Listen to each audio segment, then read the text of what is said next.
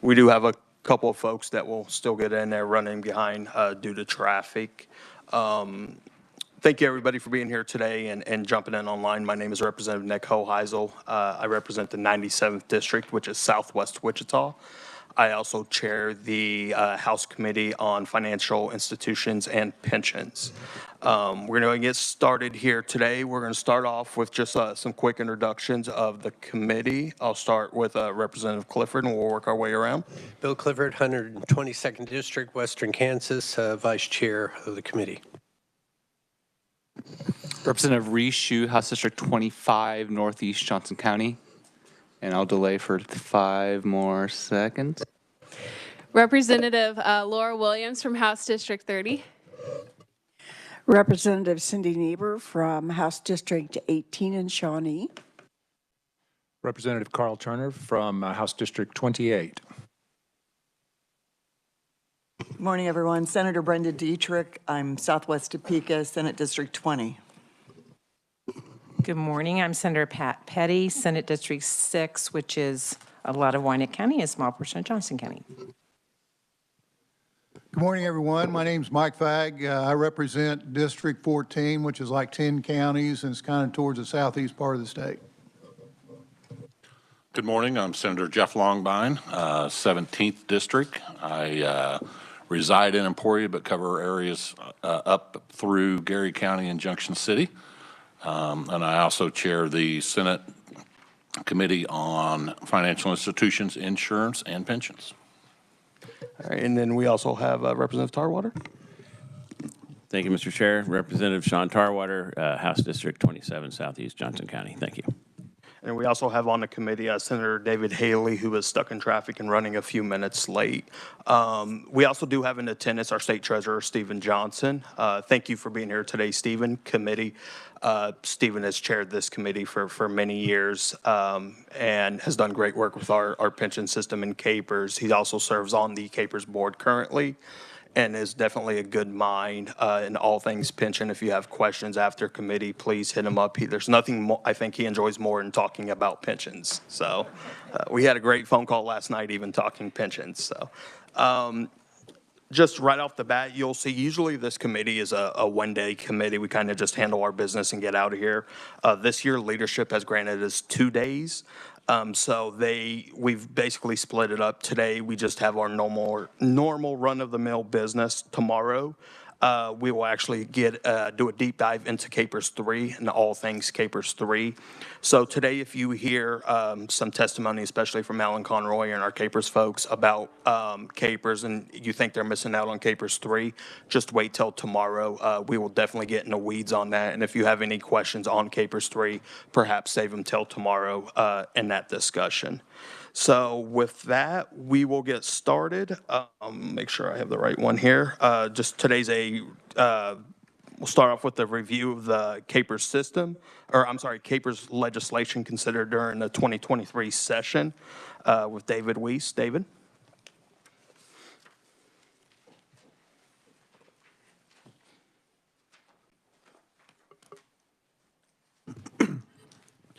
Thank you, Mr. Chairman. Good morning, committee. I'm going to be following kind of this off this memo from our office that should be in your packet. It's kind of laid out, the bills that actually became law, bills that had some legislative action and consideration, and then just other Capers-related bills that were introduced during the 2023 session. The first bill that was enacted into law was House Bill 2196. This bill amended the definition of member for the Deferred Retirement Option Program, or the DROP program, within KPNF to include any KPNF member, police and fire member, and then also extended the sunset date, that expiration date on the DROP, from January 1, 2025, moved it at 6 years to January 1 of 2031, before that the DROP would be set to a sunset. The other half of that bill was that the bill made the Kansas Department of Wildlife and Parks an eligible KPNF employer and required the department to affiliate on July 1st of this year with KPNF for membership for officers and employees of the department who have successfully completed the required course of instruction for law enforcement officers approved by the Kansas Law Enforcement Training Center and are certified as full-time police officer or law enforcement officer in the Parks, Public Lands, or Law Enforcement Division. There was also then sort of an actuarial cost to do that transition from the CAPER system into KP&F.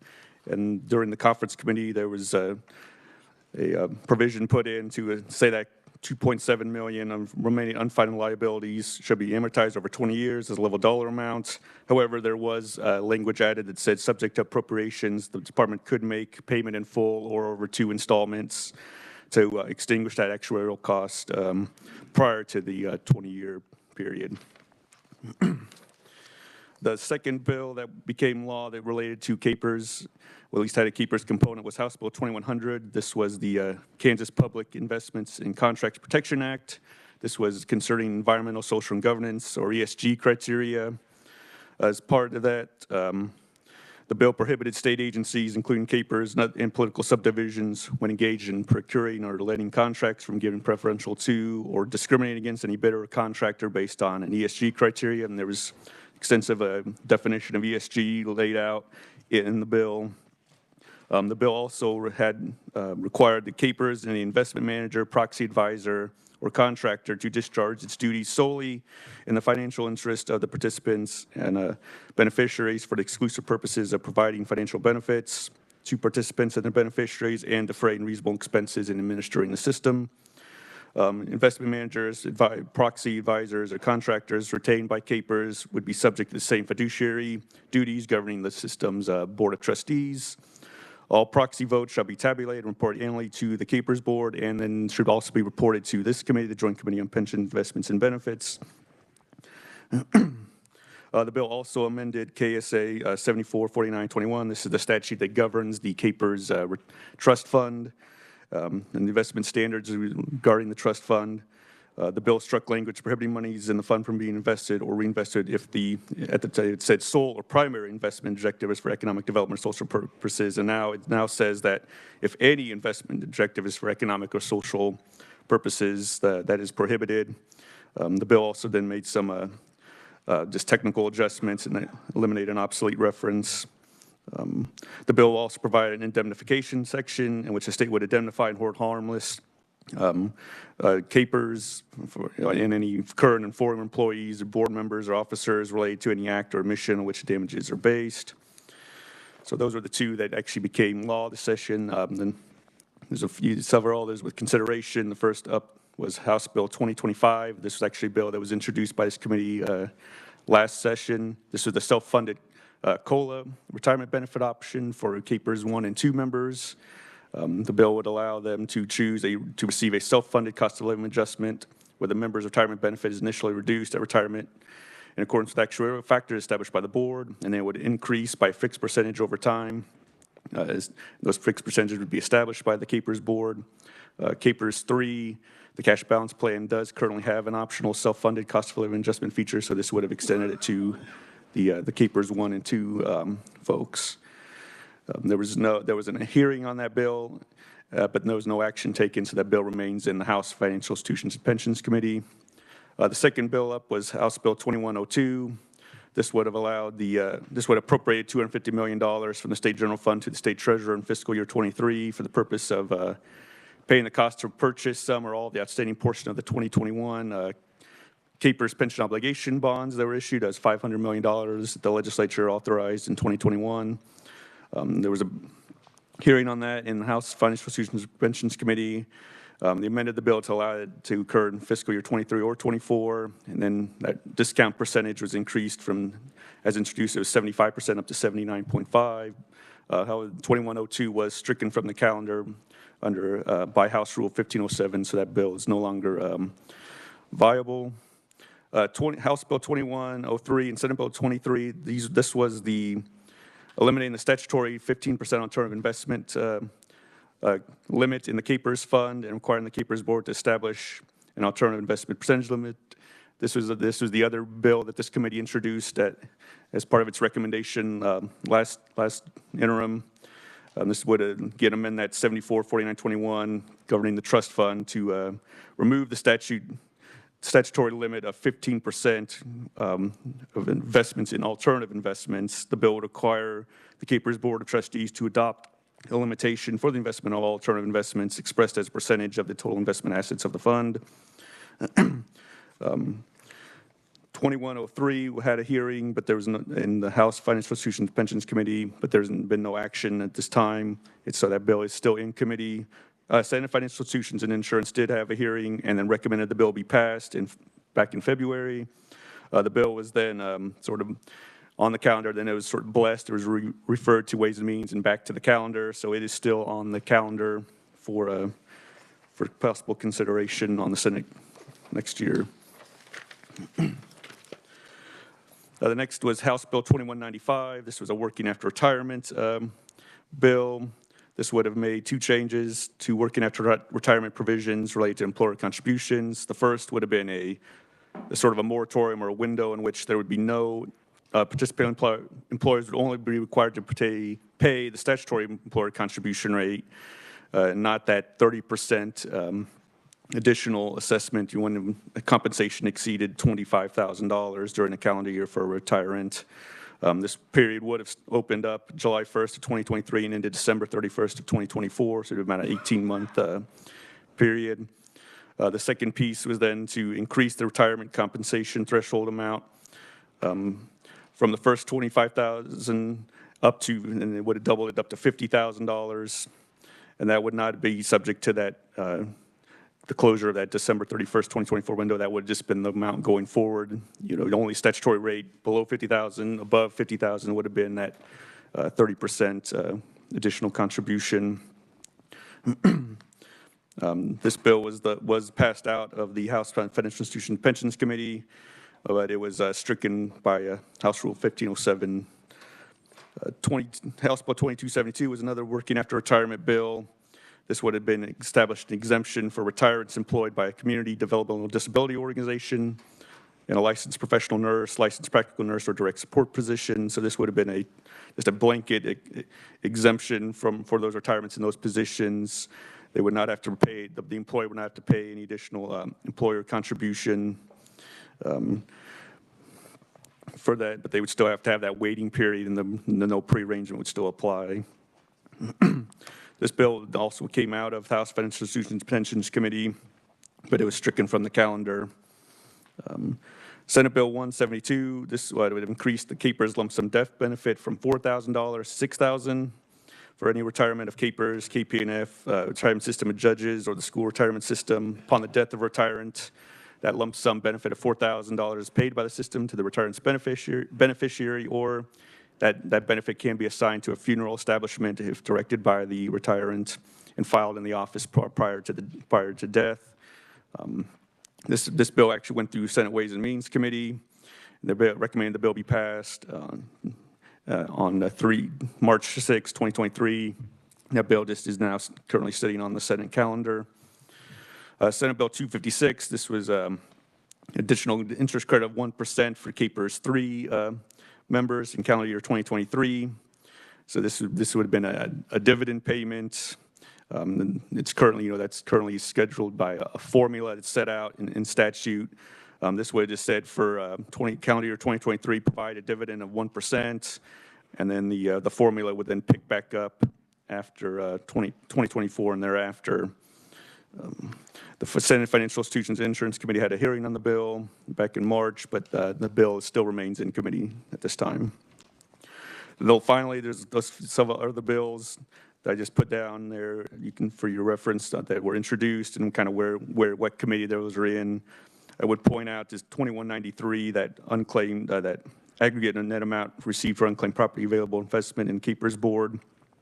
That policy actually was enacted in the 2023 Omnibus Budget Bill, starting fiscal year 2024. That money is now being sent back over to KPERS for investment. But everything else is then just still sitting in committee. And anybody wants any more information specifically about those bills? I know some of that stuff, like the 2365, we're going to talk about tomorrow, pretty different stuff on the KPERS 3, but I'd be happy to get any more information if somebody wants that. Thank you for that, David. Are there any questions for David? Seeing none, I do have one. I want to go back to HB 2100, the ESG bill. David, you're obviously familiar with that, helped us out with creating that. On the government contract side, I just want to get clarification because there seems to be some ambiguity and some disagreement. If a locality on the government contract side wants to give a contract to, let's say, a lawn care that uses electric leaf blowers or lawn mowers, would that be a violation of that government contracts portion as long as the cost of the locality, the lawn service is equal to what it would be if it was a gas-powered mower, gas-powered leaf blower? That's a good question, Mr. Chairman. I haven't really, I hate to kind of speculate on like a specific fact. I mean, I don't put think you it on the would- spot because you don't have it in front of you here. Yeah, I don't think it would, that particular instance would necessarily fall under like an ESG thing, but. Because they're of similar, I mean, if the cost is the same, there is no fiduciary responsibility on the contract. On the contract side, there's not, Yeah, the fiduciary responsibility is on the keeper's Yeah. investment portion. Yeah, the contracting is sort of a separate requirement component. Yeah. But yeah. Okay. Representative Shu, I knew you would want to chime in here. So if the cost is the exact same, and then the only decision-making by the council body or the city was that electric is cleaner, which I think is fair, I think that would violate the ESG criteria for government contracts, would it not?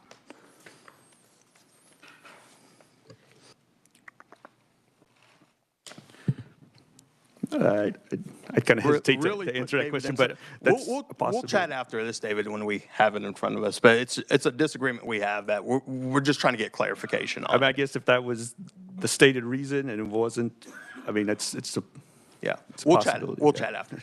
Any other questions for David? Seeing none. Thank you, David. All righty, committee, we're going to move on and get an update on the CAPERS 2022 actuarial valuation and update on the pensions from Alan Conroy, Executive Director of CAPERS. Alan, welcome to the committee, sir. It's always great to see you. Thank you, Mr. Chairman. Good to be here, and certainly I have a great respect for this joint committee, and so over the next 2 days, you will not have to listen to me those whole 2 days, and so we're going to change it up a little bit this morning. You'll hear from Jared Waltner, our Planning and Research Officer, Bruce Fink, our Chief Investment Officer, and then Arlen Zentner. There's a presentation on CAPERS 457, and he's our officer that deals with that. But as always, any questions we have, of course, as permitted by the chair, we're certainly pleased to try to respond and provide the information to you. As the chair mentioned, my task starting out is to talk about the annual actuarial evaluation. And so I think in your folders or online, page 2 and 3 of that presentation, if you have the CAPERS notebook, it's right behind tab A, is just the quick reminder. Of course, CAPERS touches a lot of lives, and we'll talk about that. But again, just a reminder that, of course, all state employees, all school employees, all county employees, almost all city employees. City of Wichita's an example of a city that has their own retirement system, and then there's police and fire and the judges system. So about 1,400 employers that interact with CAPERS to provide retirement benefits for their staff. On slide 3 are the Board of Trustees, and so there's a 9-member trustee, and of course one of the trustees is Chair's already recognized. The state treasurer is a member of the board by virtue of the office, and then Ernie Claudel is here in the second row there. He's an elected member on the school side, and I'll just point out our newest trustee is Derek Kreifels from Shawnee. He's appointed by the speaker, and he just joined the board at the July board meeting. So on slide 4 then just kind of talks about the topics that we'll be covering today on related to the actuarial evaluation, kind of what's the purpose, what are those system statistics, the current funded status and the projected funding status, the impact of the legislative actions, and then talk about employer contributions. On slide 5 then just remind you about the purpose of why we do the annual actuarial evaluation. Of course, it's required, but it's really just a measurement of all the assets and liabilities of the system. It's a snapshot of those assets and liabilities, and the evaluation's done on a calendar year basis. So at the end of the year, how are things stacking up on that asset side and on the liability sides? Then that information then helps the actuary and provides it to us, and then ultimately to you all to give you the best estimate of ultimate costs, those costs of future benefits, using the actuarial assumptions that the board's approved by the actuary. And so then that calculations in, we look at the present value of future benefits, their cost in today's dollars, and then there's the methodology to allocate those benefit costs to the different periods of service. One of those key things that I mentioned was the calculation of the employer contribution rate. This latest valuation then sets the contribution rates for fiscal year 2026 for the state and school employers, and then calendar year 2025 for local employers. And that's by statute, so there's some time lag there. That decision was made by the legislature a number of years ago, but this time lag is built in, so this valuation doesn't set the employer contribution rates, for the fiscal year starting this, that'd be the next, or this July. So, and then of course the valuation, if there's any legislation introduced, then this is the baseline of information then that the actuary then builds the cost estimates or the cost studies, as it's called, for any pending legislation. On slide 6 then, just what are the key findings in the valuation? And I guess out of all the information, certainly on this and maybe both days, is that all of the groups remain at the actuarially required contributions, and that is a big deal. And in fact, that's one of the key things our actuary says in terms of sound funding of the system. Are the employers paying the actuarially required rate? And we'll get into that, but there was quite a period of time a number of years ago, over 20 years, I'll say, where the state did not pay the actuarially required rate for budgetary purposes, difficulties.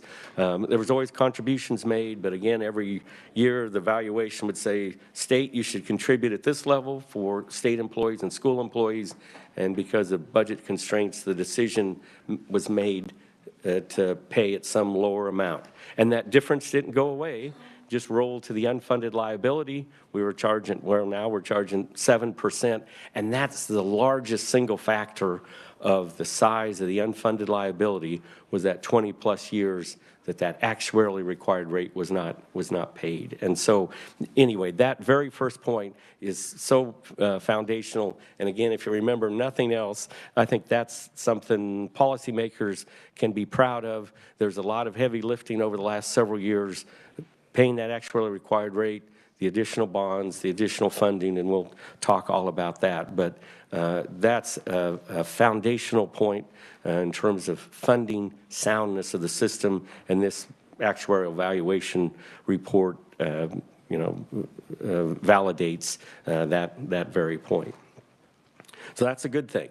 On the not so good side, or a more difficult side, we're talking about, it looks at investment returns. And so, again, lots of volatility in the market. So when this calendar year 2022 ended, on a calendar year basis, the return in the trust fund was a negative 9.8%. So a long ways away from that assumed rate of 7%.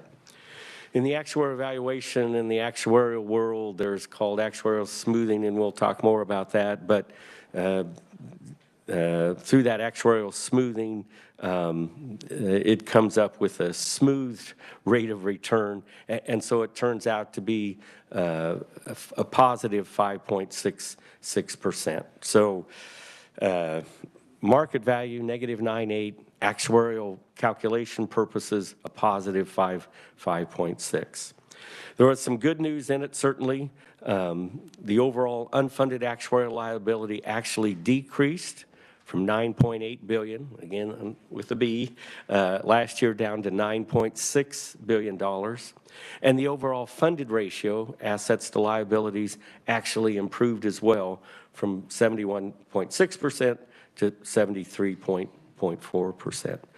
Certainly a big factor in that was, you may remember a couple years ago, 2022, the legislature, to pay down some of that unfunded liability, authorized a payment of $1.1 billion, also with a B, to help the funded liability. And as you remember, paying down that unfunded liability is certainly a debt of the state. It's an obligation of the state. And so you are using the resources, that $1.1 billion, to pay down that debt that the state owes the trust fund. And because that infusion of money, then that helped drive the reduction, even though the market on the investment side was not good.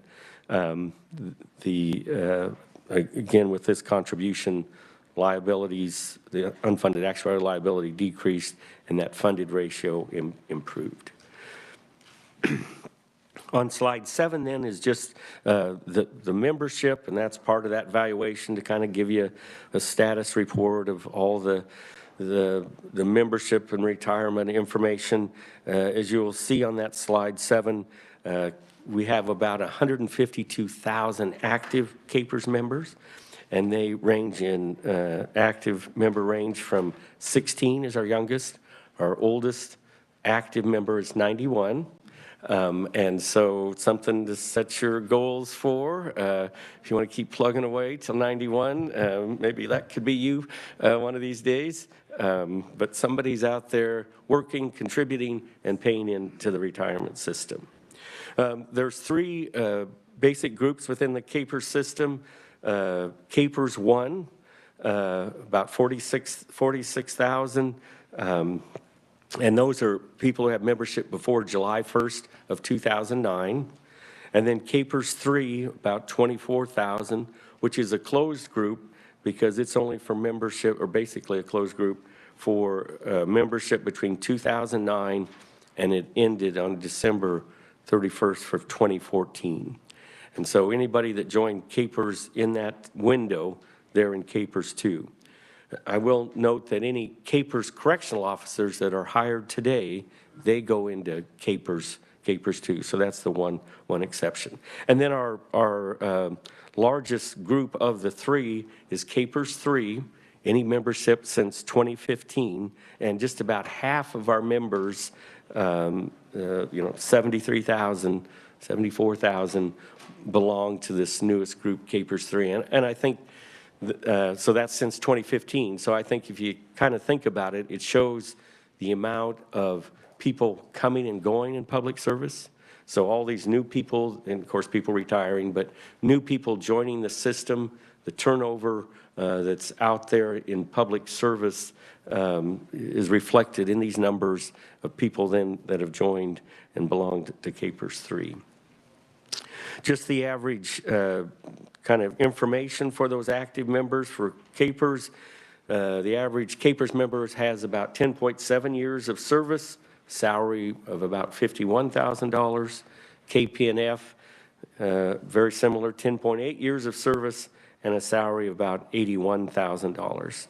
And then judges, 9.2 years of service and a salary of about $123,000. And again, the pie chart on the left, you can see the school group, again, is the largest group. Almost a little under 2/3 of the active members belong to that school group, followed by the local, about 1/4, our state employees, and then police and fire and judges. And so 152,000 active members contributing to KPERS. On slide 8, then, just changes and looks at retirees. We have about 113,000 retirees and beneficiaries, and those retirees range in age from 50 up to 112. Another goal to set for yourself, 112. Still be drawing a KPERS benefit. And then their beneficiaries, the members passed away, they've named a beneficiary, and those beneficiaries, of course, often a spouse, range in age from 15 up to 111. And just in terms of the average benefit, about $16,500 for a KPERS, average KPERS retiree, about $1,400 a month. KPNF, different benefit structure, different multiplier, about $41,000 per year in benefit, which is about $3,400 a month. And then the judge's retirement benefit, about $48,000 per year, about $4,000 a month. And again, all those are, relate to final average salary, years of service, and the multiplier, at least for KPERS 1 and 2, and then police and fire and judges. But about 88% of the retirees stay in Kansas. We do have, of course, number in Oklahoma and Missouri and Arkansas. We have a handful that live overseas, but most of them, 88% stay right here in Kansas and get their benefits paid here to a Kansas address. And I'll just, averages or just that, averages, just point out in terms of things that might affect that, of course, salary, because that's one of the factors. So where they were on kind of the salary schedule, that could certainly be an impact. How many years did they actually serve? Some people, may have 10 years of service, some may have 35 years of service. All that factors into that average. And then, of course, when a person retires, they have an opportunity to take a partial lump sum option, so which is an actuarial reduction where we give them part of a cash payment or roll it over if that's where they want to a qualified plan like a 401 or a Roth or whatever it may be. And so they get that cash at that point, which then reduces their lifetime benefit. And for example, KPERS 1 members can take up to 50% of a partial lump sum if that's what they want to do, and then a corresponding reduction, which then drives down that average. On slide 9 then just looks at investments. Where does the money come from? That dollar in the upper right, just over half of our income to the trust fund comes from investments, about 53%. Those employer contributions are about a third, and then those member contributions make up the difference around 15%. Again, this valuation was based on that negative calendar year 2022 return, that negative 9.8. But our annual comprehensive financial report, our accounting report, is on a fiscal year basis. So by June 30th, where was the trust fund, that rate of return? It was a positive 7.4%. So over 6 months, just in terms of and probably a lot of you may be painfully aware of the volatility in the stock market, the ups and downs. But here's, I think, a perfect example. Between the end of calendar year 2022, the trust fund was at a negative 9.8, and 6 months later, we were at a positive 7.4. So lots of volatility these days, lots of ups and downs. So I guess, at least as of the end of June, we turned that corner. But as you'll hear from our Chief Investment Officer, the last couple months have not been as kind as those first 6 months of the calendar year. So up and down, up and down. And of course, that's the nature of the market. As you look to those fiscal year returns on the bottom right of that table on slide 9, you can see there's that, and again, these are June 30th numbers, 7.4%, 9%. You look back 3 years, 7.1, 5 years, 7, 9, 10 years, and then 25 years at 6.9. And you may remember the board has set the assumed rate of return at 7% currently, and there was a change a little bit ago down from 7.75, but it's currently at 7%. And so you can see, at least currently, as at the end of June, the numbers sort of tracked that change of that assumed rate of return of 7% and what's our actual experience been as we look over that. On slide 10, if you want to talk about volatility, there's historical fiscal year returns going back 20 years. You can see, the zero, and the good thing is most of the bars for the respective years are at least above zero. That dotted line across is that 7% assumed rate of return. It was 7.75 and then 7%. But you can see over those 20 years in this chart, this is the third time then that the trust funds had a negative return in 2022. That negative, on the fiscal year basis, 2022 was negative 4.47. Fiscal year 23, it's back up to 7.4. And you may remember, of course, the trust fund market's gone through that 2008, 2009, the Great Recession. Of course, another recession in the early 2000s, just before this chart. But, there's been some very strong years. You can, even looking at that 2021, at 26% rate of return. I wish we could do that every year, but as you can see, that doesn't happen every year, but that helps then for those years when it's something less. But lots of ups and downs, some good growth, and again, 2004, coming out for that recession at that point, the strength, at least coming out of the 2008, 2009 Great Recession, certainly there have been bounce back in the markets from that. If you can weather through the recession, at least in terms of the market, there's usually some positive days ahead once you work your way through that. So in terms of the development of the unfunded actuarial liability, again, you look at those actuarial liabilities, you look at the assets, what's the difference? And that tells you what that unfunded actuarial liability is. There's nothing wrong with having an unfunded actuarial liability. It's part of the structure. It's normal, I guess, on the public pension side, on the defined benefit side. The key is, as our actuary would tell you, you've got to have a plan to extinguish that, a reasonable, methodical plan to extinguish that unfunded liability within a reasonable amount of time, and the funding ratio I think reflects we're on that path. Again, that key point of making those actuarially required contributions by the employer is certainly key to that. So those actuarial liabilities there on slide 10, we look at the projected future benefits using the actuarial assumptions. Again, we look at the present value of those future benefits, and then we apply the actuarial cost methods then to allocate those benefit costs to the period of service. The actuarial value on the asset side, then, it's averaged or smooth, and we'll talk about that in a second. But again, I'll just say it's spread over 5 years, so it's not the market value that's used in the actuarial valuation. Slide 12 then just looks at then the numbers. And again, these are some big numbers, again, all with B's behind them. The liability for the total system is $36 billion. What are the assets? Again, as of the end of 2022, a little over $26 billion.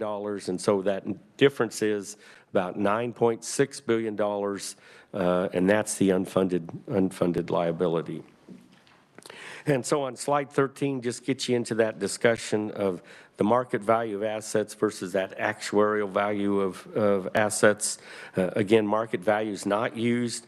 The asset valuation method by the actuary, and most actuaries, it's called smoothing and reflect to try to mitigate the ups and downs in the market, so when you get to setting employer contributions, so there's not big swings up one year to the next, so a city or a county or even the state can plan on, not a gigantic up or down in those contributions. And it smooths it out, provides that stability to those employer contribution rates. And so the actuarial value then recognizes the difference in the actual investment return compared to the expected return, that's 7%, and then it's spread out evenly over 5 years. And currently, so that smoothing, what's sort of to come, and there's currently $1.9 billion in deferred investment losses to be recognized over the next 4 years, and that's because of that negative 9% on the investment side. Then the calculations on slide 14 sort of, I guess, kind of lays that out. That investment returns, I mentioned again, it was a negative 9.8. Smoothing got you to a positive 5.6. And so you take that negative number for calendar year 2022, recognize it in this valuation, and then it's spread out then, of course, over these remaining, the next 4 years of smoothing. And in that box, it shows you then there's, so the big loss in 2022, so recognizes 20% now, 80% then over the next 4 years. And then, of course, for 2021, if you remember, that was that big positive. So we have good smoothing numbers there. We also did in 2022, although not as large as well as in 2019. And so a fifth of it, 20% of it then is recognized, and it goes into that actuarial calculation. So in terms of smoothing, that gets you, there's sort of the calculation to get you to that total deferred investment loss experiences yet to be recognized in future future losses in terms of future valuations. And so again, I think this just points out what a difference 1 year makes in those investment returns, that negative 9.8, and then a very positive, 20%, how that will flow through and help future valuations or, be a negative number to be addressed in those future valuations. So the actuary does all this smoothing, again, to mitigate fluctuating employer contributions. And so the market value's $24.5 billion in 2022. The actuarial market value is 26.4 that the actuary used. On slide 15, then you start looking at the funded ratio, and that's just asset to liabilities. You may remember you want to get to 100%. Of course, you want the system fully funded, and some of our neighboring states are there, very close to it. At a minimum, sort of the first hurdle, you want to at least get to 80% on your way to 100.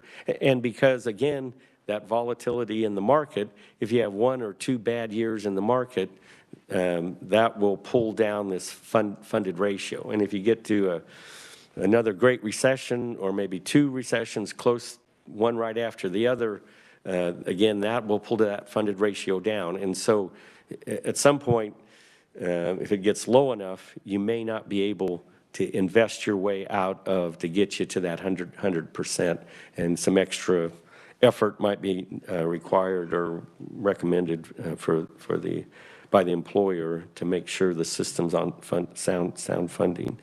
And of course, as we just mentioned, certainly, 2 recessions, early 2000, 2008, 2009, certainly was reflected in those funded ratio.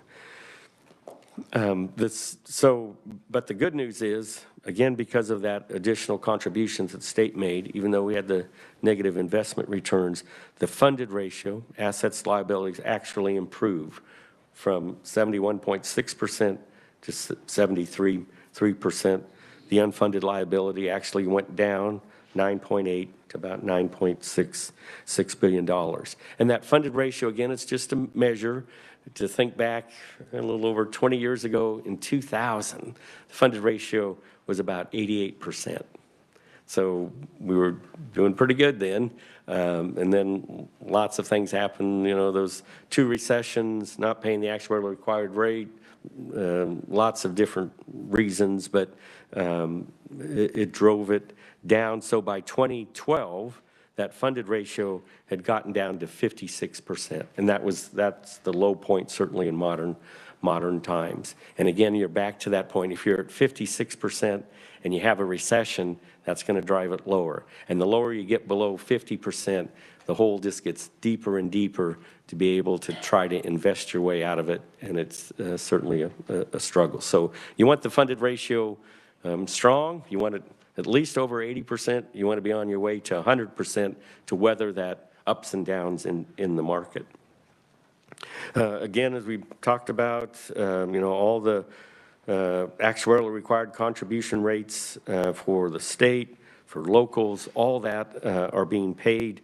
And that's, I think, a credit to the policymakers to make sure that those contributions are being made for the state school employer contribution. And again, the state pays the entire school employer contribution rate as part of state aid to education. And that rate is about 12.6%, employees putting in 6%. And then for fiscal year 2025, it will be 11.42% for the state school rate. Slide 16 then just looks at the unfunded actuarial liability by group. You can see in that box, if you look to the far right, is the funded ratio. State at about 77%, school at about 74%. And I will point out the additional funding that the legislature has granted CAPERS, bonds, and others, it's been targeted to the school group to try to improve the funded ratio for the school group, which was the lowest. Of course, they came in 10 years later. The CAPERS, regular CAPERS, state, local, started in the early 60s. The school group was merged in the early 70s, so they've contributed, had less time to contribute into the system. But those additional fundings here recently have been targeted to try to improve the CAPERS school system. So the statute also requires, though, that there's a combined rate. The calculations have to be done separately, state and school, but when that employer contribution rate is paid, it's combined into a state school rate. Again, the state's paying it all, and that funded ratio is 74.2% for the state school. Locals at 72, KP&F at 70, judges about 93%. Of course, a very, very small group, which gets you then to the whole grand total for the system, all plans, at about that 73.4%, the $9.6 billion in unfunded liability. As we look on page 17 are just some of the factors that have impacted that unfunded liability, and that table on page 17 is parentheses is a good thing in this table. If there isn't a parentheses, then that's adding to the unfunded liability. So again, the first one in days past, not paying that statutory, or paying a statutory rate that's less than the actuarial rate, there would have been a cost there. The amortization period, this is this amortization period started back in 1993, and so you can see we're starting to pay more on the principal. The experience, of course, the investment loss, so that was $340 million. Demographics, it's a cost to the valuation system, and mainly driven by higher than anticipated salaries. And of course, salaries drive eventually retirement benefits. The assumed rate that the actuary uses is that there'd be an annual rate of 3% for salary increases. And of course, in this valuation, it was double digit in some cases. And so So that higher salary, again, means higher benefits eventually down the road, and so that's an actuarial cost. Of course, you think back, though, there were a number of years that we've used that 3% for a number of years, so that 3% was there, and the salaries were either zero or something considerably less than 3%. So it goes both ways. This year, again, higher salaries, the valuation just, points out that higher salaries were paid in 2022, higher than that 3%, which has an impact on the liability. And then those additional contributions of that $1.1 billion, 871 million came in for additional paying down that debt, as we talked earlier, and so that's a good thing, and that gets you, all these ups and downs get you to that $9.66 billion. On slide 18, then we switch to employer contributions. So again, these rates were beginning in 2025, so it's fiscal year 2026 for the state school, calendar year 2025 for locals. The state school, that combined statutory rate, again, will be at that actuarially required contribution rate, 11.56%. And again, this is the 6th consecutive valuation that actuarially required rate will be paid or anticipated to be paid. The local group reached their actuarially required contribution rate in calendar year 2025, and there's just that note on the state school, those 20-plus years where that actuarially required rate again wasn't paid, and it's the largest single factor about the size of the unfunded liability is reflected in those 20-plus years that actuarially required contributions were not made. And so we look at employer contribution rates for the state only and local continue to be at the full rate. Of course, the state only 10.66 to in 2025 will go up to 11.185 from 25 to 26. The local rate 9.26 for the calendar year 2024, and it'll go to 9.6 for calendar year 2025. On slide 19 is just a graphic that shows, if you look at that, if you look on the far right, and there's a shortfall column, you really want that to be at 0, because that means, again, actuarial and statutory rate aligns. So you can see zeros in all of them except for the state where it's a negative. And again, the statute says it's a combined rate. So the state employer contributions for state employees are actually higher than they need to be for an actuarial purpose. But that's then put into that blended state school. The school is getting close, but it's still less than it should be by itself.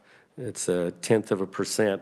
And so that sort of over contributions for state employees goes to help offset that school slightly underfunding to get you to that combined rate where it's 0, again, where you want to be, and so it's at the actuarially required rate. And of course, the state, again, is paying both of it for state employees and all local school employees. But you can see local KP&F judges are all at that actuarially required rate. And you can see, of course, KP&F, because of the benefit structure, over 24%, judges over 23%, again, based on their benefit structure. And if you can hang with me just a couple more pages, funding projections. And of course, these are just that. They're not precise, but it's, to give you a general estimate, particularly as you start talking about any legislation. So again, there's that 7% return on the market value in all future years. All the actuarial assumptions are met, and that gets you into mortality. It gets you into how long the service is, what the salary increase, all those kinds of things, assuming the actuaries got it exactly right or pretty close. And of course, the current plan provisions, so no changes at this point. And then the contributions are paid, of course, and as they have been and anticipated to be. And then as new people come into the system, they bring age salary, all those kinds of things are similar to the recent history. So all those, and there's lots of them, but all those types of things then go into the funding projections by our actuary. And slide 21 then is for the state school. Again, the funded ratio, 74% for the state school. Again, the rate's the same, actuarial and statutory, that 11.56%. And so that certainly is good. And again, it's been a while. We're at that actuarial required rate. And this valuation, of course, continues that. The actuarial contribution rate will increase slightly to 11.56% in fiscal year 2026, up from that 11.4%. And again, that $1.1 billion received from the legislature to pay down the unfunded liability is received in 2022, and of course now has been fully factored into our funded status. And on slide 22 then, so if all the assumptions are met in the future years, kind of what does that employer contribution rate as you look out? It looks currently that rate is projected to slowly increase to about 13.8% due to those deferred investment losses that I mentioned. And so the state school group unfunded liability will continue to increase until about 2028. Once we get through those deferred investment losses, and then again it'll start declining based on the latest direction by the board. It should be paid off by the 2039 valuations. And again, I think even this rate shows the impact of one negative year. If there's a positive year next year, these numbers then would certainly be driven down. But this is what the valuation, this is where we are. Of course, again, fiscal year 2021, that 26%. So I guess it's just what a difference a year can make in the market that ultimately then gets reflected in these projected employer contributions. Then on slide 23, again, those just, the funding, of course, less for calendar year 22, way less than the 7% investment return assumption. And of course, by a defined benefit plan, who has that risk? It falls to the employer. So if we don't make it on the investment side, employees statutorily set. The plug factor is employer contribution rates. And so it'll provide, this loss then will provide upward pressure on future employer contribution rates. Of course, the $1.1 billion helped counteract in a big way those negative investment returns. And actually, the contributions alone increased the school group funded ratio by 5%. So it made, of course, as you would hope and expect, a big positive impact. The funded ratio increased, of course, from 71.6 to 73.4. Of course, with these investment losses yet to come, should be relatively level for several years, assuming all the assumptions are met. And of course, again, assuming that the employer contribution rates continue on as required. And of course, even though that negative number is not a good thing, our CAPERS benefits, we have over $25 billion in the trust fund, and we're, I think, a well-diversified portfolio, and clearly we're in a position to pay all of our promised benefits. So I think you all survived an actuarial evaluation update, so certainly glad to respond to any questions as appropriate. Thank you so much, Alan. That's actually the second time in 2.5 weeks I've heard that presentation. So, any questions for Alan? Senator Dietrich. Thank you, Mr. Chair. Appreciate that. Thank you for the information. It's always enlightening. So you and I talked a couple of weeks ago about a figure.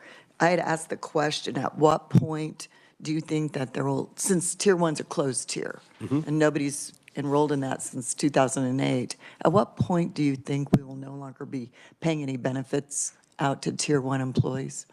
It will probably be a long ways, and Jared's going to maybe talking about that here in just a little bit. Okay. But of course, you still have all these active ones. Right. And so, even if they retire now, they could hopefully, maybe 20 years receiving benefits. So there's still quite a ways, I think, for the Capers 1 members active. And of course, then once they get retired. So there's still, I think, quite a time period before, and we've got average age, we've got the age numbers of the age of the Capers 1 members, which we can share with you or provide you. But it's, of course, it's a closed group, as you point out. It's an older group, and so. Living longer, older group living longer. That's right, and that's another impact as well on the valuation side, longevity. Okay, I'll wait for that information. Thank you. Yep. Representative Shu. Thank you, Mr. Chair. Alan, you said that many surrounding states were close to being fully funded. Do you have a general sense of like where we are in the big scheme of things out of 50, top 10, top 15? Yeah, I think in general, we're kind of good old Kansas, kind of middle of the pack kind of thing.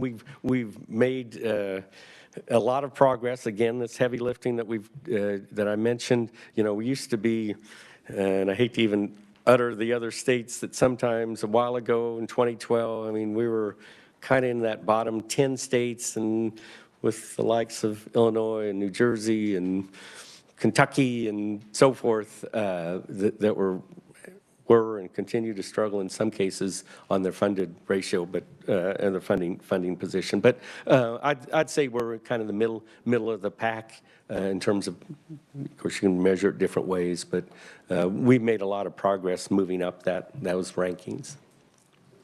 Middle of the pack and trending up, we'll take it. Thank you for not saying middle of the road. Representative Clifford. Thank you, Mr. Chairman. Thanks for the briefing, Alan. Your chart on page 14, I take it just for our relief. If we had gains, we would similarly smooth going the other way, so it would cancel out these losses, correct? That's right. And again, that big increase, that 26% back in 2021, the smoothing of that was just as dramatic, but the other way. And so, yes, to answer your question, you're exactly right. Thank you. Thank you, Mr. Chairman. Representative Turner. Thank you, Mr. Chair. Say on slide 10, I'm trying to understand the footnote, just talks about when the return assumption was changed. So it says the return assumption was changed to 7.75% and to 7% in 21. It was changed to 7% in 21. What is the 7.75? I'm missing that. That was the assumed rate of return prior to that. So, so in this time period, it was since 2016, it was 7.75. Before that, it was 8%. So. Okay, thanks. And then you made points about the state school group and the way their contributions were a little different. They're 100% paid by the state, I think you had said. So contrast that to other groups. I'm not familiar with that. Thanks. Well, again, so in effect, the state is the employer for Capers employer contributions for all local school employees. So local government, cities, counties, they pay the employer contributions for their employees. If a county has a police and fire members, they pay that. Again, it's just the state is part of state aid education. The state, a number of years ago, the decision was made, the state would pay the entire Capers contribution for all local school employees. So all the 286 districts. And to follow up with that, like you said, we do classify that as state aid to education. Okay. That's right. Chairman Longbine. Thank you, Mr. Chairman. Alan, good to see you. Thank you. Could you, do you have any idea where we would be if the assumed rate of return had not been changed by 75 basis points on either a UAL or a funded percentage?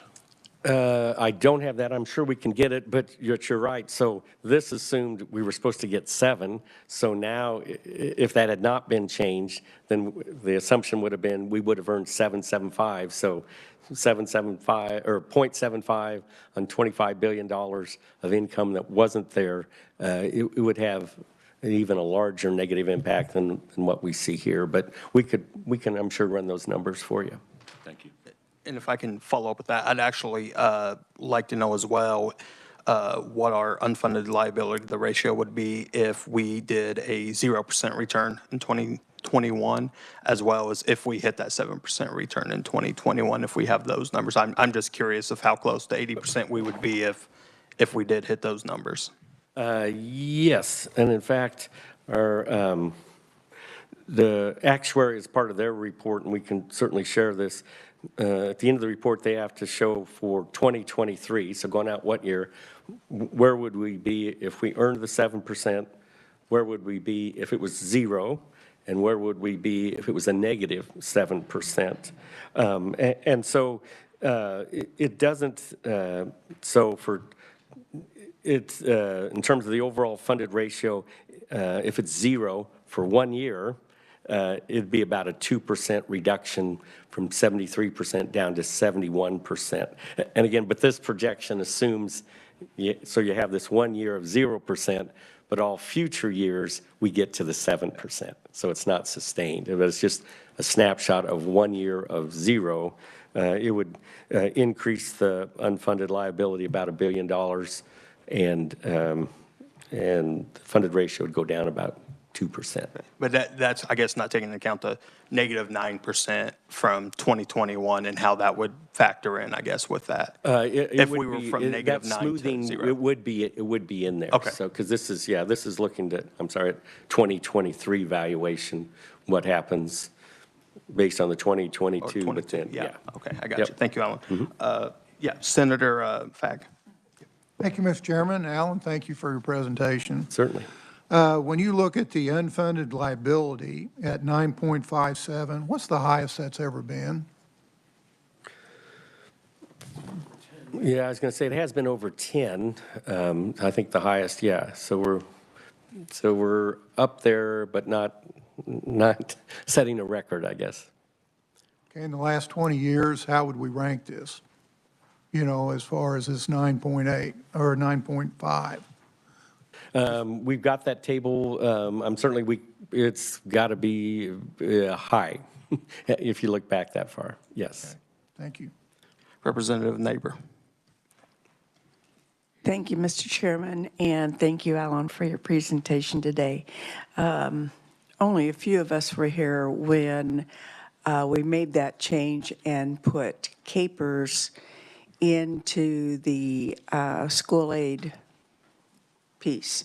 It was a separate entity for years before that. And I think when we look at financing on funding for schools, that took a huge leap when we added that into what school aid is today.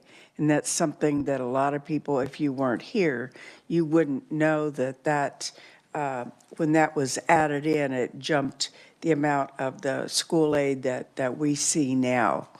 So I think that's an important component when you look at the overall picture of the budget.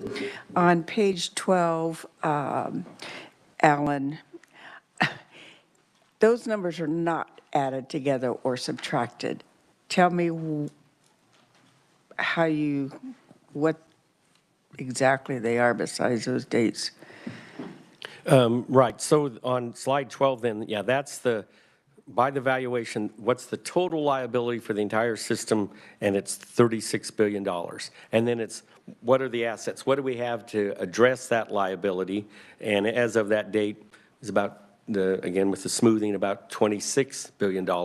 And so that difference between total liabilities, total assets, is that shortfall then of the 9.6 billion. Actually, it's 9.2. I think I added it. That's what was throwing me off, because I was adding it and it didn't come up to that number. Let me see if I can add correctly or subtract. So you took the 3602. Yes. Plus, and then you subtracted the 2650? Yes, and you're, 9.52. I give you credit for your eagle eye there. That is correct. And I guess it's maybe it's rounding is what it comes down to. If you carry all these out all the way, and we can give you the exact numbers.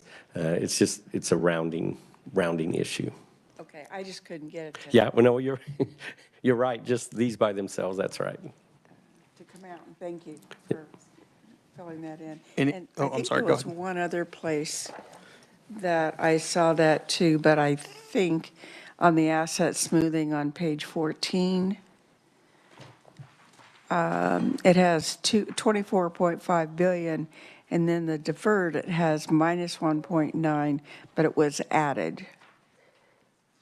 There, I think, and maybe it's a little misleading, but because the 24.5 is the market value. Right. So that's what's there. And then the smoothing, the actuarial value is 26.4. And so you don't subtract those. It's just, I guess, trying to emphasize what the market value is compared to the actuarial value, and then pointing out that deferred loss is yet to come of $1.99 billion.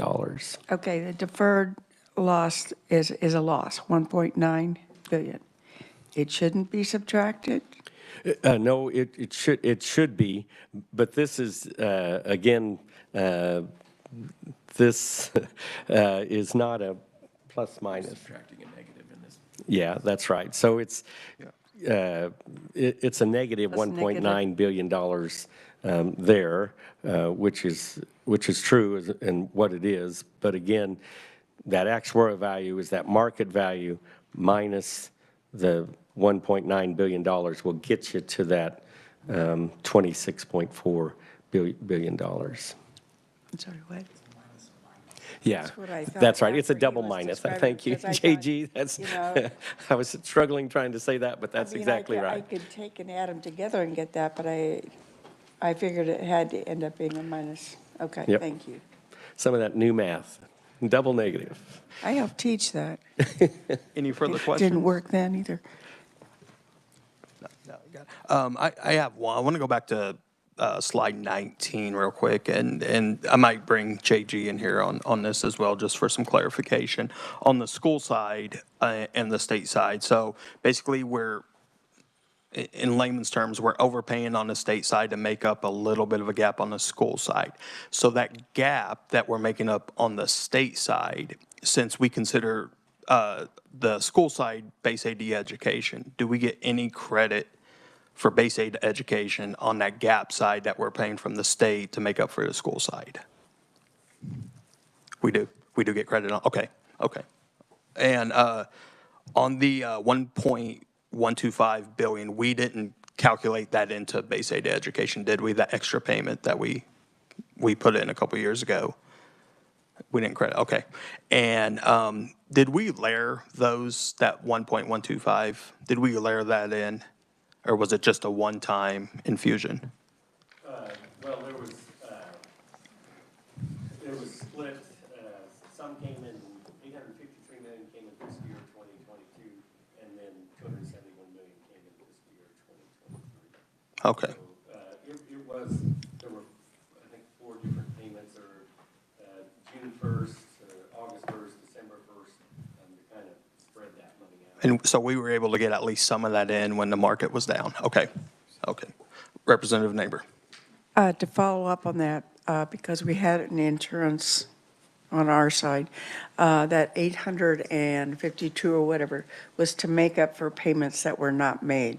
So, and it was directly into the school funding part of it, because I remember we were really pretty adamant about making sure that we had gotten those things paid and those were gone.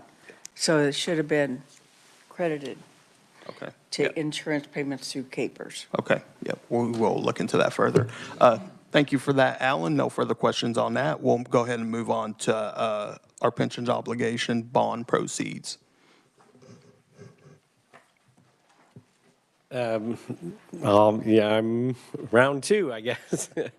Pension obligation bonds, and certainly honored to have Jim McMurray from the Kansas Development Finance Authority, the executive director over there. He's certainly a great resource, and I think he's available to answer questions, should there, particularly on the kind of the nuts and bolts on the bond side. I'm going to talk about it, the bond proceeds from the Capers perspective, which I know sometimes makes him nervous as a bond professional.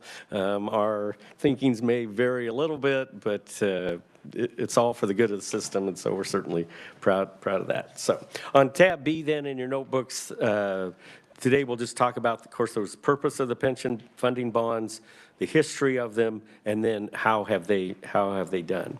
So on slide 3, and of course, once that money comes to the system, it immediately improves the funded status of the retirement system, exactly what you hope. It goes right into the trust fund. It's invested immediately, and so it helps the overall funded status of the system. And of course, so Capers gets the money. The state, though, it's a hard debt for the state, so you all collectively have to pay the debt service on these bonds. And as you'll hear, they're 30-year bonds. And so, as you know, making bond payments for a public employer is one of the first items as you build the budgets to make sure you satisfy those those bond payments, to make sure there's no default on the bonds, and of course you'd never want to do that. And of course these bonds, as you probably remember, they're just interest arbitrage bonds, so there's nothing really too complicated in them. You go to the market, you sell the bonds at an interest rate, and we'll go over what was paid, and then the assumption is that over time the Capers Trust Fund will be able to earn a higher rate of return than what you all have to pay on the bond, the debt service on the bonds. And that net difference then, in the big picture of state funding, means that the trust fund will be stronger because of the infusion of the bond money, which then ultimately transfers to less employer contributions, which saves you on that size. So nothing overly complicated about them. They're just interest arbitrage bonds, and that's what happens. So on slide 4 then just looks at the history of those. And so there have been actually 3 issuances of pension funding bonds to help the Capers Trust Fund. In 2004, the legislature approved a sale of $500 million gross of fees and capitalized interest, and they were sold at a cost of 5.39%. Again, the way we calculate the interest, and Capers, because of that capitalized interest and so forth, the money we got was a net of $440 million. Then in 2015, the legislature approved the sale of $1 billion, again with a B, net of fees. Those bonds sold at an interest rate of 4.69% interest rate, and we got that money in August of 2015. And of course, what a great way to come into work, and you get a wire transfer for $1 billion. It was a good day for the trust fund. So, and then in 2021, the legislature approved the sale of $500 million net of fees, and those bonds were sold at an interest rate of 2.65%, and we got that money in 2021. And so you can see 539, 469, 265, just what was going on in the marketplace in those time periods. The 2004 one, again, $500 billion was issued, 30-year maturity, an interest rate of 5.39%. There was this capitalized interest of about $60 million, which gets us to that net proceeds of about $440 million. So who's paying the debt service? Again, the state is. It's about $33 million from the Expanded Lottery Revenues Act Fund. So the gaming revenue is paying $33 million every year to satisfy the debt for the debt service on this bond. And as the end of December of last year, there was about $311 million in terms of the balance, of payments yet to be made on the bonds. In 2015, that $1 billion, again, 30 years, 4.68%. Of course, we got the full full amount, since it was net of fees. The debt service on that, again, that you all are paying, it's $65 million a year, 30 years, and it's out of the state general fund. And that balance on this bond at the end of the calendar year was $81 million. And then the third one, 2021, $500 million net of fees.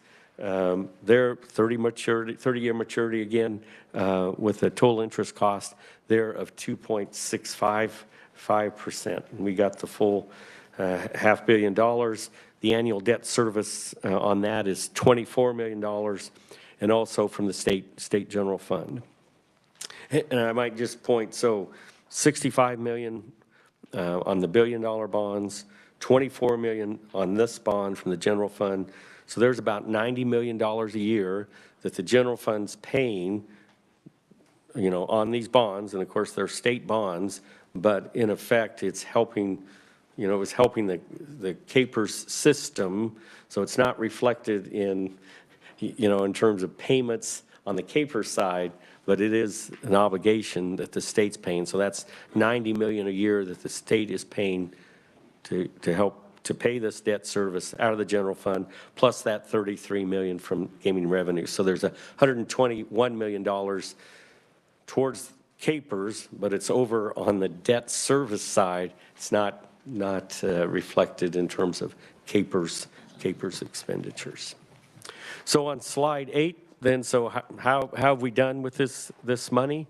And again, this is KPERS calculation. Again, this makes Mr. McMurray a little nervous on how we do our calculations, but this is how we do it. What we've earned on that 2004 bond, again, we've gotten $440 million. We've earned 7.24%. The debt, the service that you're paying, 5.39%.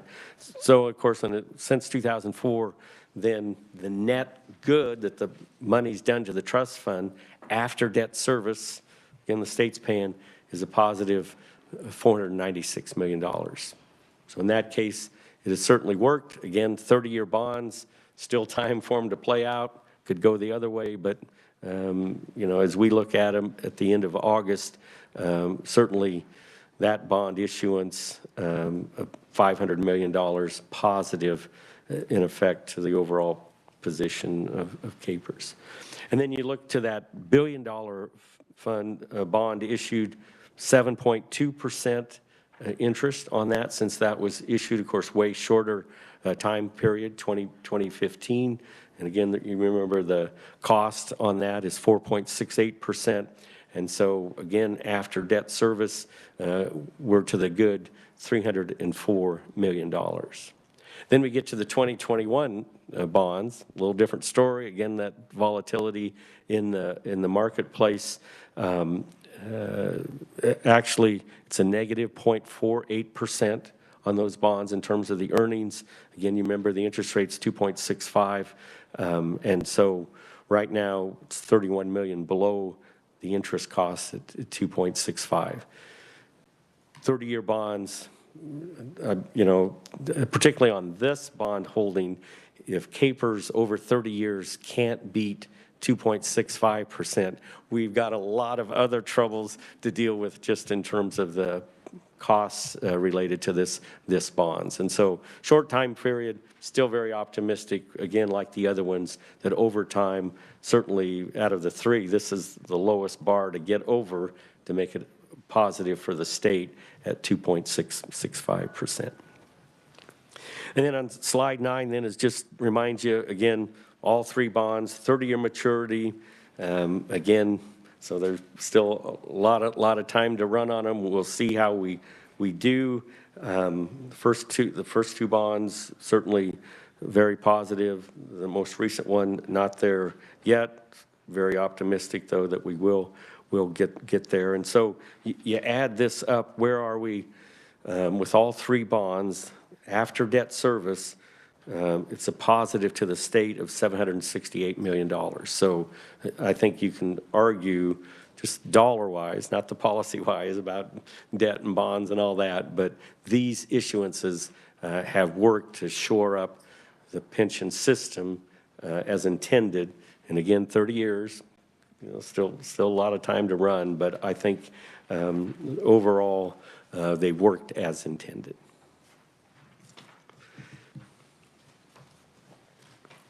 All righty, thank you for that, Alan. Are there any questions for Alan? Senator Longmire? Thank you, Mr. Chairman. Alan, this may sound crazy, but I suspect that our bondholders on the third issue are not exactly pleased with the 2.65 rate. Would there be a discount percentage if we were to repurchase those? And yeah. how would that factor? Right. I'm going to have to let Mr. McMurray respond to that. Good morning, Mr. Chairman, members of the committee. I'm Jim McMurray, the Executive Director of Kansas Development Finance Authority. The Series 2021 K bonds, which is the most recent series I believe you're speaking about, Senator. There are a whole series of bonds. It's broken into various maturities. So it's a little bit different for each of the individual maturity of the bonds. I'll speak to the largest piece, which is $300 million, which is a term bond that goes out to 2051. Yeah, the investors, if they mark their their security to market, have suffered a big loss. Over 30%. The most recent trade on that $300 million term bond was at $60 per $100 bond. So, it's suffered a big loss. In terms of the state's options on wanting to try to realize any value from that, there's several alternatives to look at. And if it pleases the chair, I'll go through those. It'll take a little bit of time. First of all, the bonds do have an optional redemption feature at any time. And the redemption price is the greater of par or a make-whole price, which generally doesn't create any value for the state. But, it does have, the state has that option. So that's one price point. We would basically call the bonds at par, not realizing a lot of value between, a par price and a market price of, perhaps as low as 60%. Other avenues would be to enter into a program of open market purchases where the state would designate some entity with funds to go out into the market and announce to the market, yes, we're doing this, we funded this, but we're just going to kind of operate in the market and grab what we can at what price we can, and it depends on the policy decision on the state of how we would affect that. But you would rake in what you could without affecting market price and try to get as much of that difference between a par amount and more of a market price at 60%. Another process would be to do what's called a tender offer, and the state would go through its disclosure process, announce to the market, hey, this is our financial condition, we've designated this money, we're making a price offer to all investors, broadly announced, and say, well, this is the price that we would buy them at. And for that long bond that's recently traded at 60%, a tender price would probably have to be in the mid to high 60s to attract some kind of meaningful response. But that is also a situation where you don't know what you're going to rake in, quite honestly, because the investor doesn't have, you're making an offer to an investor and they would have to respond to it. So the results and volume you get, is kind of, you don't know what you're going to get. And then the final option I'll kind of mention is these are taxable bonds, and if we defease or basically set up an escrow for the bonds, we can invest at a market rate rather than an arbitrage and limited rate, which would come into effect if they're tax exempt. So basically, we could buy treasury securities at a much higher rate than what the bonds are at this point. So if we just escrowed the last 300 million maturity, I calculated the escrow price at around 72 cents per bond yesterday. Now, we did have a Fed announcement yesterday, and rates came down a little bit, but it'd be close to that 72 cents on the dollar. Okay, I appreciate it. It's maybe a very unusual option that should be considered given the current market conditions. Yes. Thank you for that, Jim. Senator Fagg. Thank you, Mr. Chairman. I was wanting to, they talked about hard debt. So every year we're taking care of principal and interest on those bonds. My question is, it's kind of going back to the unfunded liabilities at 7%. Do we pay anything towards that, or what happens in that scenario? I'd like somebody to address that, please. Yes, in terms of paying down the unfunded liability, that employer contribution, yes, a big chunk of that, those annual employer contributions goes towards paying down the unfunded actuarial liability. So in fact, the biggest lug of the employer contribution is not for current active members, their retirement benefits, it's paying on that unfunded liability, if that helps. A little bit. And I might follow that up. Is there any time, like during the year, like on June 30th, that you say, here's how much our unfunded liability is, 7%? I was playing with numbers on that, like 650 million. I mean, it's a big number. Right. So any way we can hit that and get it down, that's got to be a good thing. Absolutely. The more you can pay down that unfunded liability, that'll be reflected. Of course, we have more money to invest in the trust fund, be reflected in lower employer contributions going forward. Higher funded ratio, strength of the system would be improved. So yes, and again, it's that debt, that obligation of the state. So paying down debt is not a bad thing. Thank you.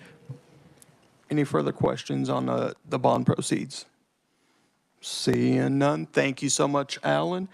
Committee, we're going to take a quick 5-minute break here before we start in with Jared. So please, let's try to keep it to 5 minutes. We're running a tad bit behind.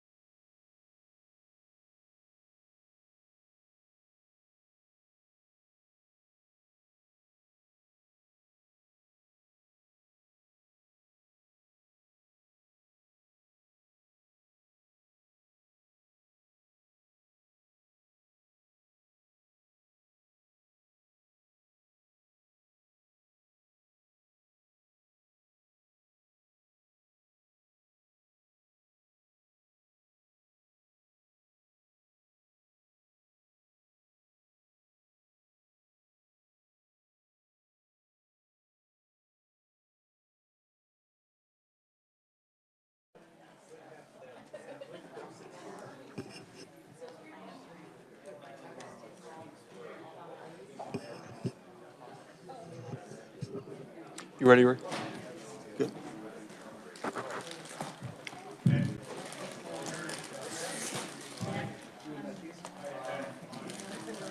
You and the banker.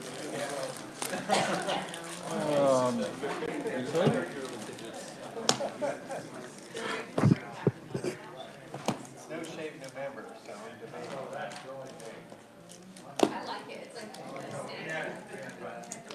I've been working on that with OSBC.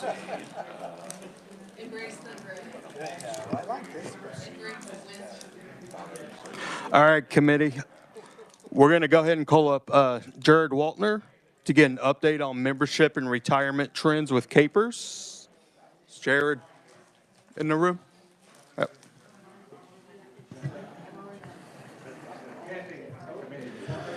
Thank you, Mr. Chair.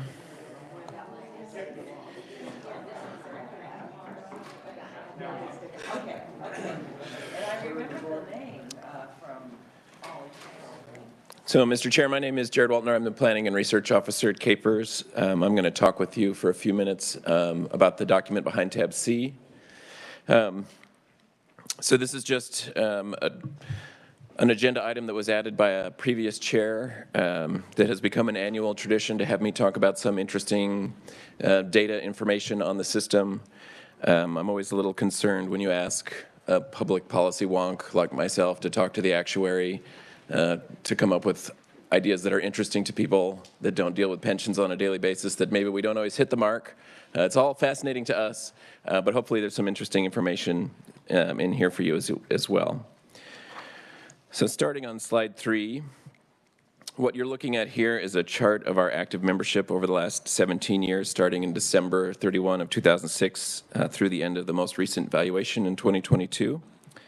As you can see, and as Alan mentioned earlier, we have about 152,000 active members as of this last valuation. And while there has been some variation over the past couple of decades, we're currently at the same number of active members now as we were in 2006. There's a difference of only about 500 people in total. If you calculate that out to a compound annual growth rate at 0.02%, so for all intents and purposes, active membership has been flat since 2006. This isn't terribly uncommon across the public sector pension plans, particularly for a state like Kansas. We have fairly stable population, so there's not a lot of new government services or additional government workers to serve a population that's increasing.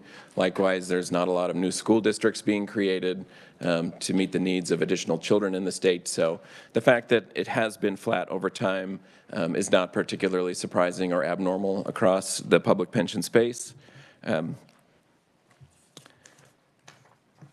On slide 4, I've broken this out just a little by group, a little more granular, so you can see for our 5 employee groups what the active membership has looked like. So that's at the top is the school group. That's our largest group with over 86,000 active members. You can see that there have been a couple of periods of growth in the school group, followed by some slight declines. Overall, there has been growth in the school group, but no consistent trend in the last 20 years. However, if you move to the 2 middle bars there, the blue and green local and state groups, those groups have both been in decline for more than a decade. And that goes back to what I was talking about the government services and a relatively stable population. There has been a concerted effort in the past to sort of shrink the size of government, and that has played a role as well. The one interesting tidbit that I'd have on the state and local group, you can see the bump there between 2008 and 2009 in the active membership, and that's actually not due to an increase in the workforce.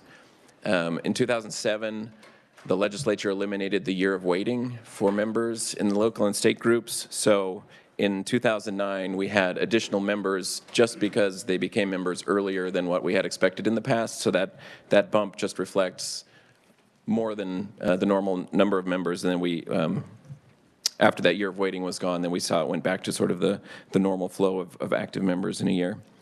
KPNF is growing steadily, slowly and steadily over time. Judges is very stable. The number of judge positions doesn't change on a very frequent basis, and it's also such a small portion of the membership that it doesn't move the needle very much when you look at the system's active membership. Turning to the retiree population on slide 5, it's a much different story than our active membership. As you can see, it's been steadily increasing over the same period since 2006. Over that 17-year period, the compound annual growth has been about 3.5% per year. That has slowed down somewhat in the recent past. Over the last 5 years, that's been about 3%, but it's still growing at a pretty consistent basis. This is expected for a pension plan that's maturing. Even though KPERS has been around for more than 50 years, this is not an uncommon trend within pension plans. We call ourselves a mature pension plan, but we are still maturing. We still expect that retiree population to grow over time. And that you can see on the next page. We asked our actuary to do a projection of the number of expected retirees over the next couple of decades, and that's what you're looking at there on page 6. And the bars are two-colored because the blue section there, that's current retirees, people who are already in pay status, so those retirees and beneficiaries receiving benefits today. The red portion is people who are currently active or future actives that are expected to retire over that time period. So you can see over time the current number of actives declines and new retirees becomes a larger proportion as we project that out. But as you can see, overall, we expect the total retiree population to continue to increase, although if you look out into 2030 and early 2040s, that slows down, that rate slows down over time. And by the end of the 20-year period, it's essentially flat. It's very close to flat. Part of this is due to the expectation of that as mortality improves, we're expecting people to retire later. We expect them to account for the fact that they will live longer, as most people are living longer as we progress. So they will be working longer to make sure that they have the appropriate resources that they need personally into their 90s or into their hundreds instead of 70s or 80s as people were expecting 10 or 15 years ago. The other portion of this is we still have a chunk of the baby boomer group that's moving through the active membership. We expect most baby boomers to be retired in the next 8 to 10 years. So you can see there's faster growth in that first decade, and part of that is the number of baby boomers who are at or very near retirement that will be exiting the system and entering the in-pay status or retiree status. Of course, this is all particularly on the number of people who will work longer. That's just an educated guess that our actuary is using at this point based on the information that they have. We don't have any data really on KPERS 3 members who retired. It's only been around for 9 years. We have less than 500 retirees from KPERS 3. So as we get more and more experience with how KPERS 3 members, when they enter retirement, like how long they're working and what age they enter retirement, then we'll be refining these over time. But for now, we're using that expectation that they will be working longer than their KPERS 1 and KPERS 2 counterparts. Slide 7 breaks this information down into the projected number of new retirements that we'll have and the number of in-pay deaths that we'll have over time. So those are the two charts on the left and right of page 7. So, and this is why we're expecting the number of retirees to slow down and flatten over time at the end of that period. So on the left, you can see it's pretty small. I apologize for that. But you can see that this is broken down by employee groups. So the dark blue is your KPERS 1 active members that are retiring. The yellow is KPERS 2. Green is KPERS 3. KPNF is purple. I can't see it myself. And red is our inactives. There is a bar for judges, but they're so small, they're usually less than 25 retirees in a single year, so they're almost impossible to see on this chart, but they are included in the chart. And you can see the big thing to notice here is that the proportion of KPERS 1 members that we're expecting to be in new retirees in 2023 is a much higher proportion of the total. And as we go out, those KPERS 3 members become the largest proportion of the number of retirees, which is expected as KPERS 1 is a closed group. And KPERS 3 is our only, is largely the only open group that's left. So that one will continue increasing. And Senator Dietrich, if we can go back to your question. So we're expecting we'll still have KPERS 1 active members in 2043. You can see that we have a little blue bar at the end of the new retirements in that year. So we're expecting to be paying KPERS 1 benefits for decades yet. I mean, we don't have an exact estimate of when we'll be through paying those KPERS 1 benefits, but it's going to be out into the probably 2060s, 2070s. We'll still be paying some KPERS 1 members benefits. On the right-hand side is the number of retiree and beneficiary deaths that we're projecting each year based on our current mortality assumptions. You can see that number is growing over time, but remember that our retiree population as a whole is growing over time. So we're not saying that the rate of deaths is going to increase necessarily. We just have more people in that population, so the total number of deaths is expected to grow over time. One thing to note here is that this is just a count of the number of people that we're expecting to die in the year, but it doesn't necessarily mean that that's one person off the in-pay status, because we have survivor benefits. So if a retiree selects a survivor benefit, if they die, the benefit continues with the person they've elected as their survivor, so the number of in-pay people doesn't change in that instance.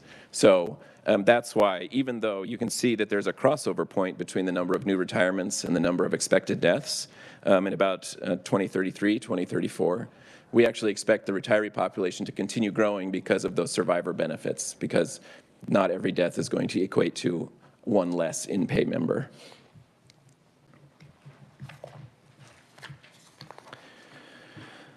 Slide 8, it's just to tie a bow on sort of these first set of slides. You can see this is active and retired membership since 2013, so it's a slightly smaller window, but active membership is essentially flat, while retiree population has been consistently growing over time. But the key here is that, this was an anticipated trend. It has been anticipated since the plan was created in the 1960s, and it was set up as a pre-funded plan. That's one of the key reasons that you want to set up your pension plan as a pre-funded plan, as opposed to Social Security, which is pay-as-you-go, so that we're funding those benefits appropriately as we go along, instead of having to react to these changes in demographics. And then turning to slide 9, I have just a couple slides on plan maturity and funding implications. So what are we talking about when we talk about plan maturity? Well, there isn't a single definition of plan maturity. Often it's a look at what your in-pay status or your retirees and beneficiaries as compared to your active members. There's several different metrics you can look at. I have a couple of them included in the presentation today. So, like I said, KPERS was created in the 60s. We generally consider ourselves to be mature, and this chart on page 9 is an illustration of why we call ourselves mature. It's just a simple ratio of looking at our total in-pay members, our retirees and beneficiaries, and divided by our number of active members. So as a plan matures, you expect that ratio to increase, which is exactly what you're seeing there. Right now, our biggest plans are state school, KPNF, and local. They're all about 0.6 to 0.8 retirees for every active member, and that has been growing steadily over the 18-year window that's included in that chart. The judges group looks different, but as we've talked about, they're fairly unique in terms of their career progression compared to our KPNF and our KPERS members. So that's it's an interesting data point, but it's not necessarily as indicative of the overall system experience as the other plans. So the growth of this ratio of in-pay members to active members, it does have funding implications, and I have that a little more discussion of that on the next slide. This is a different metric. So on slide 10, you can see this is a ratio of our in-pay liability to our total liability. So instead of looking at purely people, now we're talking about what the expected cost of those benefits are to the system. So as you can see that the proportion of the liability has grown by 15 to 20% for all of the groups during this period. So back in 2003, for the local group, as an example, that blue bar, the retiree liability was about 31% of the total liability for the plan, and that has grown to 47.6% over that time period. So that proportion is increasing over time, and that's true for all of our groups. The funding implication of this trend is most clear when we're looking at some sort of funding shock to the system, most common or most likely to be negative investment experience. So as a defined benefit plan, the employer contribution is the one sort of variable piece of funding. There's three main sources. There are the employee contributions, which is set statutorily at 6%. There's the investment income, which is what it is. You can't set a number for that, unfortunately. So then, as Alan mentioned earlier, that plug factor is the employer contribution. So when you have some sort of shock to the funding of the system and you have an increase in the unfunded liabilities, as you look at this chart, you can see, I'm sorry, could you go? Yep. As you look at this chart, you can see that you have a higher proportion of your liability with people who are no longer making contributions. So now you have to make up this loss over a smaller payroll base. So that is the biggest funding implication as we shift, as we become more mature and we have more of that liability with those in-pay members. But there is good news on slide 11. So the KPERS Board of Trustees and the consulting actuary are well aware of these risks. They've been talking about these risks for a number of years. I talked about earlier the trend of increasing retirees being one of the main reasons you want to be a pre-funded plan. And so when we do that annual actuarial evaluation, we have all of this information taken into account. So when those employer contributions are set each year, they're already set planning for these maturity risks, the changing in our proportion of retirees to actives over time. As I mentioned, if we were pay-as-you-go, this has much, much bigger implications because you're using current contributions to pay current benefits. That's not how KPERS is designed. We're a pre-funded plan. Now, there are, of course, long-term funding issues. We have a long-term funding shortfall. That is not the same conversation as a pay-as-you-go plan versus a pre-funded plan. It's still going to be very important that we make that full actuarial contribution and get those unfunded liabilities paid off. But as we move forward, these maturity risks are not adding to the pressure on those employer contributions because we're accounting for those each year in the annual valuation. So that's all of my slides. Hopefully there was some interesting information in there, and I'd be happy to stand for any questions. Thank you for that, Jared. Are there any questions for Jared? Senator Petty. Thank you. On the slide 6, when you talked about the KPERS membership and about aging or working longer, I'm just curious, is that a trend that's matching what we're seeing across the country? So there's several factors going on. Generally, there is, people are working longer. The actuarial, when talking with our actuary, that is something that has been seen across the country. Part of it is the KPERS 3 benefits plan design as well. So there's more incentive for people to work longer just based on the way the benefits are calculated in KPERS 3, so there's a certain expectation that they'll work longer for that reason as well, built in, specific to the KPERS plan. So I would say some of it, yes, we're seeing that trend nationally, but some of it is also specific to KPERS plan design. Thank you. Any further questions? Senator Fagg. Thank you, Mr. Chairman. Jared, thank you for your presentation. I was wondering, when you look at the 152,000 active members, how does that compare with other states? Maybe by population, by who's actually paying the bill? Have you ever looked at any kind of numbers like that, how we compare? Yeah, we do have some of that information. I don't have it at my fingertips right now, but we can certainly bring some more information on that back to you, yeah. Okay, thank you. I would say generally KPERS is not one of the larger pension plans. I mean, our membership is sort of in line with where we fall population-wise as a state. Yeah. Okay, thank you. Any further questions? Seeing none, I have one quick one. You touched on we currently have 500 plus KPERS 3 employees that are currently drawing benefits. What do we project that number to go up to in the next 2 years? So that's the chart on page 7. So you can see the number that we're expecting to retire in that year, and I will bring the actual numbers back to you. This is just sort of a visual of what we're expecting. So it looks, probably in the 200 to 300 range in 2023 and 2024. I will get the exact the numbers for those projections. I don't have them with me, but we I'd can. appreciate that. Yep. Thank you. All right, we'll go ahead and wrap it up. Thank you so much, Jared, for that. Committee, we will now move on to an update on implementation of HB 2196. That was the drop expansion, as well as the Kansas Department of Wildlife and Parks legislation, as well as a budget request update and the Pensions Administration System Modernization Project. So, Alan, welcome back. Thank you, Mr. Chairman. I'm back for more. First one is the chair indicated is House Bill 2196, and of course, David reviewed that bill just in terms of the Deferred Retirement Option Program. The bill expanded that Deferred Retirement Option Program from a couple of state agencies to all members within Kansas Police and Fire, and there is a sunset date there of January 1st of 2031. And then also, this bill also then provided that for law enforcement officers, certified law enforcement officers within the Department of Wildlife and Parks, that they would be eligible for KPNF coverage. Previously, they were in regular capers.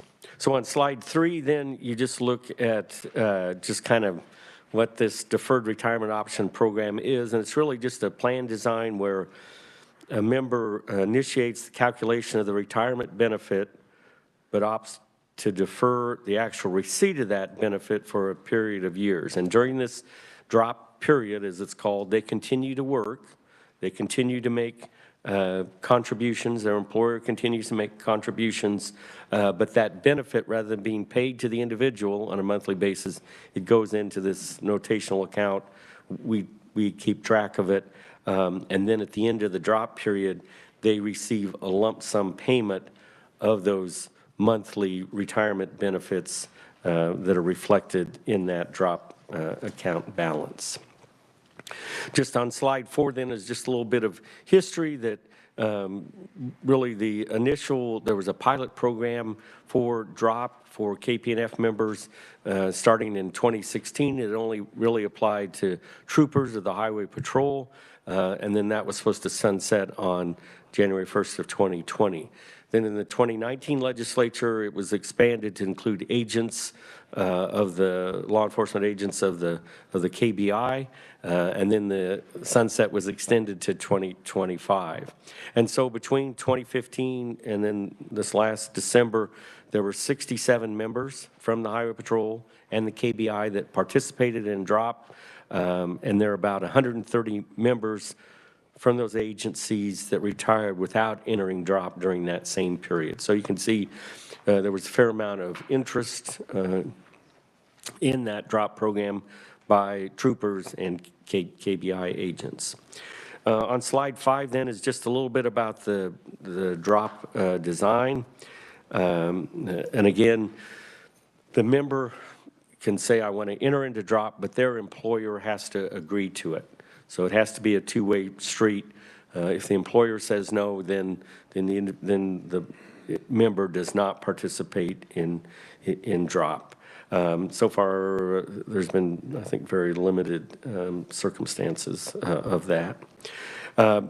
But for the member to enter DROP, they have to be eligible for normal retirement, so unreduced retirement, and then that box on slide 5, and most KPNF members are Tier 2, and their normal retirement are age 50 with 25 years, age 55 with 20 years, or age 60 with 15 years. They can elect into DROP, and they can do it for either 3, 4, or 5 years. If they elect 3 years and they eventually decide they want to extend it, again, with their employer's agreement, they can extend it all the way up to 5 years, but it can't be any longer than five years. And again, during this drop period, the members still contributing like they always did, 7.15%. The employers continuing to make employer contributions, but those contributions aren't added to the drop account. It's only that monthly retirement benefit amount that was calculated when the member entered the drop.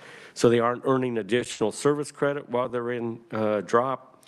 And then, of course, at the end of the drop period, they get their lump sum balance of the drop account plus some interest. If they enter drop, they can't elect that partial lump sum. So if a KPNF member decides to retire, they have the option to take a partial lump sum. So they're giving that up by entering into the drop program.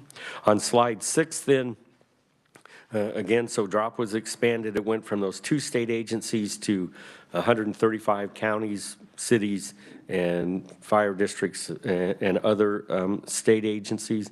Again, the appointing authority signs it.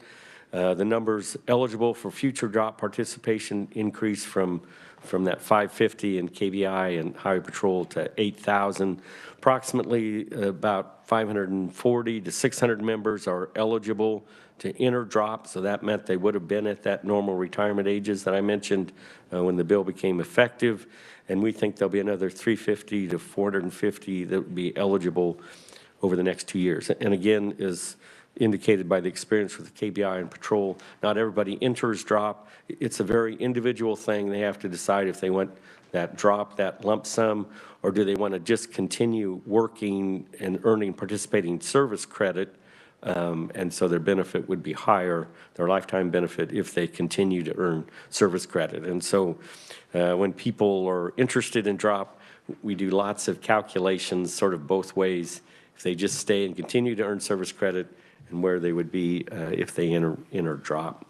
And so, of course, the legislature passed the bill. We, of course, doing things we should be doing to implement it. We did the drop brochures. We reached out to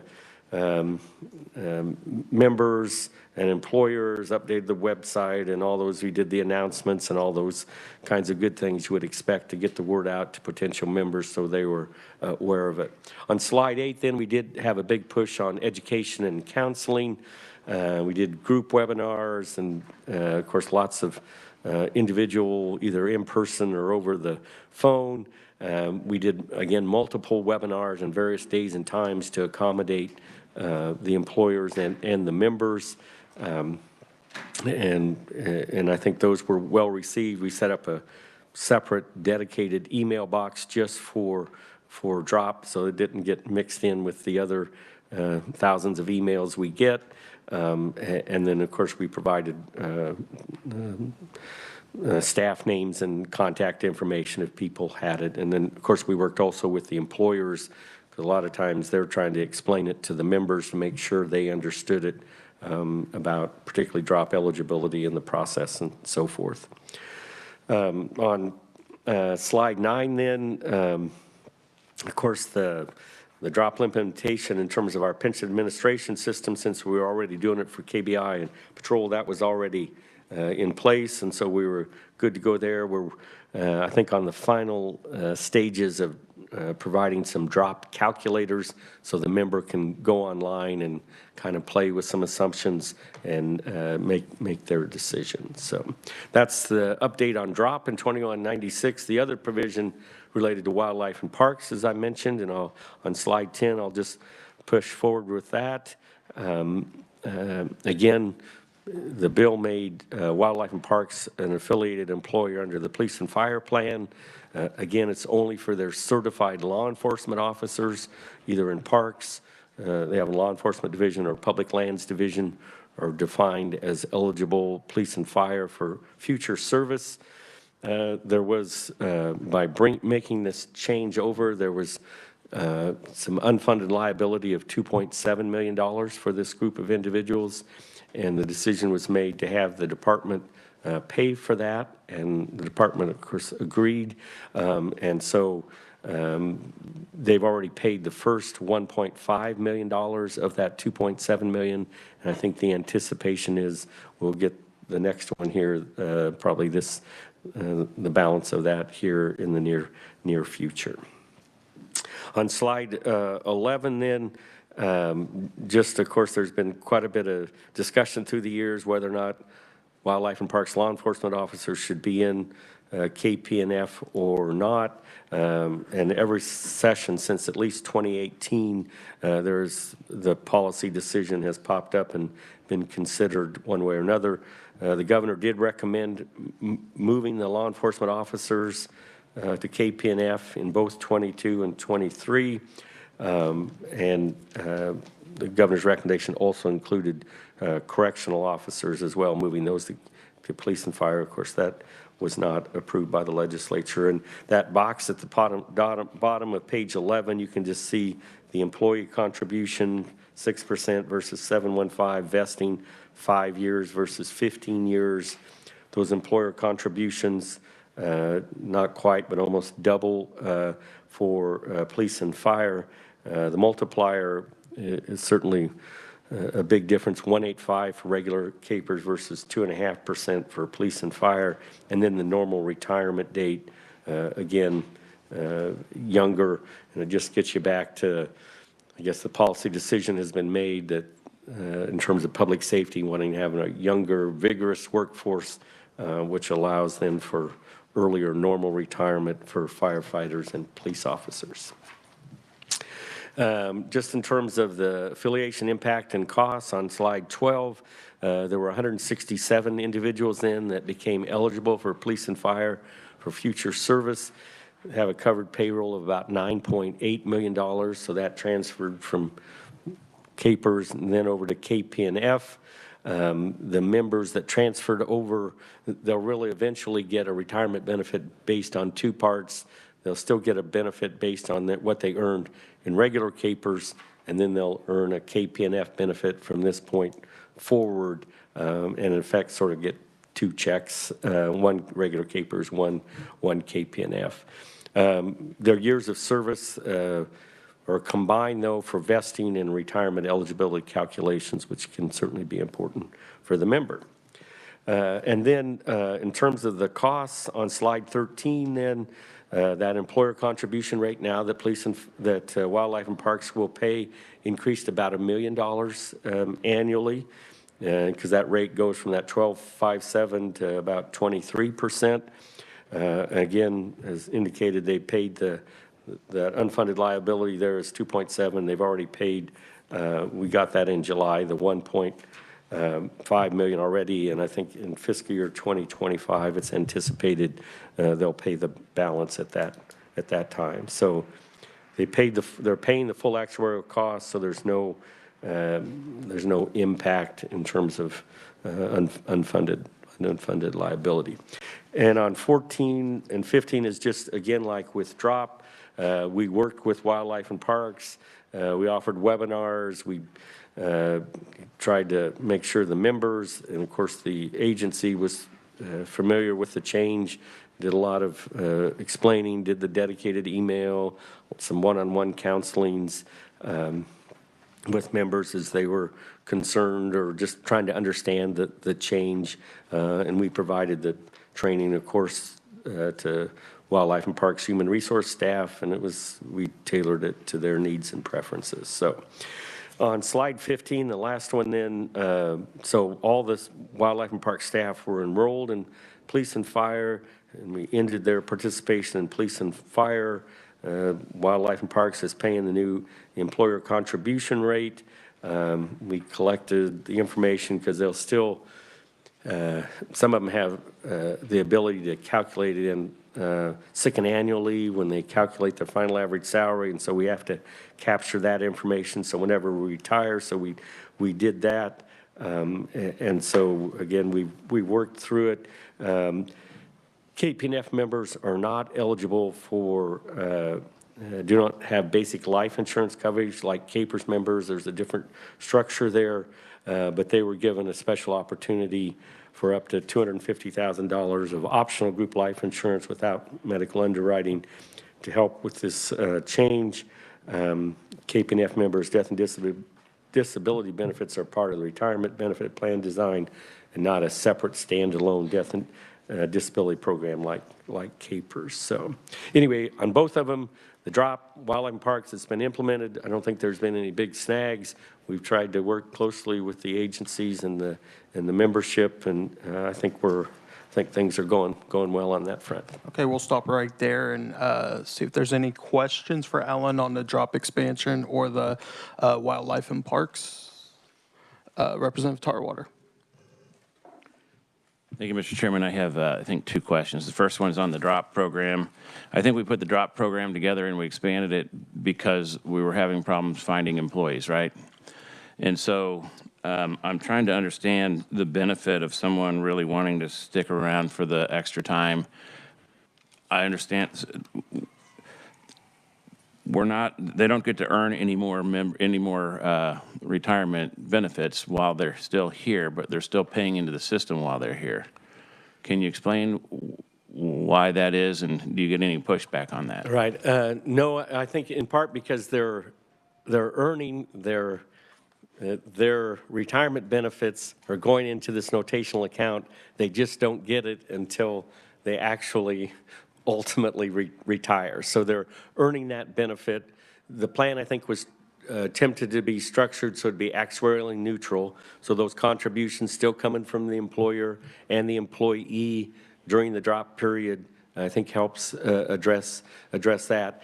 And then I think too, just from the individual standpoint, I think it provides some, as we've heard, some certainty in their retirement planning so they know, okay, I'm going to work 3 more years and retire. The agency knows that, or the employer, and they can plan accordingly. You're certainly right. When it started, particularly on the trooper side, there was a lot of concern about, having experienced road troopers and trying to attract troopers, and so it allowed people to sign up maybe to stay longer than they would have otherwise. And so they're still earning their retirement benefit. They've just got to wait to get it until the end of the drop period.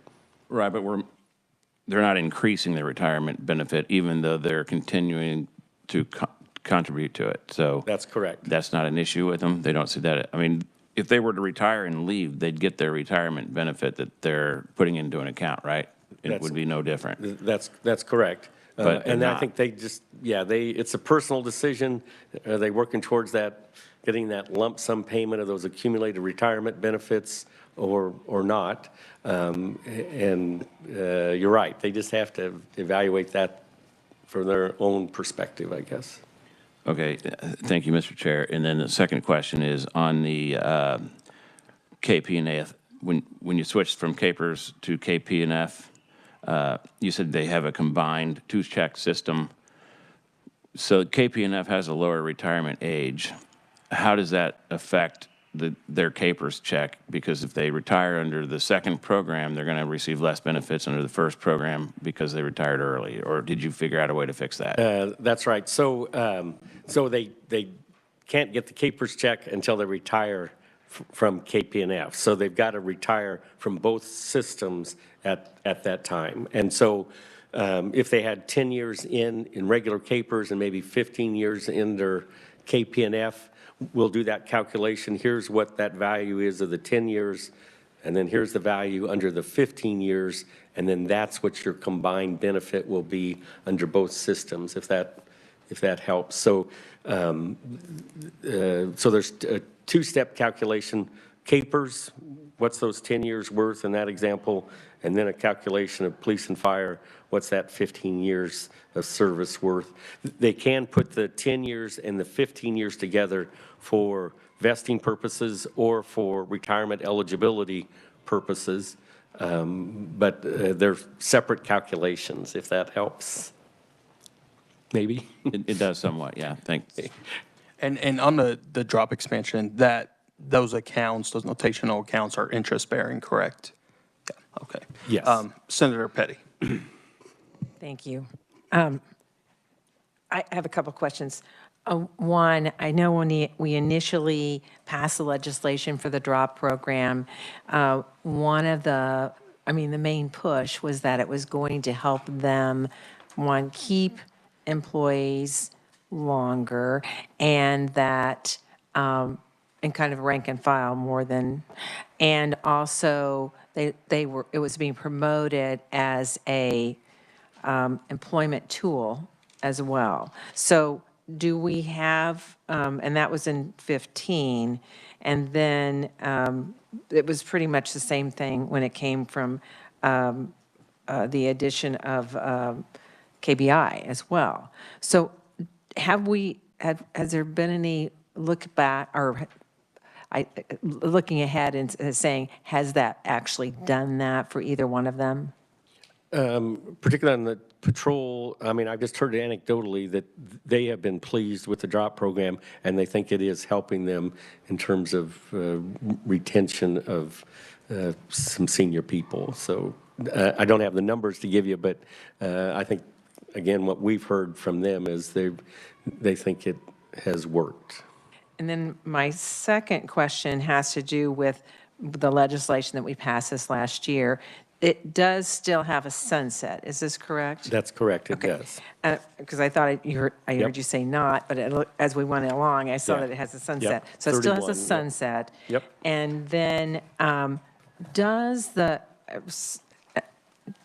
local unit of government that the police and fire are under, do they have to first say, hey, we're going to go into the drop program, or is everybody immediately just eligible for the drop program? Again, if the local units participates in KPNF, the employer has to sit down with the employee, and they both have to agree that drop is a good thing for that individual. So the employer approves it, and then they can participate.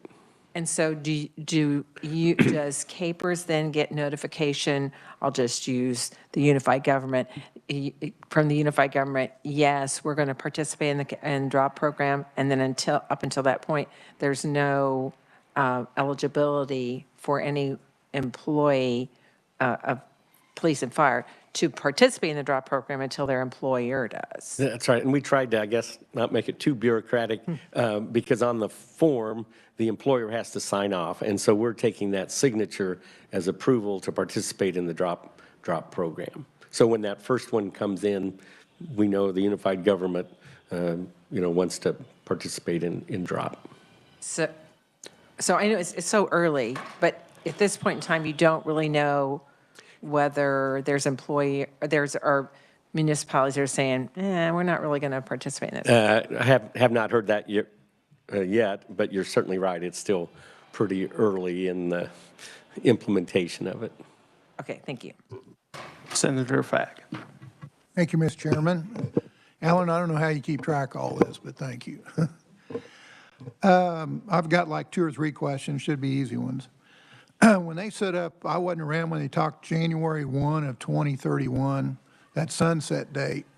What was that based on?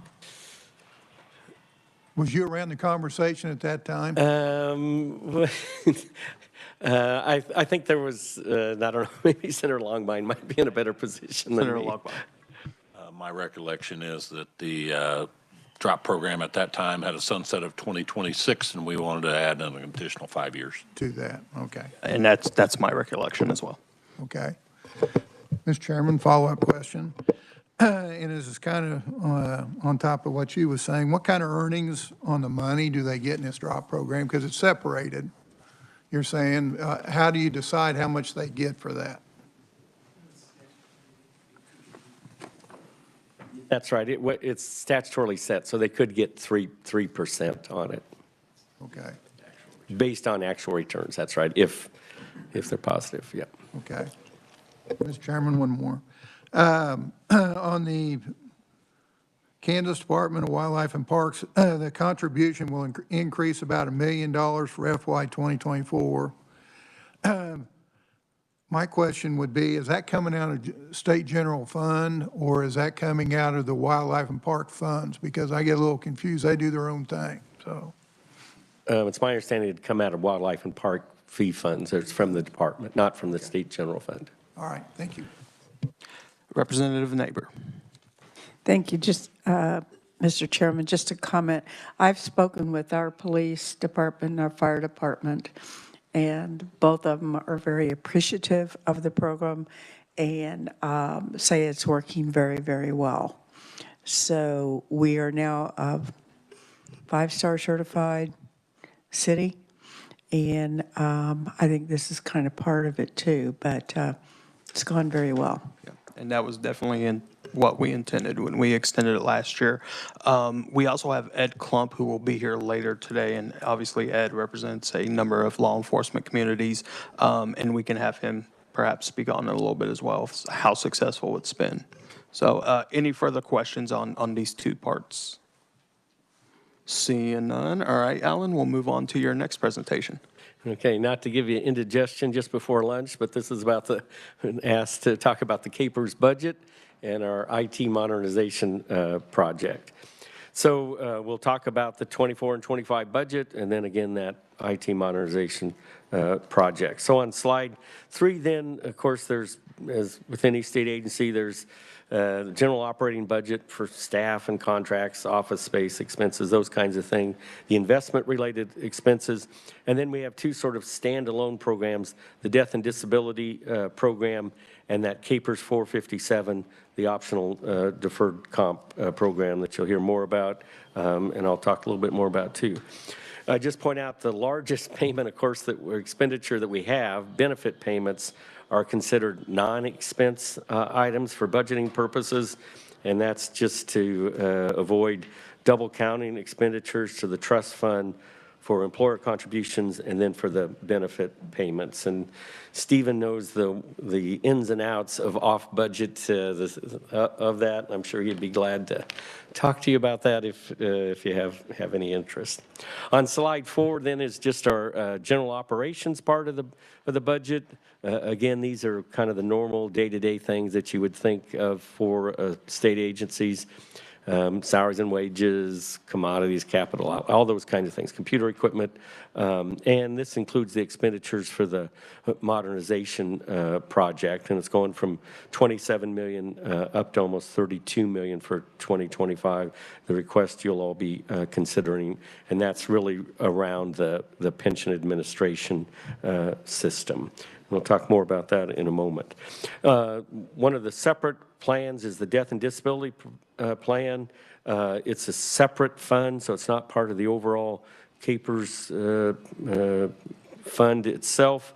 And it's for active members of the Capers system and certain other groups of the active public employees.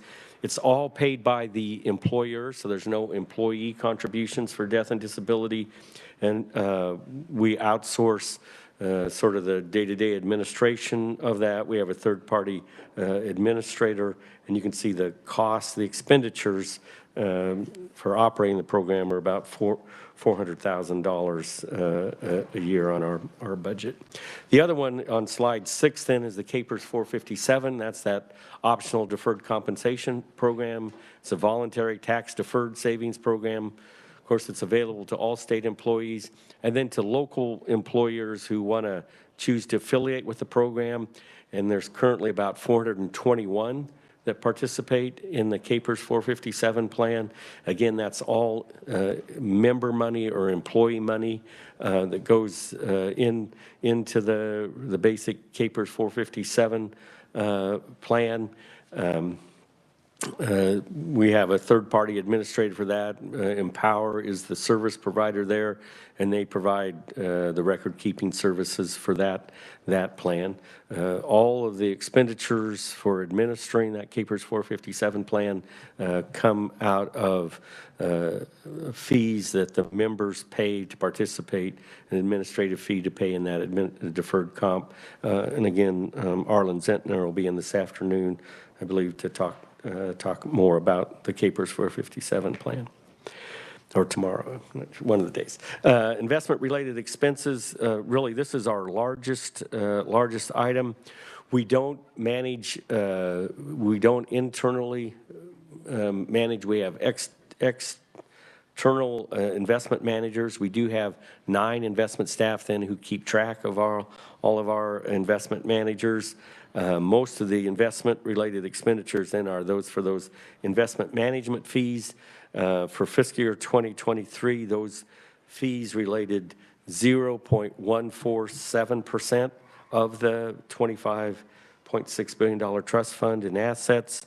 And so investment-related expenses are part of our no limit, meaning whatever we need to spend to pay those fund managers' fees, we're authorized to do that.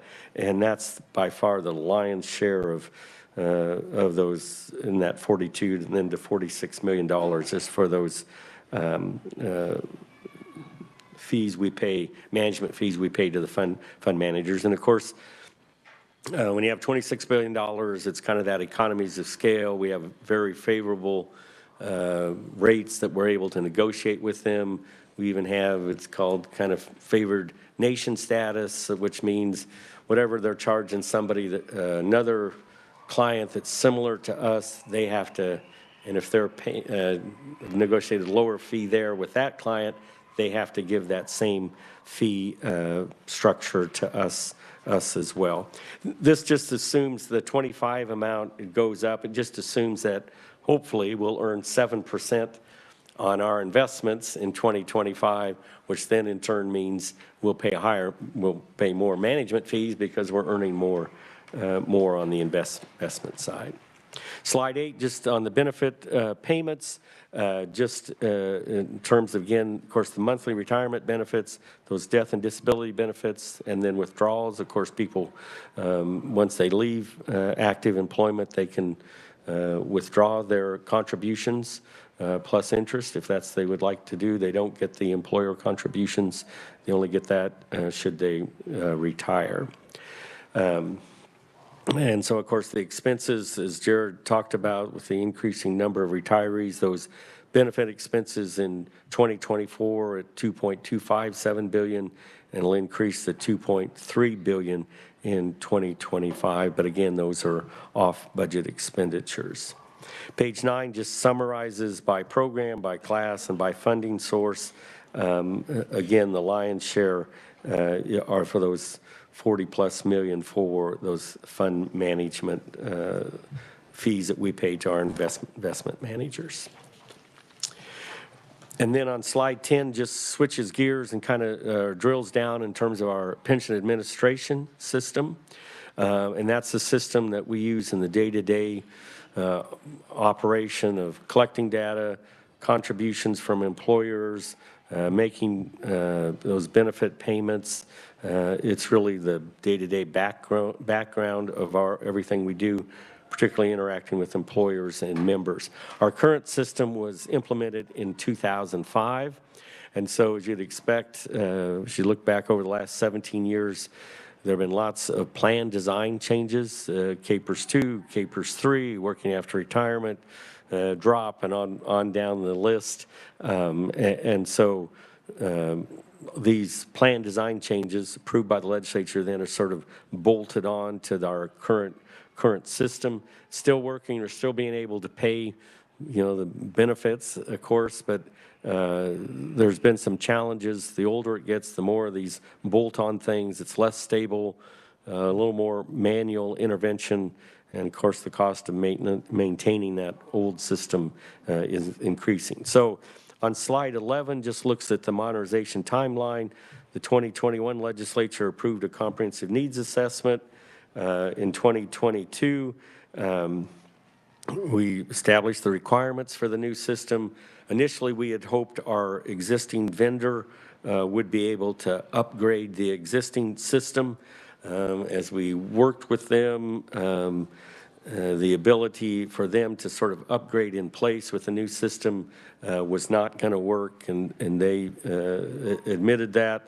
And so the board decided to go ahead and issue a request for proposal for a new pension administration system. That was released in 2023. We got the bids back in June of 2023, and we're currently in that process of interviewed the vendors, checking with references, and we hope if things go right by the board meeting later on this month that we'll be able to take a recommended vendor to them. It'll be a long process. It's probably in the neighborhood of 5 years to fully implement the system, and so there's a big lift as we look down the road. On slide 12 then, Of course, we've gone through the Kansas Information Technology Office and got their, preliminary approval. I think we've been into JCIT once. We got 2 qualified responses for the RFP. And again, we've been reviewing that, and hopefully by the November board meeting, we'll have a recommendation for them. On slide 13 then is just the expenditures for the operating budget requests related to modernization. Most of the expenditures are be paid to vendors working on implementing the new pension administration system. And you can see as it ramps up in 2025, going from $9 million to $12 million. And so that's a recap of the budget and the modernization project. Questions for Alan? Chairman Longbody. Thank you, Mr. Chairman. Alan, I noticed on pages 4, 5, 6, 7, 9, and 13, all of your salary and wages requests for FY25 are less than 24. Are you reducing people? Are you cutting wages? Just a little unusual to see. Right. I think part of it, we're not cutting wages. I can tell that just to reassure the CAPER staff. So I think it relates to the amount of temporary staff. I think in terms of as we brought on to help either with the current system, stabilizing the current system, and some other temporary people that we don't believe will be needed then in the next year's budget. Thank you. It's just unusual to see that. Senator Fagg. Thank you, Mr. Chairman. Alan, you mentioned 9 managers. You probably review those annually. Have you let any go? How do you decide 9 managers? Right. We have a staff of 9. We have about, I don't know, 20-some fund managers, maybe, I don't know, maybe 15, 20 fund managers, then that these 9 people keep track of these fund managers to make sure they're carrying out the responsibilities. But yes, we do monitor them closely, and if they're not meeting our expectations, they would be replaced. Have you let any of them go in the last year or so? Not recently, not in the last year, no. Okay, thank you. Any for Representative Turner? Thank you, Mr. Chairman. Say on slide 11, it says that you're going to do vendor selection in November of this year, and then it's going to take 5 years to implement. That seems like a long time. What drives that? I think the complexity and the size of the system, and also there's 2 vendors. One of them wouldn't be able to start till later on, not immediately. So there's some time like that if that vendor is eventually selected. But I think it's just the complexity. For better or for worse, we ended up with over 3,000 requirements. A lot of it, again, relates to the statutory requirements and making those benefit calculations. And so I think it's just the ins and outs of retirement benefit calculations, payments, contributions from those 1,400 employers, getting it to the right account, lots of moving parts. And be glad to give you more detail, but. No, so we're buying a package system, but heavily customizing it is what I'm hearing you say. And in the extent of those customizations, is it the vendor's estimate that it'll take 5 years? Yes, both of them that we got estimated a timeline of 5 years. Okay, thank you, Mr. Chair. Any further questions? Representative Tarwater. Thank you, Mr. Chair. So on your budget request, on the modernization expenses are $9 million for 2024 and 12 for 2025. Is that, I think in 2023 you had 9 million, in 22 you had 9 million. Contractual services, are those, what is that? Are those the people that trying to figure out which system to pick, or? A lot of, well, part of that, and we do have a consultant that's assisting us in this modernization journey. But a lot of it, of course, is we have the current system, and that we're, of course, so we have a vendor there, and we're paying that vendor in terms of maintaining and fixing the current system as challenges pop up almost on a daily basis. And then what are you anticipating spending for the new final product? We don't know yet. Again, it'll be subject to negotiations, but I mean, we're probably in that, could be in that probably $40 to $50 million figure for the system, for the project. Will we own the system?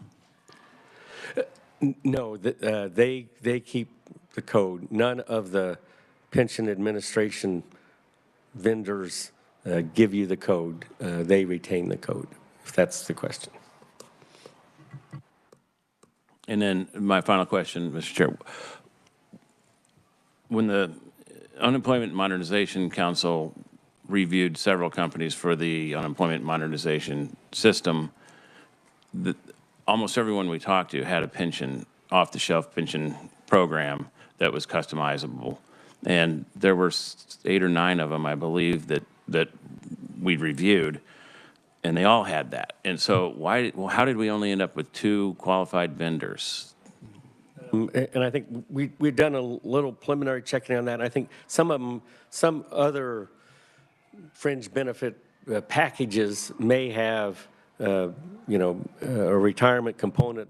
A lot of them, though, are like 401ks as opposed to a defined benefit plan with all of these requirements for CAPERS 1, CAPERS 2, CAPERS 3, police and fire, judges, and so forth. And so I think it's just a difference in terms of the client that they're trying to serve, if that's. So, I mean, these are all state programs, and so other states, do they usually offer, you know this a lot better than I do they usually offer like a 401k type plan, or do they have defined benefit plans too? It depends on the states. There's a variety. Some do the 401k, some do the defined benefit plan. Yes, there's a mix. Thank you. Thank you, Mr. Chair. Any further questions? Seeing none, thank you for that, Alan. All right, committee, before we break for lunch, since we are running a few minutes ahead of schedule, I'm going to go ahead and try to call us back at 1:15 instead of 1:30. We're about 15 minutes ahead of schedule. That way we can finish up a little earlier today. So let's try to be back and hit it rolling at 1:15.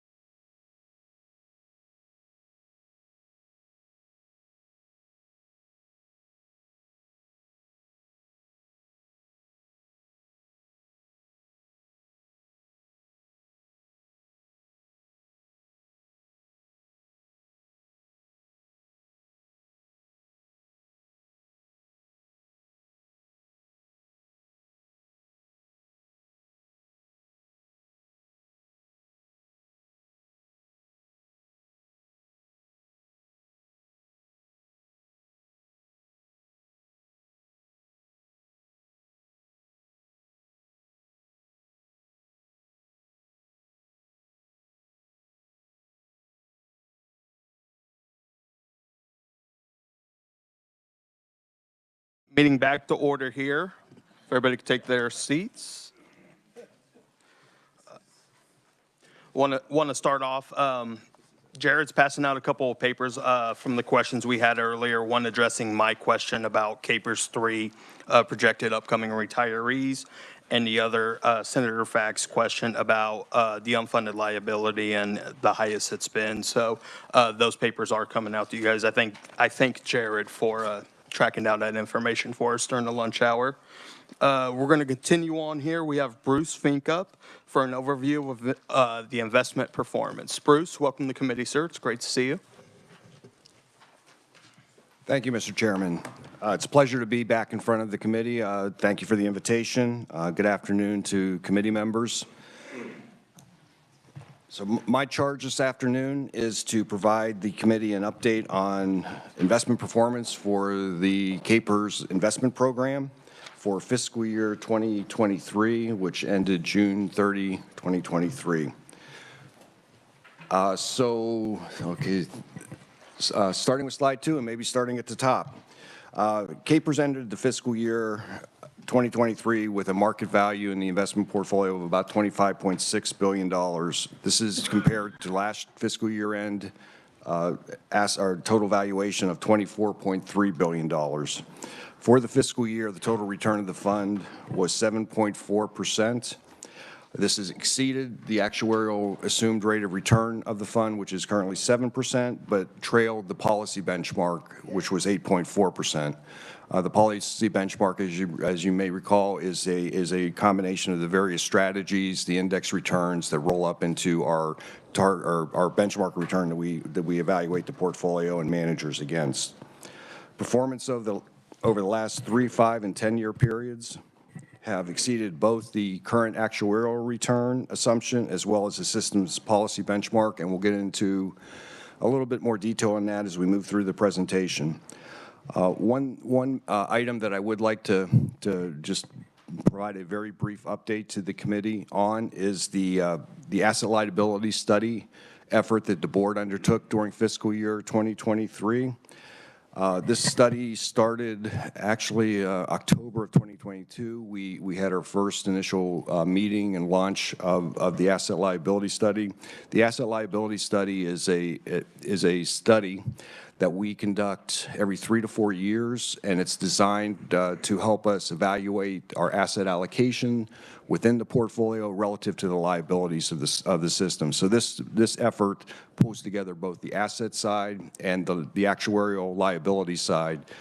We spent with the board the meetings of October 2022, November 2022, into January, March, and May. So at each of those meetings, we had a number of discussions with our consultants who are managing the study for us, and staff and the board. And in May, the board adopted a new asset allocation target based on that study. You can see in the package the current targets across the various asset classes listed here. Maybe to just maybe at a very high level to summarize the changes that occurred from the prior asset allocation. There was a general move from inflation-linked bonds to more core fixed income and high-yield fixed income securities. As I think everyone's aware, interest rates have increased quite dramatically of late, so we wanted to take advantage of some of those higher yields. So we have, again, shifted some of the funds to core fixed income and to our high-yield mandate out of our real return investment class. Modest changes elsewhere across the portfolio. Cash was reduced by 1%, currently a target of 3%. Private equity was increased to 2% and by 2%, I'm sorry, and real estate by 2% as well.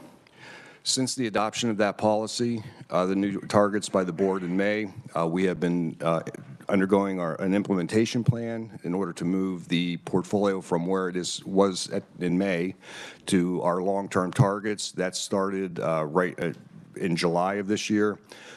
By September, we had repositioned some of the portfolio. We're currently at our core fixed income targets of 13%. Early next year, and we anticipate in the first quarter of 2024, we will be at our yield-driven targets.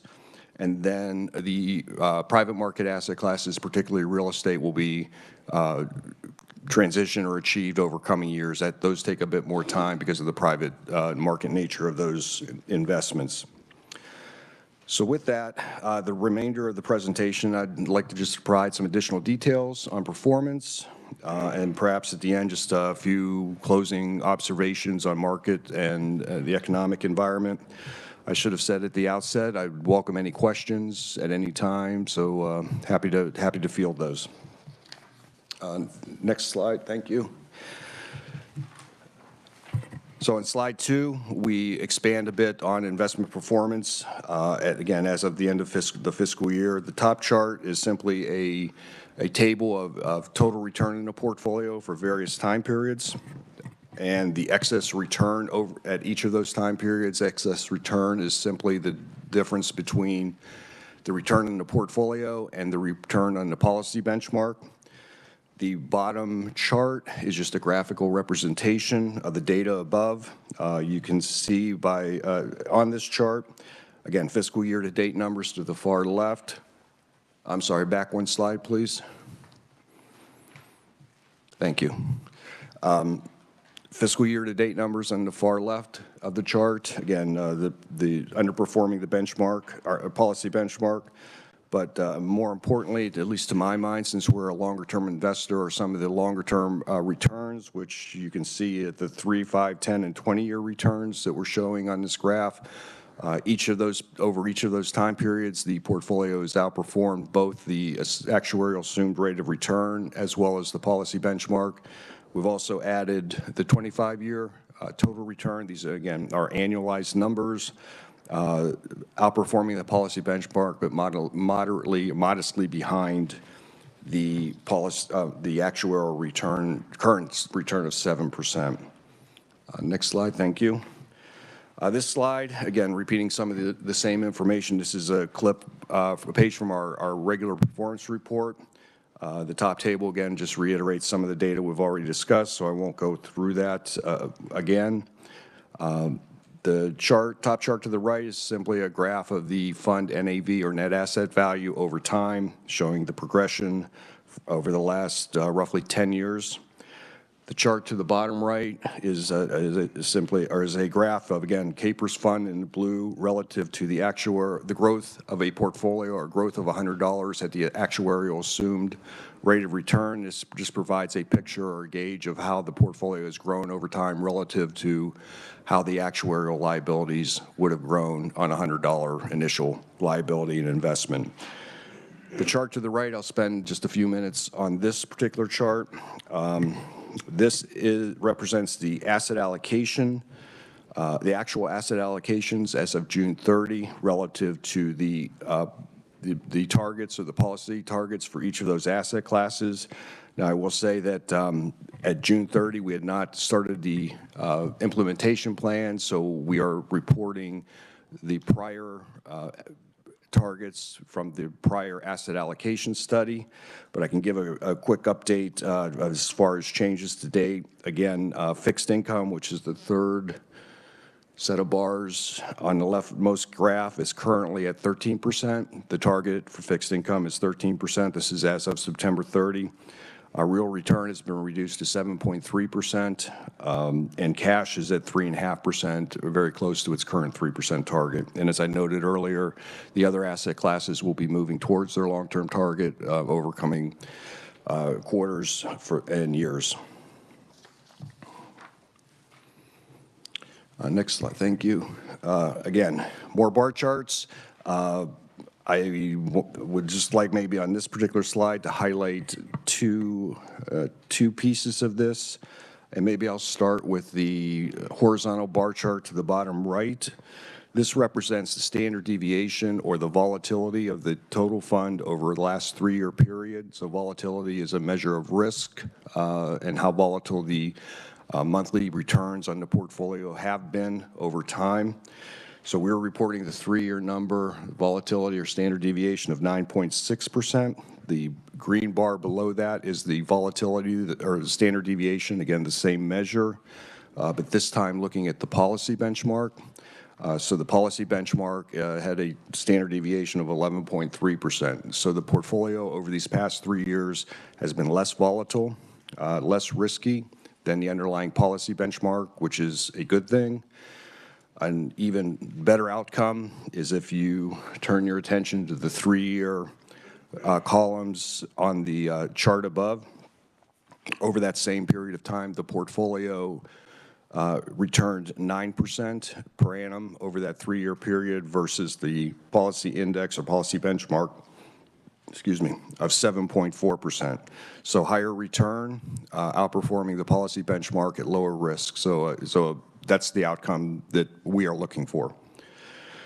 The chart to the bottom left represents the rolling 3-month excess return on the portfolio. And again, excess return is simply the difference between the return on the portfolio itself less the return of the underlying benchmark. Obviously, bars going up are positive, bars going down are negative. And as you might expect, over a quarter-to-quarter basis, the volatility of excess return is quite volatile, can range quite extensively. As I was preparing for this, I went back and kind of looked at some of the larger changes, and we tend to see the greatest variance, either positive or negative, on excess return during very high-risk period, when events in the world are occurring. And I'm sure we all remember the March 2020 events. This is the COVID period. So investment returns and risk were quite elevated. The March 2022 through the roughly December 2022, a period where Russia invaded Ukraine at the beginning of this period, and central banks began increasing rates. So during these transition periods, we do see the volatility or the variance of excess return can get quite wide. But over a longer period of time, as noted in the above chart, our excess return relative to the policy benchmark remains positive across 3, 5, 10, and 25-year periods. Slide 6, we are now diving a little bit deeper into the portfolio. We're looking at total returns at each asset class level. This is for fiscal year 2023. Again, total portfolio at the top left, we've spoken about those numbers. The domestic equity portfolio, a reminder, this is a fully indexed portfolio. So it's passively managed, designed to replicate the return of the underlying index. You can see that has largely been achieved, 18.9 versus 19%. And then you can move across each of the other asset classes in the portfolio: international equity, fixed income, yield-driven, et cetera. A couple items that perhaps to point out, and it really easy to note on the page. Fixed income and real estate, both negative over the fiscal year. Again, this is a 1-year period. We'll get to some longer-term returns on asset class level on our next slide. But real estate and fixed income are very interest rate sensitive asset classes, meaning as interest rates move, increase or decrease, it can have a very oversized effect on the total return of these types of investments. So with interest rates rising over fiscal year 2022, and in fact, starting a little before that, continuing into the current fiscal year, we did see negative returns on fixed income as interest rates increase, the value of fixed income securities declines. And a similar impact on real estate. Real estate, in some respects, and some strategies, and some sectors are very similar to bonds in their payment structure. So real estate can also be impacted in a very similar manner. So we are seeing what we would expect in a rising interest rate environment for those two asset classes. Cash, I would just highlight because it's interesting to see cash equivalents providing some yield now, 3.5% over the fiscal year. Short-term rates are roughly around 5% currently. So again, just to highlight that there is a return from investing in liquidity or holding liquidity, investing in cash equivalents, which we need to do because of our payment structure and our liability structure. And then the last highlight I'll have on this particular slide, sorry, back one slide, please, is the alternative investments. For fiscal year, again, a one-year return was extremely low relative to its benchmark. Alternative investments, private equity, are valued with a lag. In other words, they are valued at a quarter to 2 quarters behind public markets. What we're seeing during the fiscal year 2023, again, ending June 30, 2023, is the impact of what happened in the equity markets in 2022. So in 2022, for fiscal year 2022, I'm sorry, for the calendar year in 2022, U.S. equities declined about 19%. And there was a huge rebound in the first 6 months of 2023 that brought the total returns to where they are for the fiscal year. But what is being reflected in the alternatives return for, again, this very short period of time is the impact of that 2022 equity market and valuations that came out subsequently in March and June of 2023. So hopefully we pause there if there's any questions, and we will get to some longer-term results which are truly much more relevant for private equity and real estate in a moment. Any questions so far for Bruce? Seeing none, Bruce, you may continue. Thank you. Then on slide 7, thank you. Slide 7, now we're moving to longer periods of time and looking at total return at each of the asset class levels over these longer periods of time, in this case 5 and 10-year periods. Again, KPERS is a long-term investor. In fact, for KPERS purposes, 5 years is still a short period of time, but I think it's helpful to review 5 and 10-year periods just to keep a pulse on what's happening with the portfolio. So the top chart, again, reflects each of the asset classes, the annualized return for each asset class over this 5-year period ending June 30. Again, compared to the policy benchmark over those same time periods. And you can see, with the exception of real estate, each of the asset classes over the last 5 years have outperformed the policy benchmark. Real estate was modestly behind its benchmark, 7.1 versus 7.2. Excuse me. And again, it's here you can see now the true impact, or the more appropriate measurement period for investments like alternative investments. Over the 5-year period, alternatives have delivered almost an 18% return relative to the underlying benchmark of 13.4%. Same asset classes in the bottom chart, this time over the past 10-year period.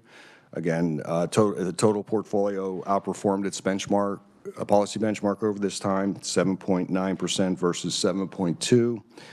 You can read across for each of the underlying asset classes in the portfolio. Moving out to real estate, in this case, real estate, again, a very long-lived asset class or asset strategy, investment strategy, is outperforming its policy benchmark over 10-year periods, as well as alternative investments are adding value over the long term at 16.2%. So again, maybe I'll pause if there's any questions or...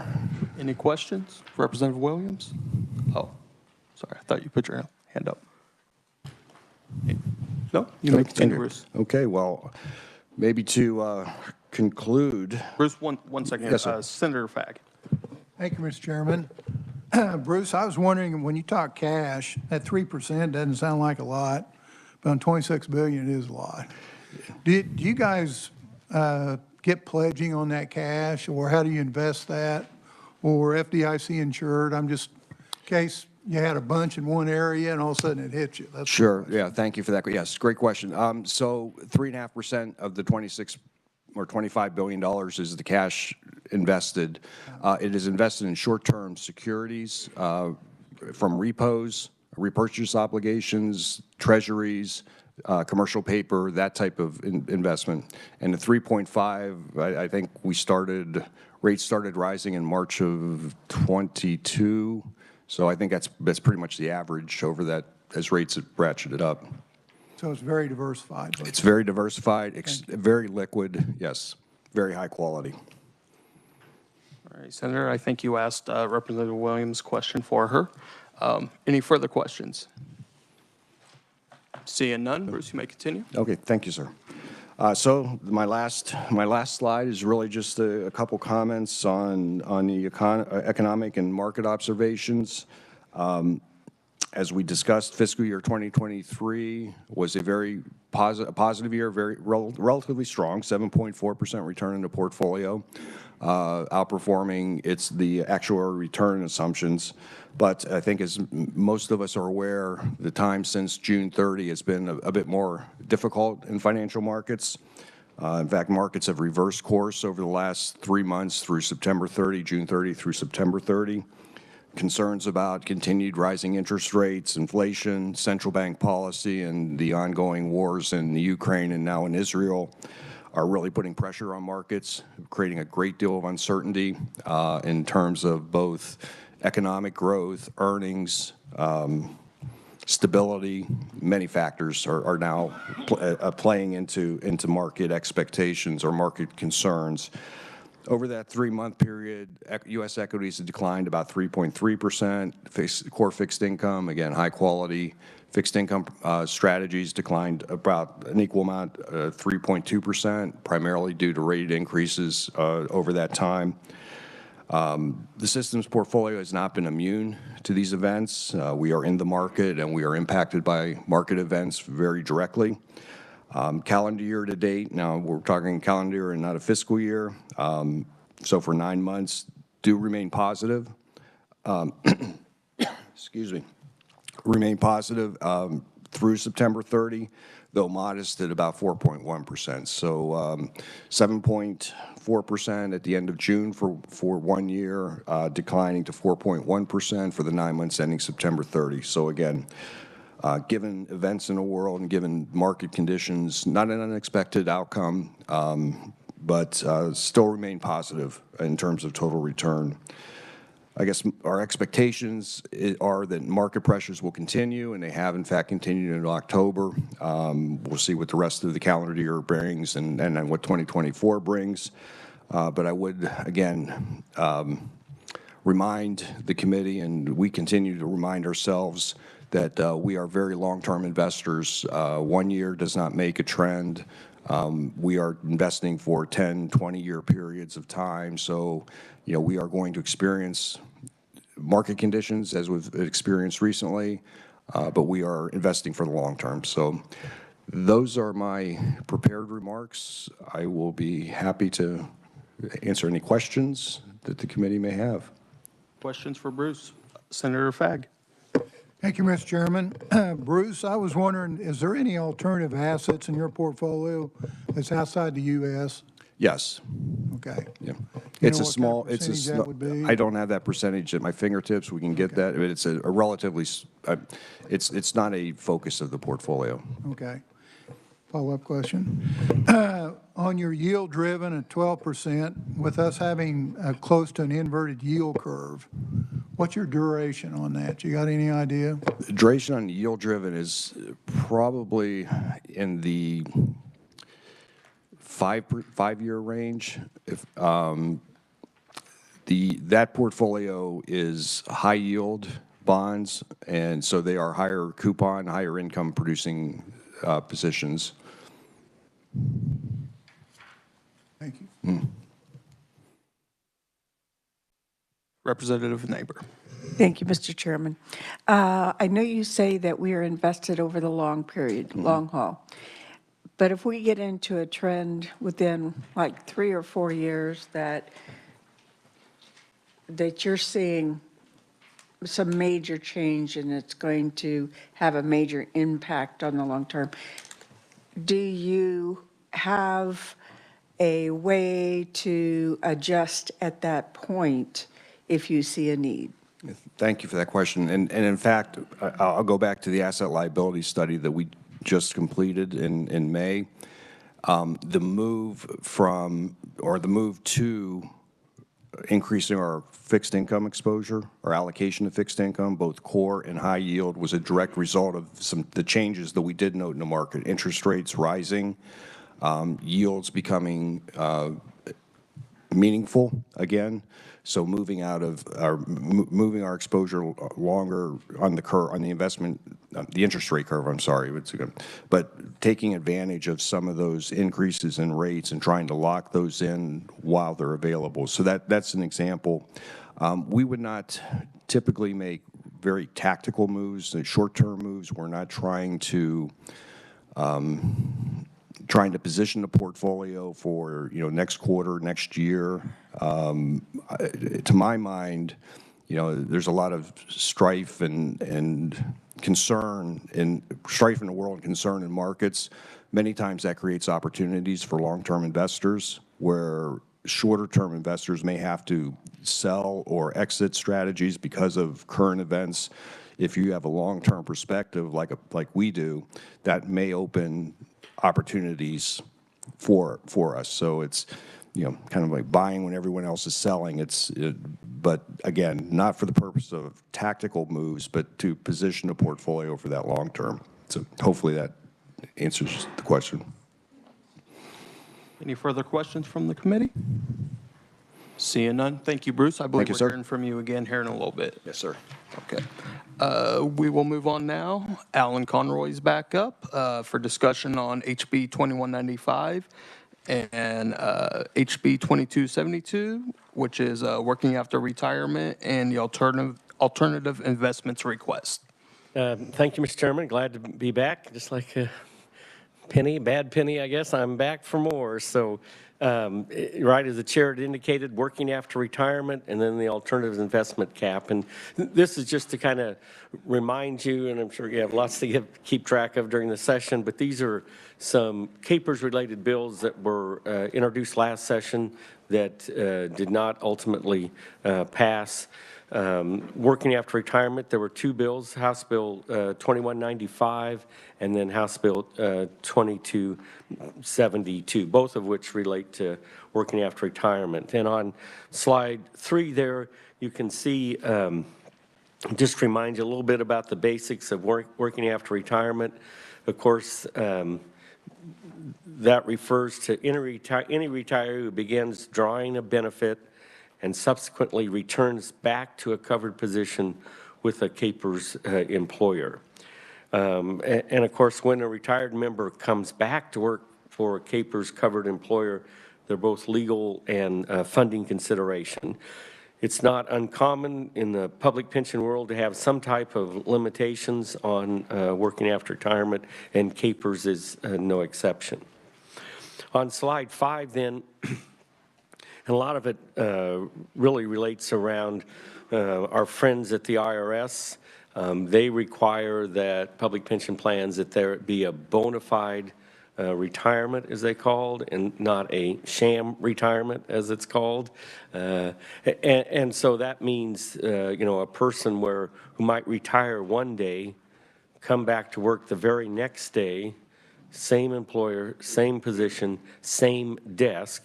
The IRS has ruled that that's not really a retirement, and it's just a way to start collecting a person's retirement benefit. So the IRS, and of course, as usual, it seems like with the IRS, they really don't tell you exactly what's allowed and what's not allowed. It's kind of this framework of things, and if they don't object, then it must be okay, or it must meet their requirements. And so two of the things that I think our KPERS plan and other plans, a waiting period and a prohibition on pre-arrangements are in place as tests to help satisfy the IRS requirement, and we'll talk more about that. Early retirements do have an actuarial cost to the system.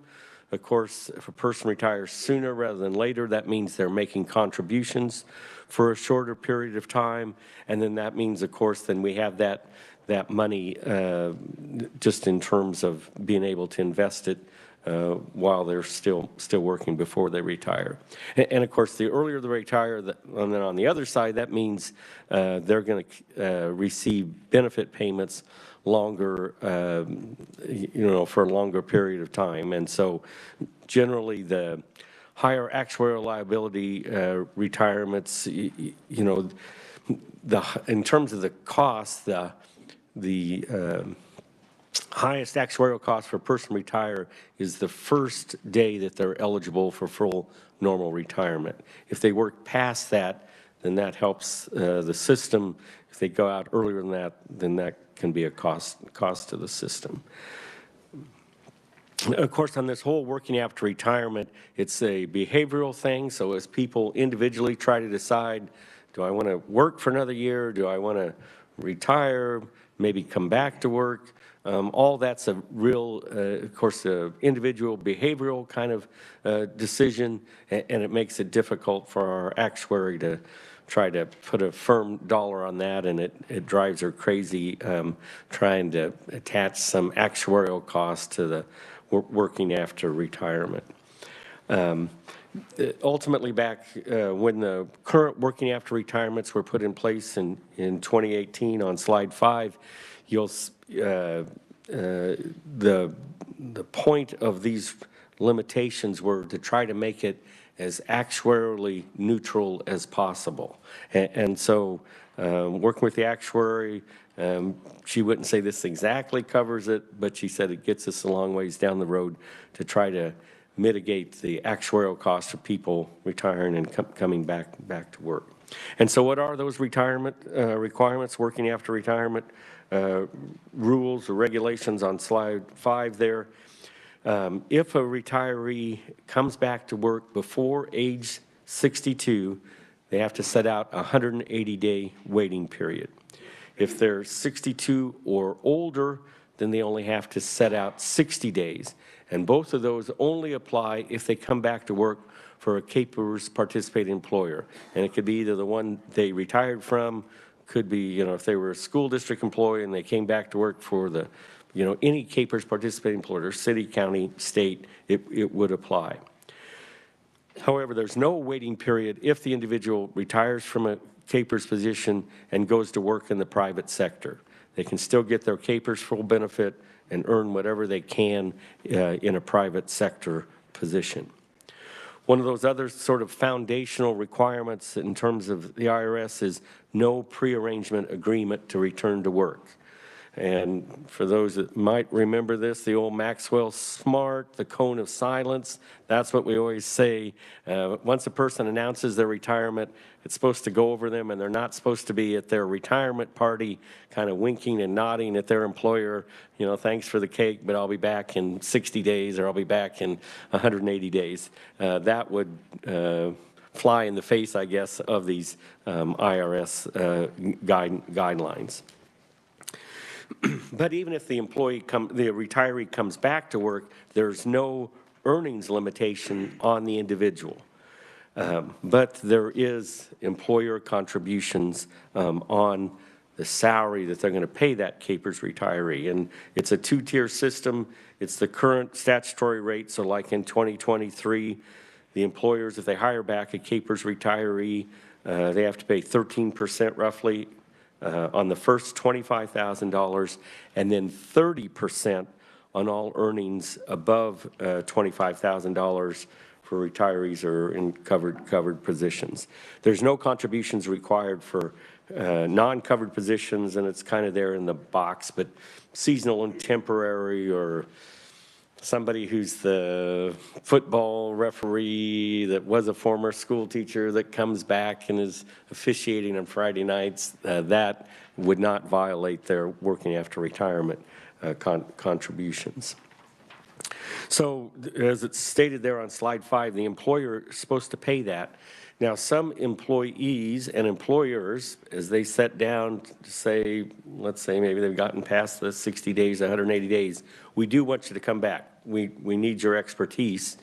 Some employers say, since you'll be earning your KPERS, and now we're going to have to pay eventually this 30% assessment, and some people call it a Capers penalty, and again, I always say that sounds so harsh. We call it an assessment. This 30%, so they may negotiate with the individual and say, well, we were going to pay you this amount, but we're going to have to pay this 30%. So we're going to reduce your salary to cover the cost of that Capers assessment. And of course, they'd still be getting their Capers benefits. So even though they may come back to work in a similar position, maybe, where they were before, at a lesser salary, they'd still be receiving their Capers benefit. But some employers, again, depending on the situation, depending on the employer, they cover the full cost and do not, in effect, make the employee sort of self-fund this working after retirement assessment. On slide 6, then, House Bill 2195 then had proposed to make 2 adjustments to the existing working after retirement rules. First, that 30% threshold that I mentioned, which has been at $25,000 since 2018 when it was put in place per calendar year. Every calendar year on January 1st, then it resets, would have increased it to $35,000 per calendar year. And then the second part of House Bill 2195 was to create an 18-month window, of course, in this bill, July 1st, 2023 to the end of 2024, where the employers would only make the statutory contribution, that 14%, and not the 30% assessment. That would have been waived. All the other rules regarding waiting period and prearrangements would still have been in place. Just the cost to that then, by increasing that cap from $25,000 to $35,000 in terms of contributions in lost contributions, that has a price tag of about $1.4 million, and then it's $5.5 million on waiving that 30% cap for that 18-month period. So that's 2195. House Bill 2272 on slide 7 there would add another exemption for Capers retirees who are hired as licensed nurses or direct support workers at community developmental disability organizations, or CDDOs. Again, lots of challenges there with those organizations in terms of attracting and retaining staff, some difficult positions there. And we just list there on slide 7 that there are several groups with a full or a partial exemption from working after retirement. Licensed professional nurses at the state institution, they have a different employer contribution rate. Daily call substitute teachers without a contract, and that's the key. They can't, it's one of those, at 6 a.m. they call in the morning and say, are you available to come in? That would be, in our book, a daily call substitute, and they would be exempt from any of the working after retirement requirements. The law enforcement officers at the Law Enforcement Training Center, they have a different employer contribution rate. Members of the Regents retirement plan, they have their own separate plan, so they're exempt. Poll workers, of course, particularly, as you might expect, there might be a lot of Capers retirees who work on election day, so they're exempt. State or local elected officials are exempt, and Starbase employees, again, that's a program through the military and working with children or students on particularly science and math kind of things. The CDDOs is estimated that the exemption in 2272 would apply to approximately 50 positions each year.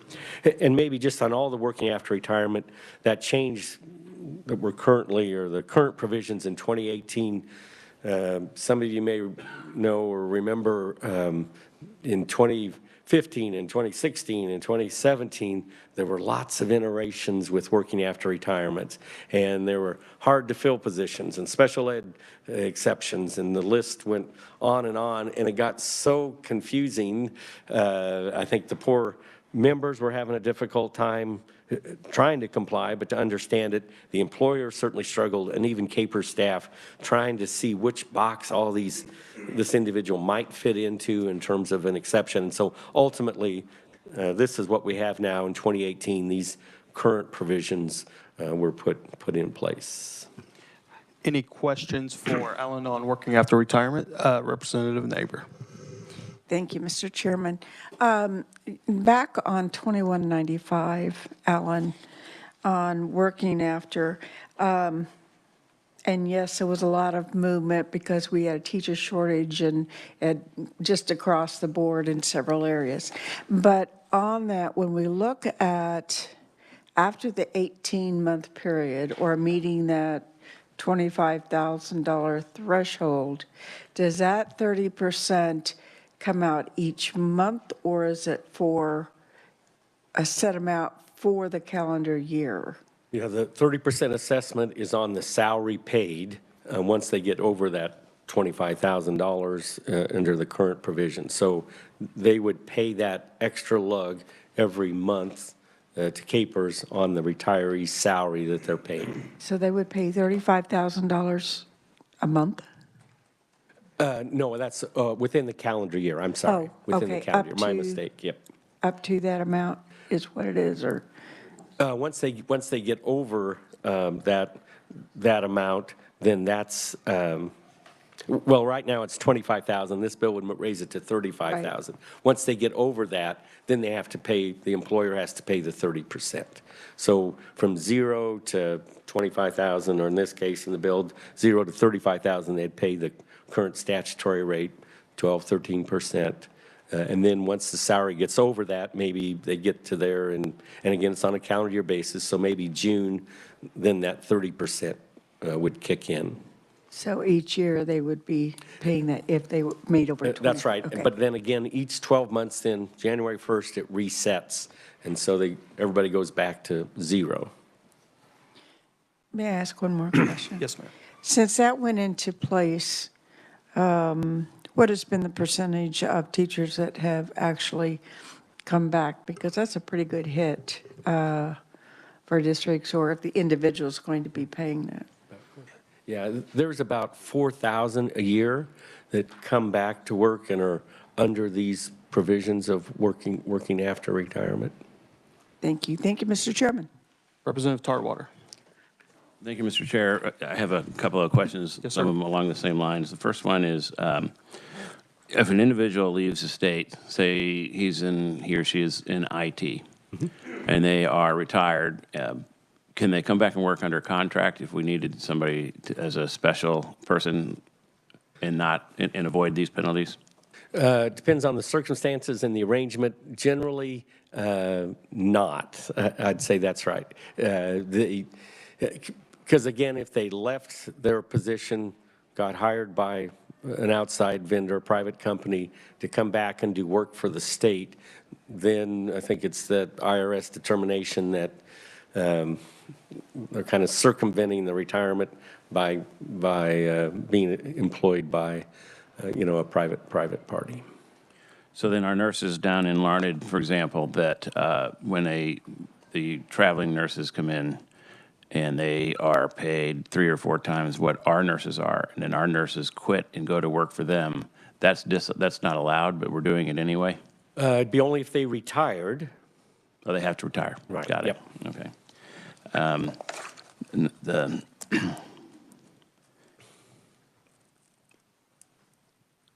The next question is, every department is having a lot of problems hiring new individuals or finding employees, especially in teaching. And this bill, 2272, addresses one sector, just nurses. And granted, that is a big need. But if we can do it for them and we can do it for all these others, why wouldn't we just waive it completely? And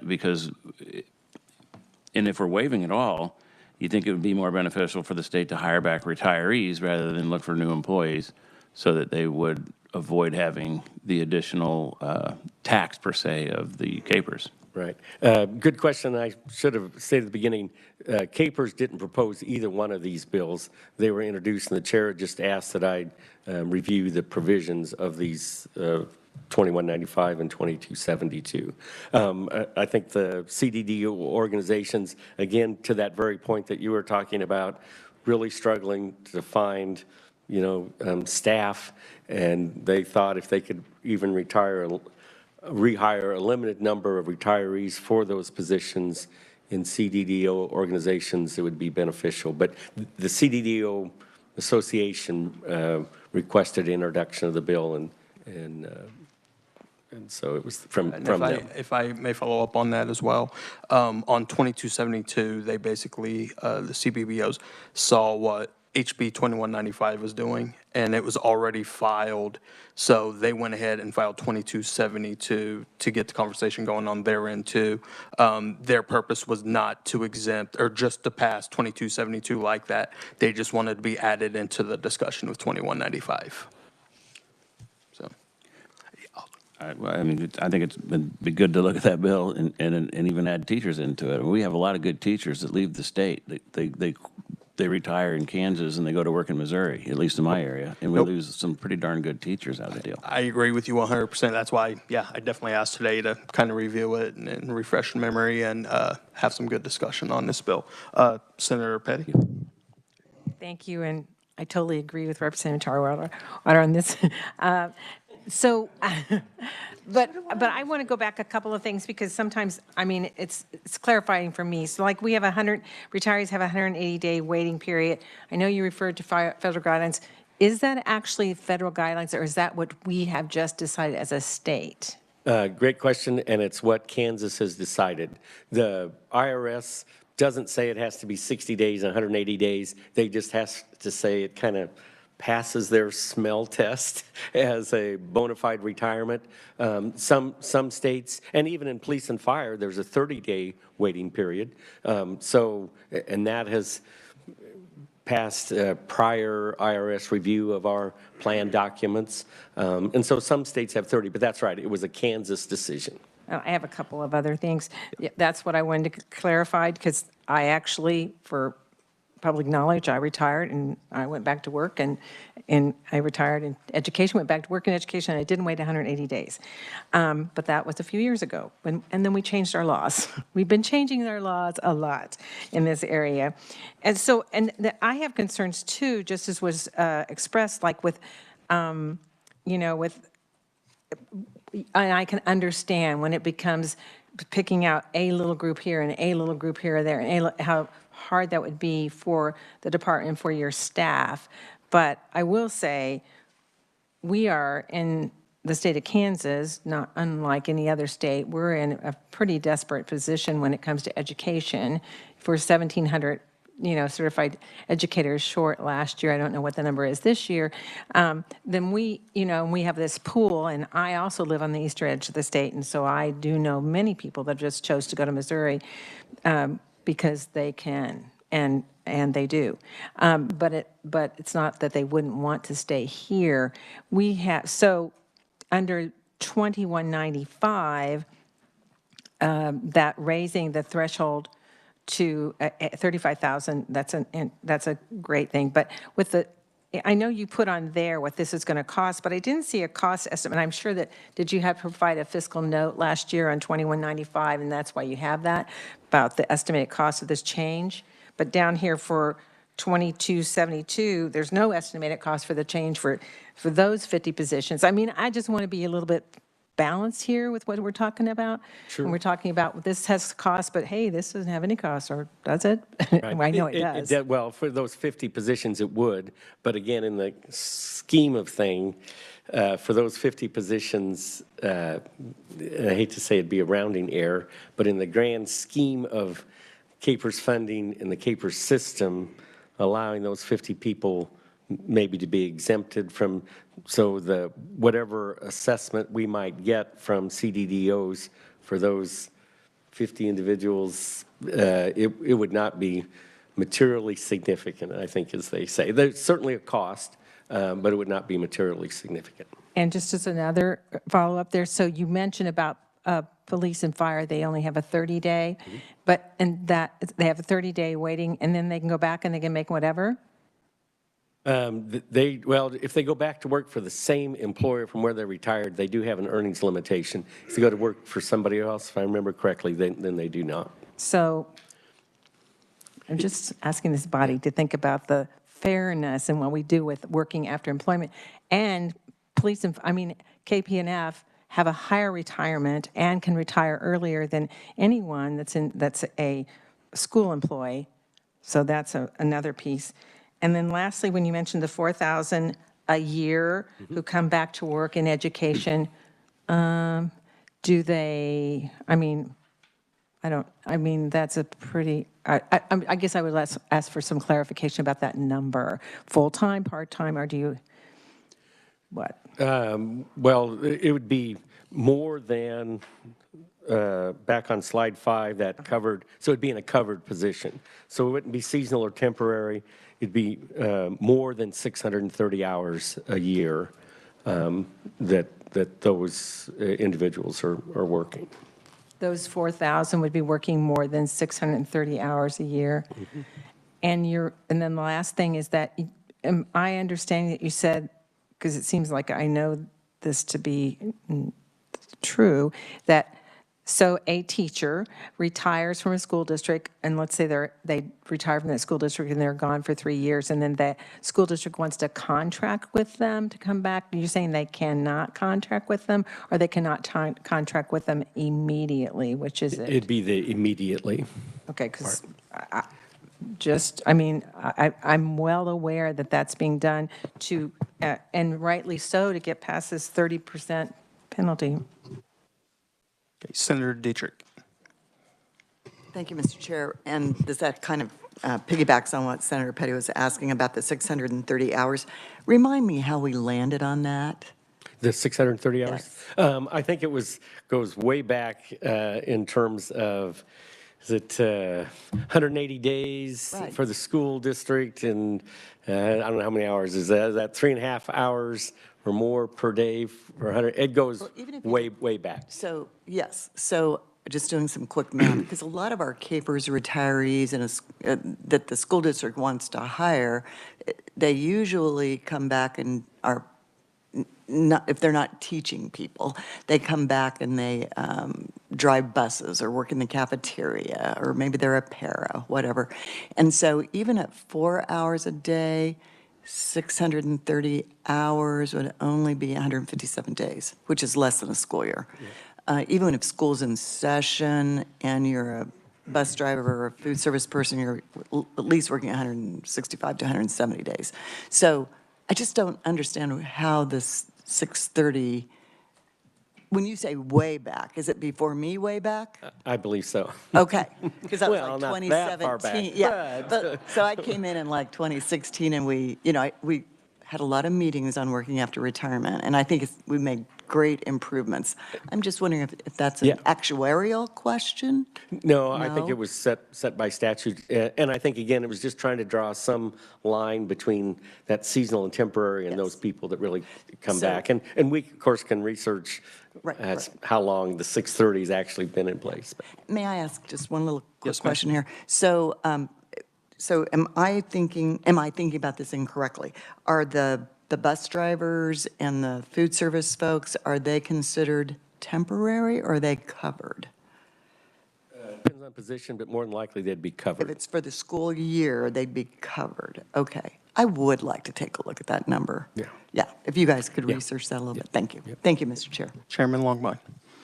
Thank you, Mr. Chairman. Alan, here we are again. Served 14 years, been on this committee 14 years, and we've discussed it every single year. So to give you some background, the legislation that was passed in 2018 that revamped the working after retirement, there was concern about prearrangement because our previous rule was 90 days.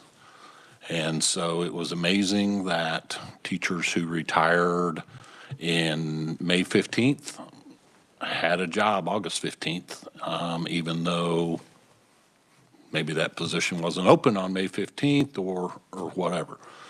We also had a lot of testimony from superintendents on both sides of the aisle that said those that were gaining an experienced teacher by having them retire and jump to another district were delighted.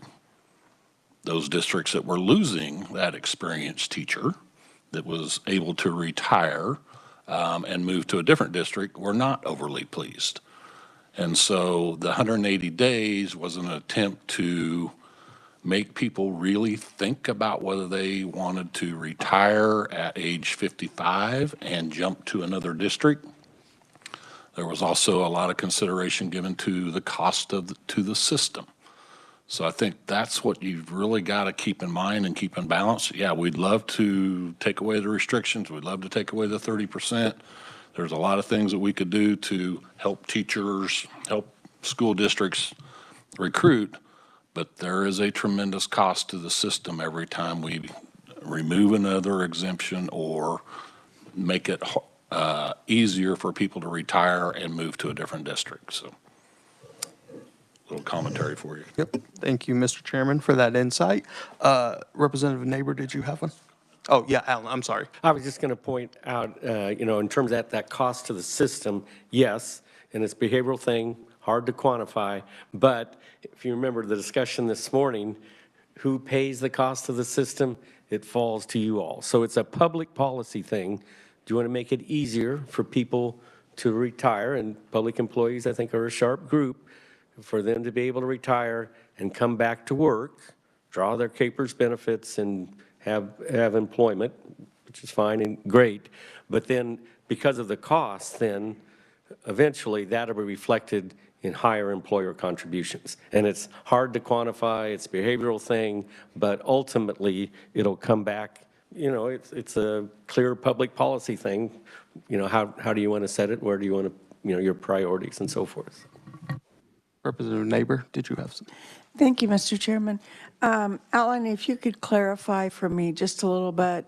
I know that we have a lot of administrators, principals, maybe superintendents that will retire in Kansas and then go to Missouri because they can start again and in 5 years be vested, which is different than our opportunities.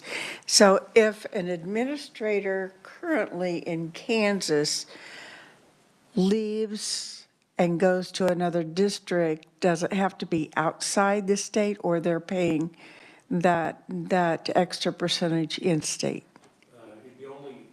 I'm sorry, assuming they retire. Right. And they go to work, set out the prerequisite time, and they come back to a Kansas school district, then that assessment would apply. Again, if they went to Missouri, then they get their full CAPERS benefit, and there's, of course, no assessment for that. Okay, and that leads me into saying, when you look at these people, if they retire and stay in Kansas and go ahead and continue to collect, that's not going to have the hurt that if they go out of state and then come back, are we penalizing that? And I asked that, Senator Longbine, because you said it would penalize the system. They have to go out of state and then come back or be off those days. Is that correct? If they, Mr. Chairman, if they move out of state, then they are able to collect their full pension. There is no obligation to come back if they stay in. This situation is a lot different in bordering school districts along the state line than it is throughout the rest of the state. Johnson County, Wyandotte County, jumping over into the Missouri side is a much easier move than moving from Salina to St. Louis. And so, it really comes down to a policy discussion on how you want to treat that. Certainly, we don't want people leaving, but in my opinion, that's what's wrong with the system, and this is something we can't fix.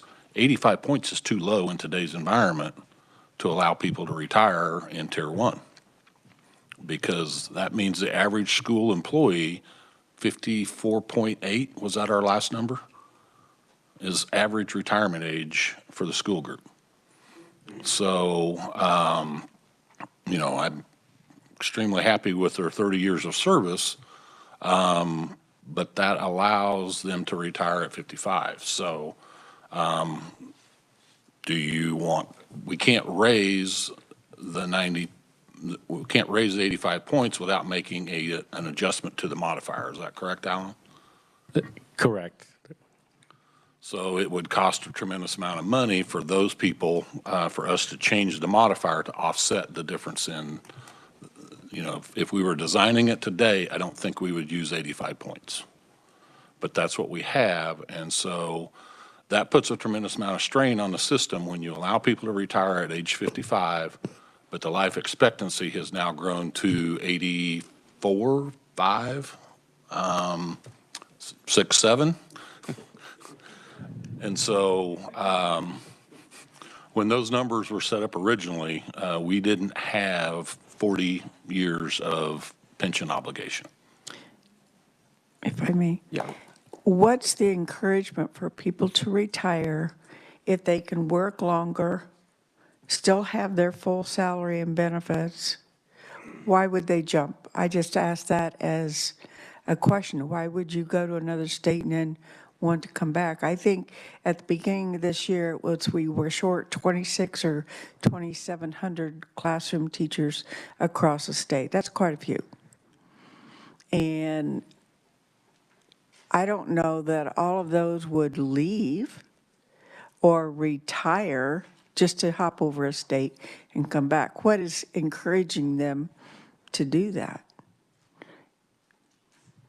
I don't know, but my guess would be that if at age 55 they can collect full retirement and go out of state and collect full salary, then that's got to be pretty enticing to some people who are mobile, who maybe don't have family ties or are more mobile than most people. I do think we need to look at the points if we can, or place an encouragement out there, or have a committee who's looking at that so that we get ourselves out of this fix and we encourage those that want to teach to stay in teaching rather than leaving our state. And it's the same way with nurses, medical people, and education people. We know we're in a crisis to find enough people to do those jobs. I think what you'll find if you look at the numbers, that the majority of our school people are not leaving the state. They're just retiring. They're retiring and going to a different district that's adjacent to their current district or somewhere within a 20 or 30 mile drive, and they drive to work each day instead of going to their neighborhood school. And so there's a cost. I mean, we can, like I said, we can remove all the restrictions you want, but every time we do, there's a tremendous cost to the system, which ultimately will fall back on our budget with statutory costs. But if you go from a system in Kansas to another district in Kansas, you're not going to take your full retirement and then start capers again. You're going to take your full retirement, but you're going to pay the assessment. Okay, so At the end of the day, you're making more money by doing that. someone's not. Not when the district. Someone is not. The capers in the state are not. Thank you. Representative Turner? Thank you, Mr. Chair. I'm not sure which direction to pose the question now. Good discussion, and we've talked a lot. I now understand that the IRS has not specifically said it needs to be 180 days, that's our interpretation of complying with the IRS. So what about the assessment? Is that a Kansas election, or is that an IRS imposed requirement? Thanks.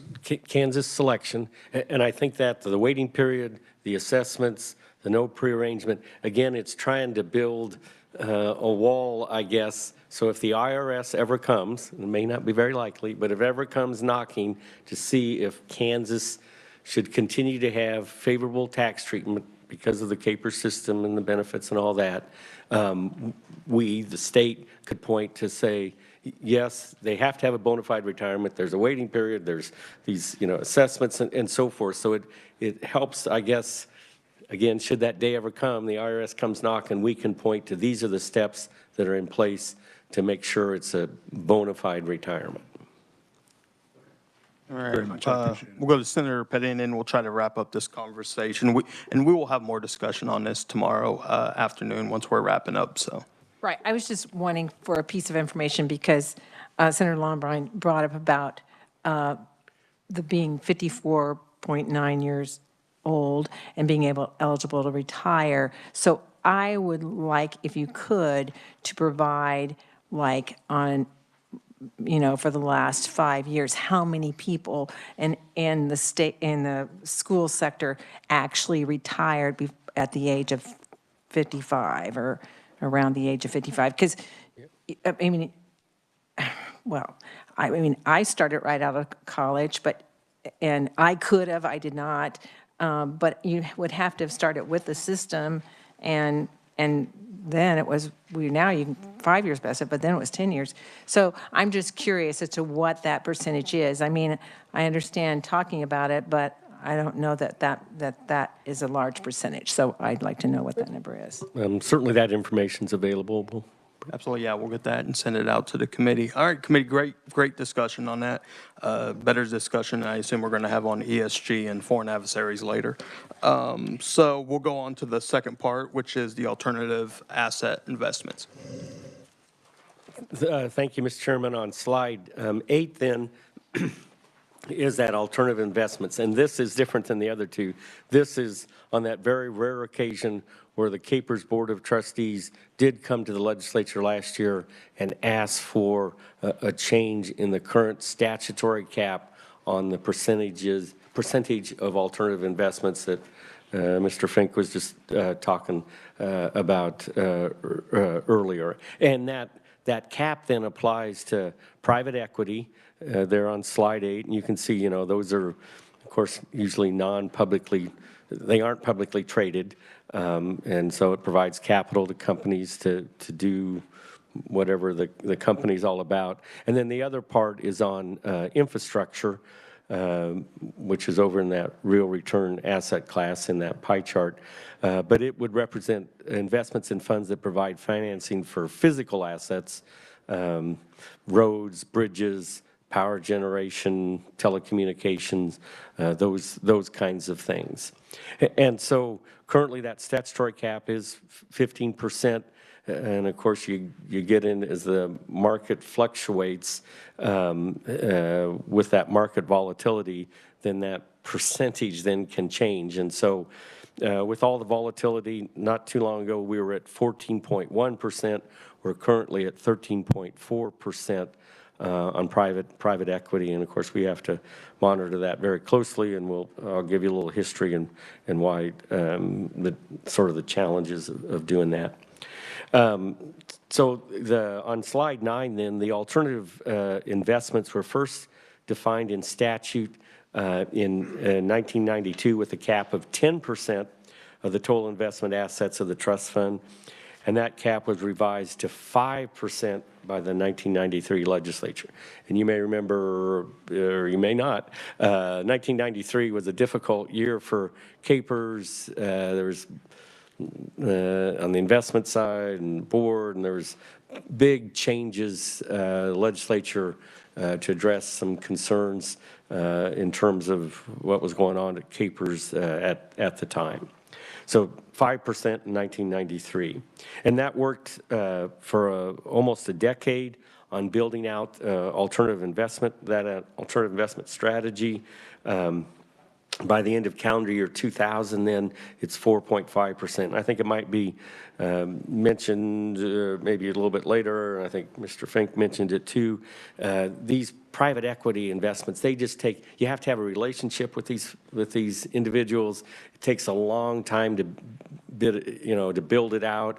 You have to sometimes get in a queue for us to give them our money, for them to take and manage. And so it's just not like, yes, we want to join or we want to invest in this private equity manager and, we write them a check and we're in. There's just lots of steps, just takes a long time. They put together these funds and there's just a long lead time to do that. So then from 2000 to 2002, of course, the dot-com bubble, steep declines, of course, on the public equity side. And then then I guess with that denominator effect, the alternative investments cap then exceeded that 5%. So we were over it. So we had to stop investing in alternative investments. You don't have to liquidate, you just can't do any more. So all investments stopped, or additional investments stopped. So the board requested that the alternative investment cap be changed from 5% total cap to a 1% cap on annual commitments to alternative investments. And the 2004 legislature approved the change, and so we began that process again of reestablishing those private equity relationships with those fund managers and starting to rebuild the program. On slide 10 then, in 2012, the system requested another change in the statutory language that would allow for annual net new investments in the portfolio, alternative investment portfolio, of up to 5% of the total market value of the system's assets as measured at the end of the preceding year. So the legislature did pass legislation to enact that change, there's other statutory restrictions in place, but they also, so they went to 5%, but then they put on, and in 2012, this current cap, or the overall cap, can't be more than 15% of total alternative investments as a percentage of the system's total investments. So on slide 11, then it just kind of, again, reviews, if you get to that 15%, of course, you got no new investments. There can't be any new commitments until the value got below 15%. And during that time, then you're losing access to that alternative investment class. Of course, we're trying to be diversified across economic cycles, which, of course, can increase risks if you're not careful. The existing alternatives market, while above the statutory cap, could result in, again, losing access to those top-tier investment managers, potentially reducing return. And again, it's building that relationship, them getting in their queue and lining up to invest in sometimes some very successful private equity placements. On slide 12 then, the bill that was requested, there was a House bill and a Senate bill. And of course, everything's still under the prudent expert rule in terms of investing, still a fiduciary. And the suggested bill would still have a cap, but it would have a cap set by the Board of Trustees rather than set in statute. And of course, they have that fiduciary responsibility. As Mr. Fink mentioned, they do that periodic, the board, that asset liability study, and they, of course, are required as fiduciaries to prudently determine those asset class targets, including the alternative investments. So there's really only currently 2 statutory limitations that I can think of just in terms of exactly specifically on investments. So there is the statute that 60% on equities, can't be more than 60% on equities based on the book value, and then the 15% alternatives cap, which is based on market value. All of the other then asset classes, it's at market value target allocations provided, the board decides based on risk and return. The bill would then, again, would delegate the authority to the board to set the prudent limit on alternative investments. And we're trying, again, looking for the long haul here in terms of in the overall portfolio. If we're able to exceed the 15%, I think there's some possibility to reduce the overall risk as compared to if that 15% cap stays in place. And this just, again, the cap limits the ability to fully, the board to really fully manage the investment risk. And of course, all this is based on that 7% assumed rate of return. On slide 13 then, even though we're going to change that 15% cap, the other requirements in terms of alternative investments still would remain in place. And you can see there's quite a list there. The system, we still have to get a favorable recommendation for any alternative investment by a qualified independent expert in investment management. Again, that 5% cap, the annual net commitments cannot exceed 5% of the total assets. There has to be 2 other qualified buyers for the alternative investment, so it's not just all Capers. There have to be 2 other institutional buyers. And our Capers share of the investment can't be more than 20% of that specific investment. So, and the total alternative investment in any one individual multi-investor pool cannot exceed, again, more than 20% in that situation. So this bill, again, did not pass. It was the rare occasion where the board was asking for some additional responsibility to invest alternative investments, and that they would set the cap rather than have to have it in statute. And I'm glad Mr. Fink's here and he can respond to specific questions on the alternatives cap, should there be any. Chairman Longbine. Thank you, Mr. Chairman. Alan, could you or Mr. Fink give us some real-world examples of what type of alternative investments you're in? I know when we were discussing this bill last year, there was concern it was Bitcoin or cryptocurrency or high-risk, high-return type investments. And so I think it's more like bridges and tollways and some things like that. So could you give us some real-world examples of what we're in as far as alternative investments and the soundness of those investments?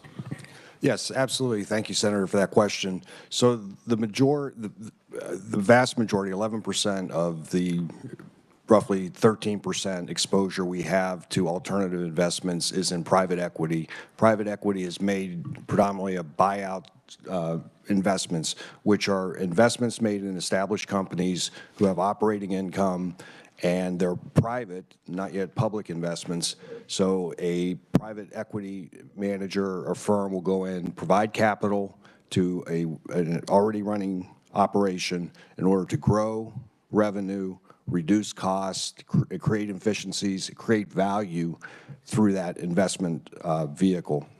Many times, the private equity manager will bring in operations teams, so they have expertise in healthcare or technology.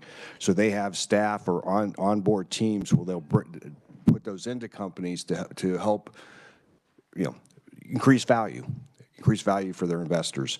We have a small venture capital exposure, which is an earlier stage type of investments. But as the senator pointed out, we do have we're building a significant exposure in infrastructure, roads, bridges, toll roads, infrastructure for public services. So those are, in a very general sense, the types of investments, not Bitcoin, nothing, on those. The companies that are invested in are, some of them you would recognize the names, some of them you would not, but I hope that helps.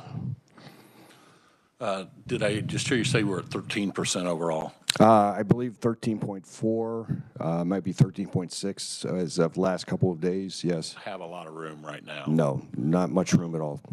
In looking at the returns last year on private equity, it looks like they were significantly lower than what the benchmark was. They were, I'm sorry. Which leads me to believe that right now might be a really good time to buy. Yes, the returns are very depressed over the last year, yes. We do still try to buy low and sell high, right? That's the goal, yes. I thought so. If we get anything out of this committee, I'm glad we've established that principle. Any other questions? Senator Fagg. Thank you, Mr. Chairman. When you say there must be 2 other qualified institutional buyers, so does this go into the queue and then there's two other buyers out. Is this a bid process? No, it's not a bid process, but we have visibility into the other investors in the fund, so we will know that they exist, that they are putting money into the investment as well. Okay. A follow-up question, Mr. Chairman. Okay. Do you look at the geographic area and the type of alternative assets for diversification? Yes, we do. We do diversify across U.S. and North America. And to your maybe to your earlier question, I tapped our private equity deputy CIO, and right now we're at about 24% ex-U.S. So it's on the private equity side. That doesn't include our infrastructure or real estate, but yes, it is diversified geographically, but more focused on U.S. Thank you. Any further questions? Representative Tarwater. Thank you, Mr. Chairman. Could you tell me, typically the management fees are much higher on these types of investments. Can you tell me, we know what your overall investment management fees are, but can you tell me what they are on this portion of the portfolio? They can be quite high, 1.5% to 2% ongoing fee on capital called, and then there is a profit sharing arrangement with the general partner as well. So as profits are earned, the general partner will take a percentage of the profits, and the limited partners in the fund will receive typically 80% and 20% going to the general partner. That's kind of real rough, but they can differ, but it's a general statement. Okay, thank you. So 21.22%. Well, if we go to 22%, we've made 80% in profit. So we made 4 times the profit that the general partner did. So on a gross, we would be benefiting, again, I'm not speaking very generally, but 4 times the degree of the general partner. All right, so it's 2% flat. Roughly, plus, yes, plus roughly. 20% of any profits. Yes. Got it. Okay, cool. Thanks. Any further questions? Seeing none, thank you, Bruce. All right, committee, we only have 2 more items to get to today, so we're just going to go blow through them here and bypass a break. Up next is my ranking member's favorite topic, ESG, update on implementation of HB 2100. Alan? Thank you, Mr. Chairman. I'm just going to do just a couple comments and then let Bruce talk about that. And of course, House Bill 2100 was, of course, passed by the legislature, became law without the governor's signature, and that happened on April 25th. And of course, this started July 1st. And so I guess my point here is just to maybe do a shout out to the board and the investment staff. We had 2 special board meetings, did again kind of some heavy lifting to get the provisions of House Bill 2100 in place on July 1st, and we were successful in doing that. And so I think it's worked, and I'll let Bruce expand on it from there.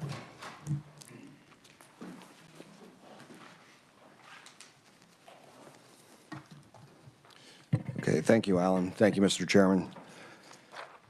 So as Alan stated, HB 2100 was passed and became law July 1st. As we recognized as staff and the board that this was going to become effective on July 1st, we undertook an effort initially to work to identify the investment implications of HB 2100, or the Investments in Contract Protection Act.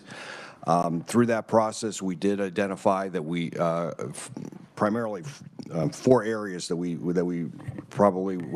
needed to focus on. One, we needed to determine what updates we might need to make to the investment policy statement that governs the board and investment staff in the investment program. We developed proxy voting guidelines that explicitly align the proxy voting policy of the board with the requirements of the Act.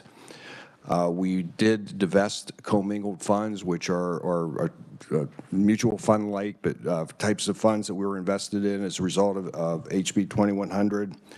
And we also hired a proxy voting firm to vote proxies for the system.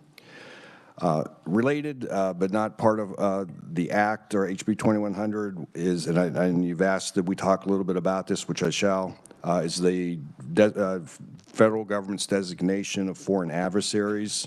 Again, we'll talk a little bit about that as well. So what I'd like to do, and perhaps in response to the committee's request, is to go through some of the steps and some of the policy changes and some of the actions we've taken to implement or in response to HB 2100, and then talk a little bit about foreign adversaries. And again, please jump in with the questions as they come to mind. Happy to answer.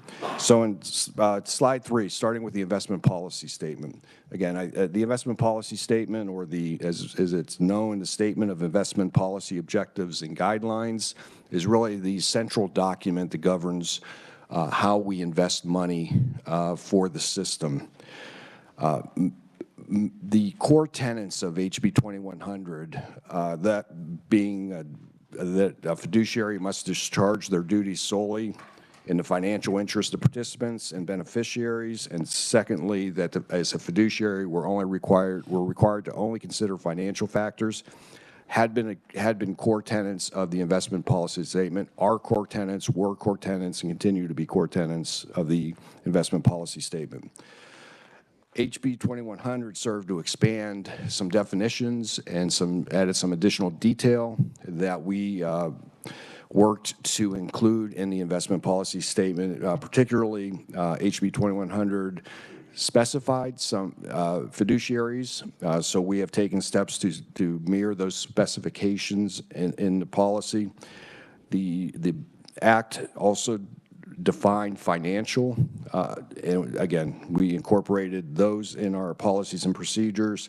And then they also defined certain actions that were specifically excluded as financial actions characterized in the bill or in the statute as social, political, or ideological interests. The Act also provided additional guidelines for proxy voting for the system. So at the investment policy level, policy statement level, in July 2023, so just following the implementation or the effective date of the legislation, the board adopted 2 revised policy statements for the investment policy statements that would be incorporated in the investment policy statement. A new Section 12, which relates to proxy voting, and a new Section 13, which relates to social, political, and ideological interest. Again, those were adopted by the board in July, immediately following implementation or the effective date of the statute. So we'll talk a bit about, or what I propose to do is talk a little bit about each of these policies and provide some additional detail of what went into those policies and some of the procedural changes that we have made. Proxy voting, an update on the proxy voting side. So HB 2100 provided for the system to engage a proxy voting advisor to manage the proxy votes of the system. If the advisor has a practice and commits in writing to follow the proxy voting guidelines laid out in the Act. Prior to passage of the bill, our equity managers voted proxies on our behalf. So we had they would vote proxies in accordance with the proxy voting policy that previously was in the IPS. So in April of 2023, in anticipation of this Act becoming effective on July 1st, the board authorized staff to conduct a competitive search and RFP process to engage a proxy voting advisor. We brought a recommendation to the board in June of 2023. So between April and June, we conducted our search, interviewed managers, or interviewed firms, and brought a recommendation to the board to hire Egan-Jones as the system's proxy voting advisor and to adopt the Egan-Jones wealth-focused principles and guidelines as the system's proxy voting policy. The recommendation was approved by the board. We negotiated a contract and effected the transfer of proxy voting from our managers, our equity managers, to Egan-Jones, coordinating with both each of the managers, equity managers, as well as our master custodian, to assure that all proxy votes were being directed now or would be directed to Egan Jones. Egan Jones was put under contract and brought up and operational on July 1st, again, the effective date of the statute. We're now, since that time, we are receiving regular reports on each voting proxy that's voted on our behalf by Egan Jones. We have online access to the votes taken, then the rationale for those votes, and we've also worked with Egan Jones to develop annual reporting that is also required under the Act or under HB 2100. So we've put this all in place.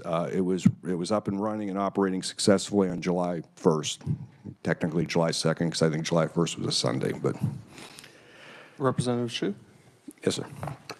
Bruce, you said prior to this, the equity managers were just doing the proxy votes based on the board's IPS anyways, correct? That's correct. So there's a pretty good chance that not a single proxy vote would be made differently. We just spent a bunch of money to do it. I think I would characterize it that the bill had some very specific requirements that we are now following that in the past may have been left up to the judgment of the investment manager. So I would characterize it in that manner, yes. Very carefully worded. Thank you. Any further questions up to this point? Thank you, Mr. Chairman. And just follow up to that, I mean, how in-depth is the research of the proxy manager? I mean, if there's a board member up for re-election who has an expressed agenda of ESG investing, are they voting no on that board member? The research is quite extensive to the level of an individual board member and understanding whether that board member's, what they believe that board member's views are aligned with the guidelines, well, the policy statement that we've adopted, yes. Thank you. Any further questions? All righty, Bruce, you may continue. Thank you. Slide 5, please. Okay, so moving from proxy voting to investment management and due diligence. So again, investment staff and the board's consultants in their due diligence efforts over the years have and we will continue to evaluate and monitor all our investment service providers and the investment decisions we make in order to adhere to the exclusive purpose and the financial factors standards that have been required within the IPS. As a result of HB 2100, we have taken additional steps to ensure compliance with the language of the bill, particularly with the exclusive pursuit of financial factors and the prohibition against social, political, or furthering social, political, or ideological interests with respect to the assets managed by the system. So to these ends, we've taken a number of steps. A few I'll go over in some detail here. For our current managers, so those managers that we had investments with on July 1st, we are now we've worked with those managers to create a process during our regular review meetings with managers quarterly on the public market side and frequently on the private side to review the rationale for each new buy and full sale of a equity or corporate bond. So if a manager is buying a particular equity security or selling out of a particular corporate bond, we are asking them to provide us a brief review of the financial rationale for making those investment decisions.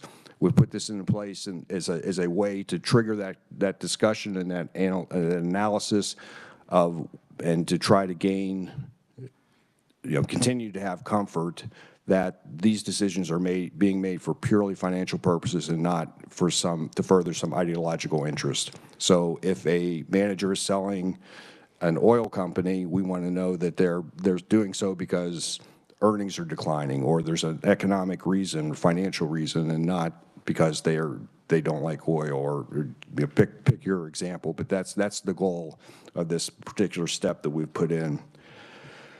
We are also requiring that each manager provide an annual certification of compliance with the Act. And we have committed to notify the board of any noncompliance that we identify during this regular review process. For those managers who we may consider, or that we are considering for new or additional investments post July 1st, we are requiring a disclosure, a certification, and it's a very detailed certification that they understand the provisions of HB 2100 and have committed to comply with those. That certification is required during the due diligence process, which is the vetting process that we go through before we hire any manager. This is on both the public and private market side. And they are required to do an annual certification that they are in compliance with the statute going forward, and also required to disclose to us within 10 days if they discover any violation.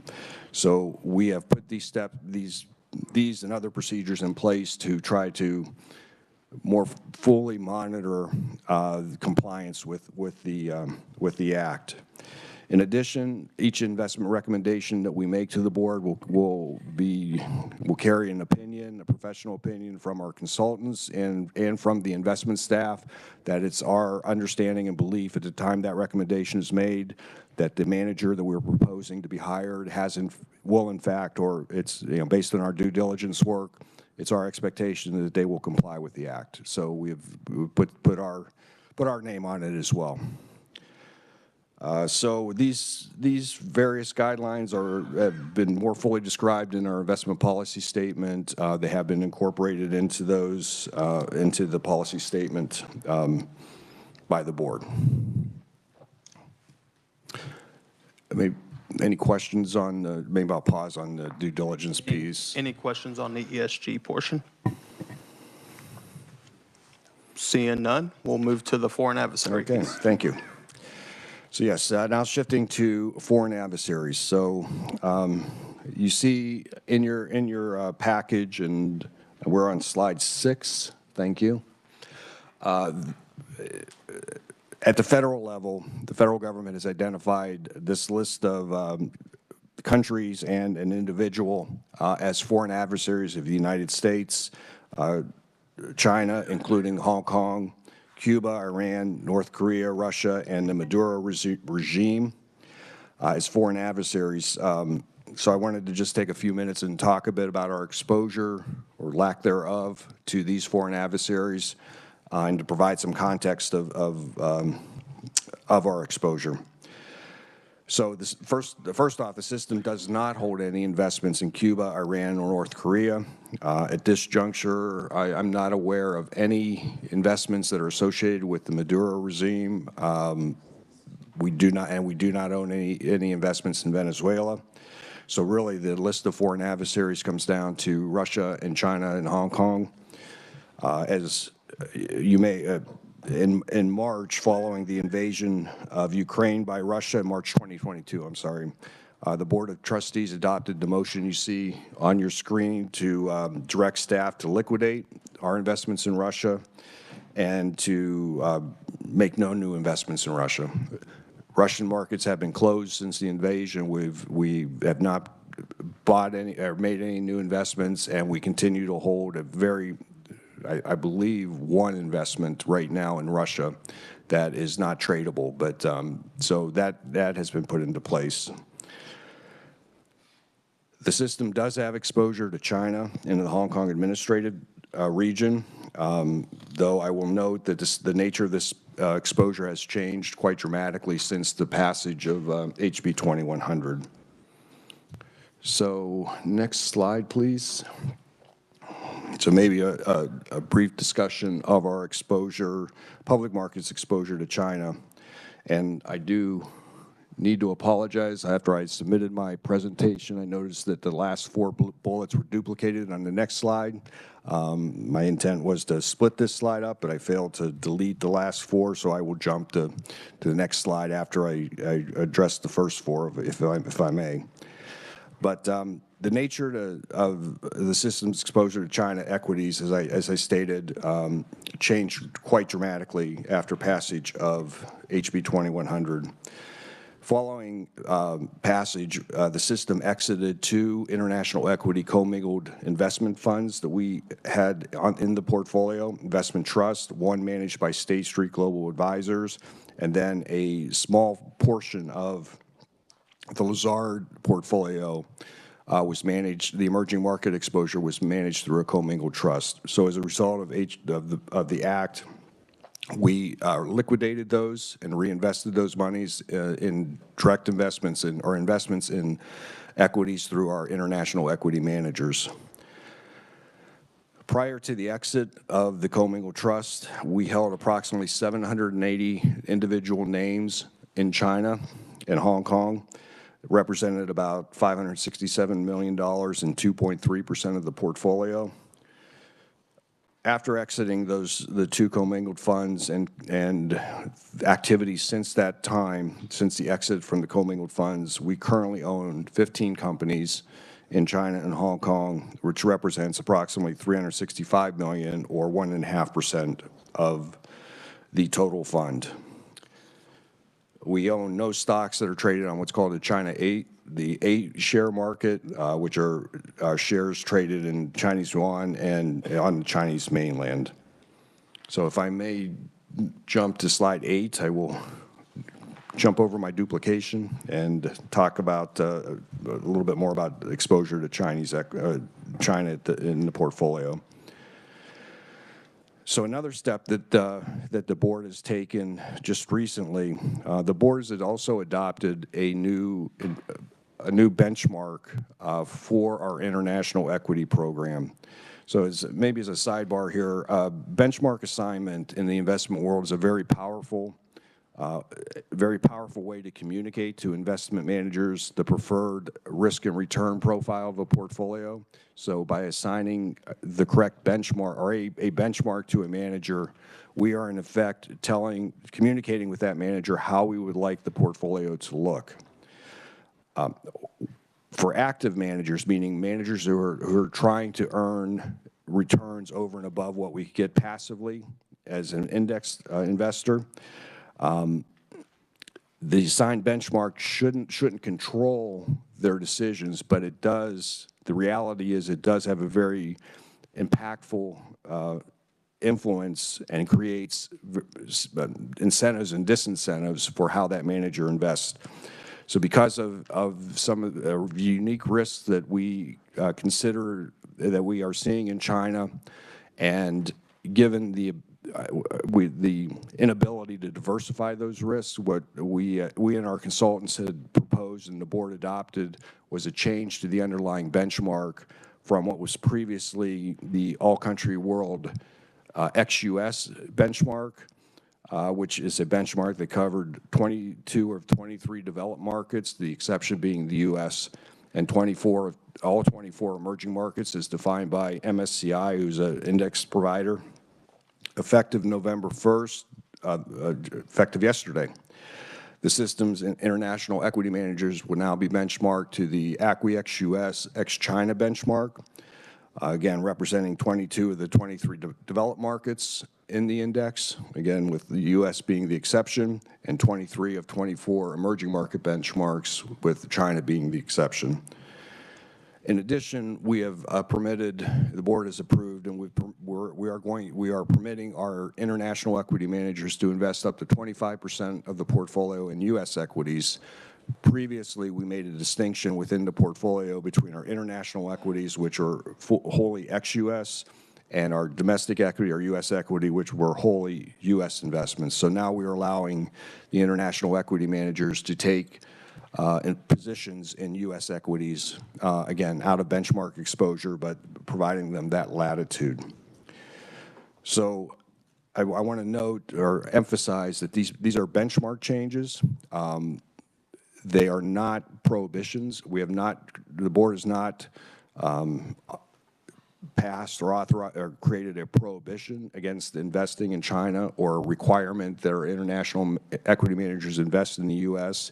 It is simply a benchmark change to try to align the incentives and disincentives that we are communicating to our managers with the preferred risk posture. So.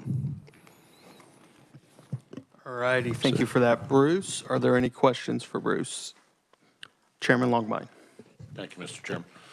Bruce, you talked about the change in benchmarks as you diversified from one and went into another. Can you give us an idea of what the rate of return benchmark differences were between where you were and where you are now? As far as the ex-U.S. versus the ex-China, ex-U.S., over long periods of time, there's not a, I wouldn't say a significant difference. I think at this point in time, the ex-U.S., ex-China perhaps is probably marginally outperformed, just given performance in China of recent year or so. I guess I want to emphasize it's not a return. It was not a return decision. It was a risk decision, and we wanted with the change we wanted to create the situation where our managers didn't have to invest in China because China was part of the benchmark. And there's a thing called tracking error that active managers, so how much do they differ from the return of an active manager versus the underlying benchmark? And active managers manage that tracking error. So we wanted to allow, again, it was a risk decision. We wanted to provide the flexibility for our active managers to underweight or make their decisions on China not beholden to the underlying benchmark. You also mentioned that you're allowing your international managers now to invest in the 25% domestic. If they all take advantage of that, are we going to be overweighted on domestic? Our target right now is 50-50, 50% U.S., 50% international. If they do take advantage of the world right now is probably closer to 60% U.S., 40% international. So this may allow us to move closer to the larger world index. We could be slightly overweight U.S. equities, but the advantage is the decision to move into U.S. or to international is now in the hands of the investment managers to overweight or underweight U.S. and not in the hands of a board. So we wouldn't go in and have to change our target from 50-50 to 60-40. You know, we're talking about that allocation as we speak. That's one of the implementation decisions that we need to make as a result of the asset liability study. So we are having those conversations of what that policy weight should be. But this benchmark change will allow that decision to be made at the investment manager level as opposed to the policymakers level. Thank you, Mr. Chairman. Any further questions from the committee? Representative Hsu. Thank you, Mr. Chair. I mostly just want to express, despite my feelings about this particular bill, kudos to you and the board and KPERS overall for getting this up on a fairly tight timeline from when this bill got signed to launch date on some fairly complicated things that are intermingled with a lot of other financial instruments. So just don't think the bill is necessary, but good job getting it up and running. Thank you. Thank you for that. And I do echo that as well. You guys did a great job getting this up and implemented. I know we put you guys on a pretty tight deadline, and you guys definitely responded well to that. So thank you so much. I have a couple of questions. One's on our current exposure in Russia. The market's obviously closed to American investors. When those markets reopen, is there any idea of when this may be? I mean, we're probably talking years out. Yes, I can't tell you when Russian markets will open again. Okay, and how much roughly was the last valuation of that? The Russian securities have been marked down to zero, so they have no value. We do hold the shares. We hold shares in the portfolio, but we have marked them all the way to zero. Okay, so I guess at the time. I'm sorry. Before the market.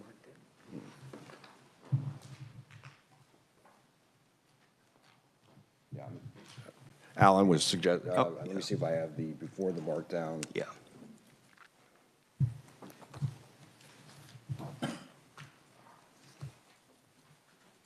I want to say, if I remember right, it's about 44 million. That's Is that the number roughly? it's in my head, That's- thank you, yes. Yeah, sound right yeah. to you, Alan, as well? Yeah, 44 million, okay. And as soon as the Russian markets are open, how quickly are we able to liquidate that? We have the shares, they're custodied. If there's a market, our manager can sell it. Well, let me qualify, if there are buyers on the other side. Yeah, So yeah. you always need that buyer on the other side. But yeah, that's another tough one. I think it's going to be a while, you know, I really can't say when the Russian markets are going to reopen. Okay, and then one final question on the HB 2100 side. What was the final cost, especially with the proxies? I believe that came in under estimate of what we were estimating it was going to cost. Yeah, the proxy voting service is an activity base, but our estimate is $58,000 a year for proxy voting. Yeah, which was, I believe, I forgot how much we forecasted for that. Was it 400,000 or something that we, okay, awesome. Well, that's all my questions. Committee, any more questions for Bruce or Alan on this topic? Seeing none. Thank you so much, Bruce, and thank you, sir. Alan. I think that's it for you today as well. So we will definitely be hearing from you tomorrow, but thank you guys for all your hard work on this. All right, committee, we have one final topic today, public retiree perspective. Up first, and I actually do want to acknowledge, we do have one written-only testimony from a Miss Ruth Goff, private citizen, that should be in your guys' packets. Up first, we do have Ed Klump with, I'll let him say all his organizations. He's got it down pretty. I like to call his merely band of law enforcement. Ed, welcome to the committee. I do want to say we did have one question earlier today about the drop program expansion and how that was going on your guys' end. I mean, is it everything going well? Is there interest in it? There is interest in it. I don't know how much that interest has resonated with actual filings for drop yet, because it is relatively new for our associations to be able to have that. But the interest is there. We believe everything's in place, that it should go smooth. It shouldn't go any different than it has for the KHP or the KBI. So we don't know of any problems yet. Doesn't mean there's not going to be some crop up, but our experience has been most issues that would crop up we could work out with capers, wouldn't involve legislation. Awesome. Well, that's great to hear. Okay. My name is Ed Klump. I'm here representing the Kansas Sheriff's Association, Kansas Association of Chiefs of Police, Kansas Peace Officers Association. First of all, Mr. Chairman, thank you for working around my schedule commitment earlier. I just got out of a meeting over at Judicial Council that I've been in all day, so I appreciate you working with me on that.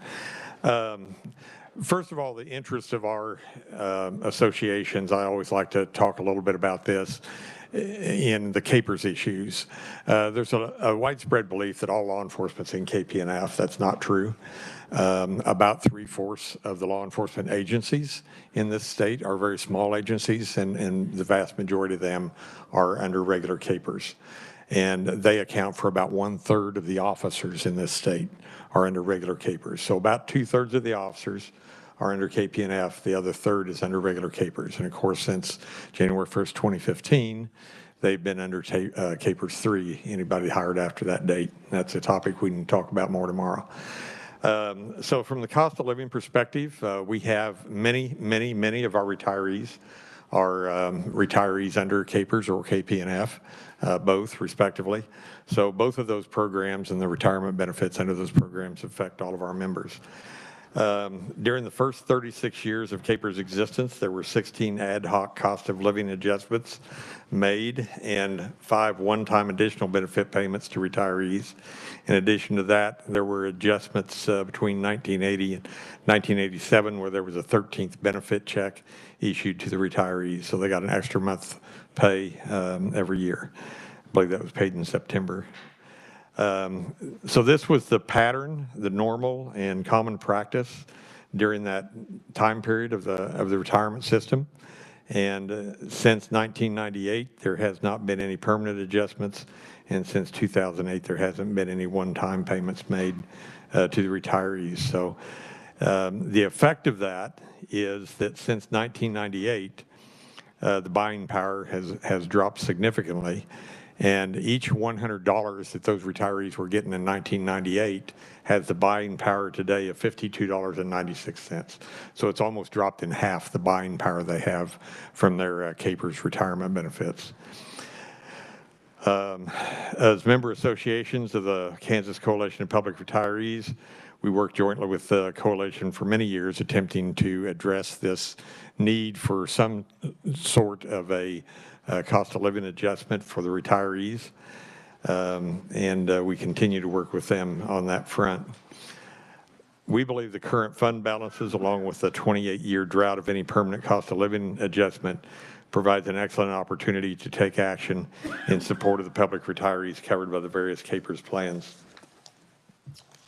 It's probably an opportunity we haven't had before. It's probably not an opportunity that's going to be around very long.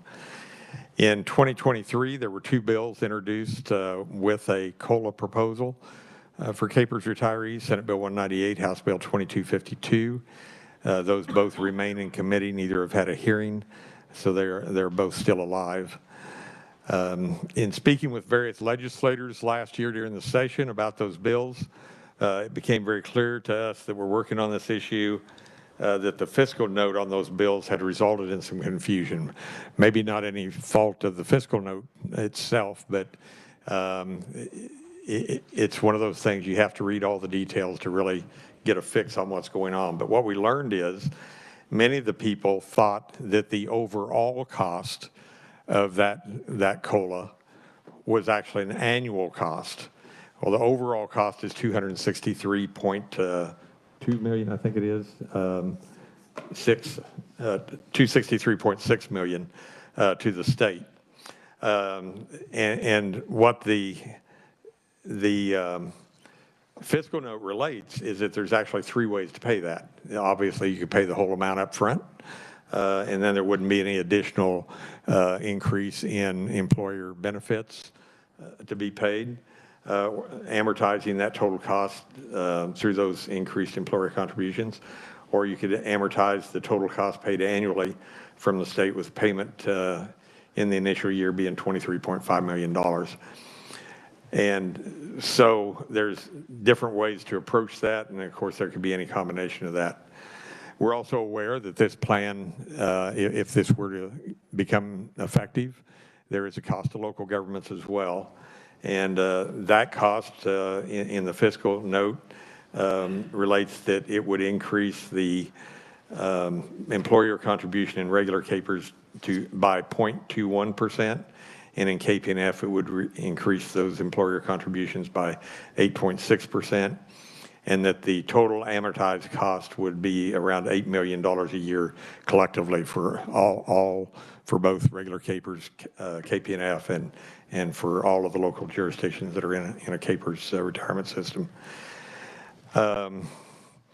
It's worth noting along those lines also that the end of year 2021 KPERS fiscal report, actuarial report, there are some charts in there that indicate that there's an expectation the employer contribution rate will actually go down starting in a few years.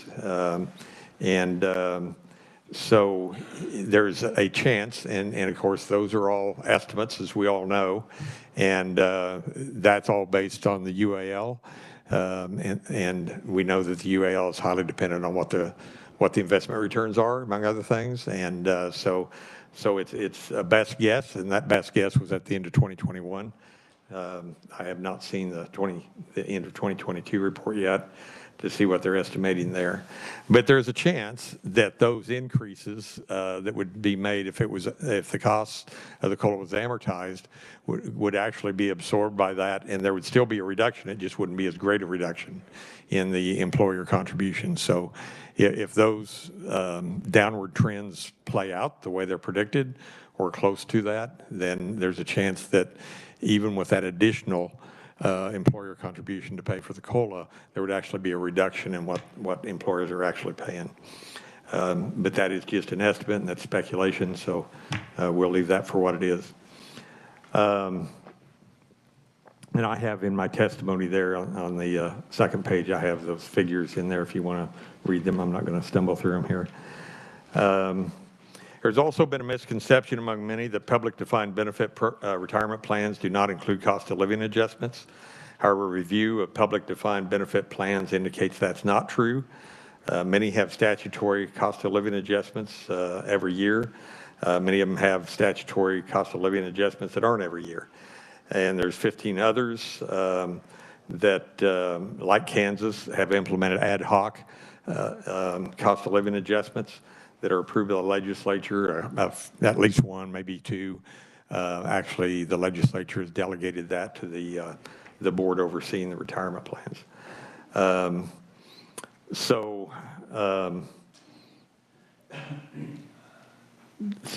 public defined benefit plans do have cost of living. Kansas saw those for many years, as I explained earlier. We are among 15 other states that do ad hoc cost of living raises. It's just we haven't done one since 1998. It's interesting also to look at the city of Wichita. Capers was created in the mid-60s. And Wichita created their retirement system about the same time, and the systems are almost identical. They have a police and fire retirement. They have a non-public safety retirement in Wichita. Their program has a cost of living built into it. They get, starting at the end of 36 months after retirement, every year they get a 2% cost of living adjustment. That 2% is 2% of their initial benefit. It doesn't compound. It's always 2% of that initial benefit that they received. And what's interesting is that the employee and the employer rates in Wichita are not far off from what Capers is today, and yet they can afford to do a COLA.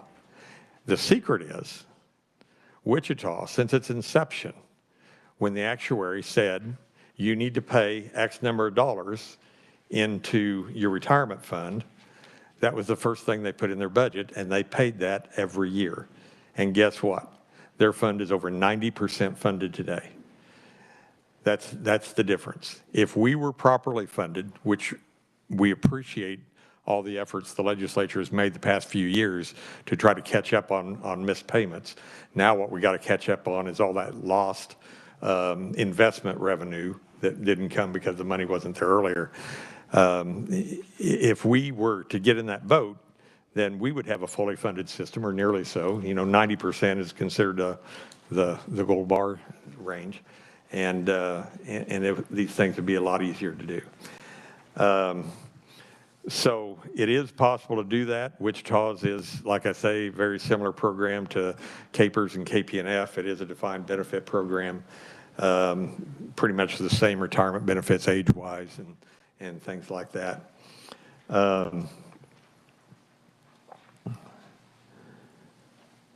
So that is kind of the summary of what we want to present. I have put a lot of references in my testimony. If you've got the electronic version, you can click on those links and you can see the Wichita's report, you can see the Capers report, you can see other things that I've referenced in there that I was pulling this data from. I welcome you to look at that. I welcome you to ask me questions now or later. And even if you think of something the next few days, give me a call. My phone number is on the testimony. And Mr. Chairman, our ask of this committee is that you would include in your report a request to the legislature, both the House and the Senate, to hold a hearing on a COLA bill so we can get the facts out, so we can address some of the misconceptions and misinterpretations of the bills and get the facts out in a committee setting where we can be asked questions and give it consideration.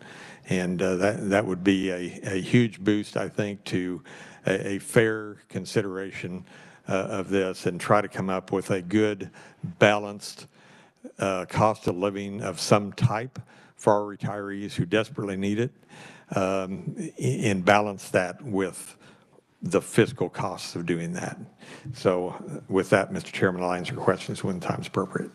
Thank you, Ed, for that. And it was no problem at all arranging your schedule. It was my pleasure to make sure to get you in. We'll go ahead and have Ernie up next, and then we'll hold off questions for either side after Ernie. Ernie, welcome to the committee, sir. Thank you very much, Chairman Horsheisel and Vice Chairman Longbine and members of the committee. Excuse me, I do have to read this part of this to keep myself legal. And then I'll try to relax and move on. I am an elected member of the Capers Board of Trustees. The position expressed in this testimony represent my views and/or the views of KCPR, Kansas Coalition of Public Retirees, or CARF, the Kansas Association of Retired School Personnel. They do not in any way represent the views of Capers Board of Trustees, nor do I speak for them. Thank you. I also lobby for both groups. What I want to do today is, and this morning a couple things came up that I wanted to mention. I wanted to be sure, because I met with most of you on this subject, and those of you I haven't, I apologize. It just never got to you. But I wanted to reiterate, one of the greatest frustrations was the misinterpretation of the cost of the COLA. And on the humorous side, many of you may have seen that a reporter contacted me and interviewed me about this, and I told him where he could find the definition of the cost of the COLA, because I didn't want to hide anything, and I wanted to be up front. And he went there and he read it. He misinterpreted it too, and he called the 263 million annual cost as well. So that's been a little bit frustrating. Also, other thing that was almost infuriating was the fact that Ed alluded to, is the fact that it was stated several times that defined benefits don't have COLAs. That's not the case. Many of the states do not have their entire retirement system blended together like ours.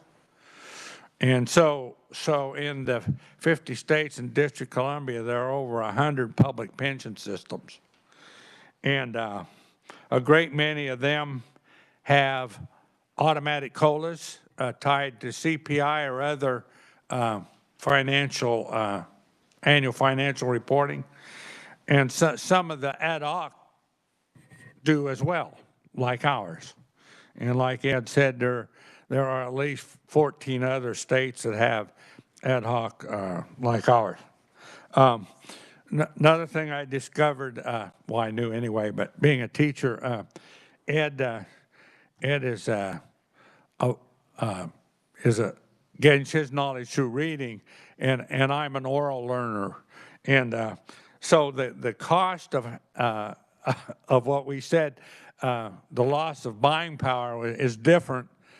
I took Capers' word and put 1997 instead of 1998, but it doesn't make any difference because in both cases we're crowding almost the cost is almost doubled. In other words, we're getting very close to what $100 would buy in 97. It'd take real close to $200 to do today. The unfunded actual liability is the reason that the cost is so high, and that's the problem. According to the actuary,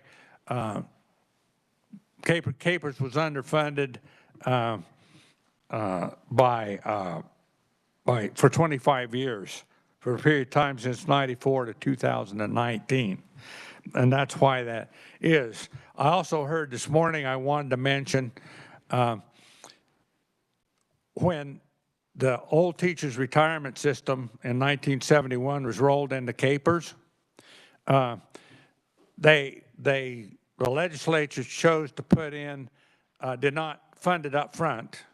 They chose to put in extra money for 10 years, and then they quit. So that, I didn't include it in the letter I sent to those of you who I knew were on the committee at the time, but this is why I used to say that Capers School had been underfunded twice, because they were behind, and then when it got to 1994 and the legislation came about that there was a statutory amount of funding rather than the actuarial amount of funding, then we were school was behind already, and it got worse.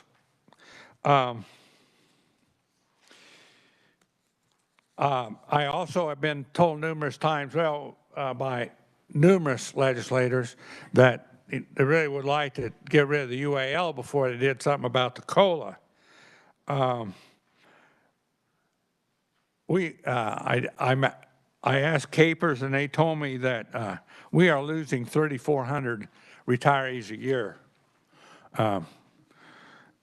And so if at the rate that the makeup of the UAL was happening, I have it figured that certainly myself and many of my colleagues will have passed before they get any help on this.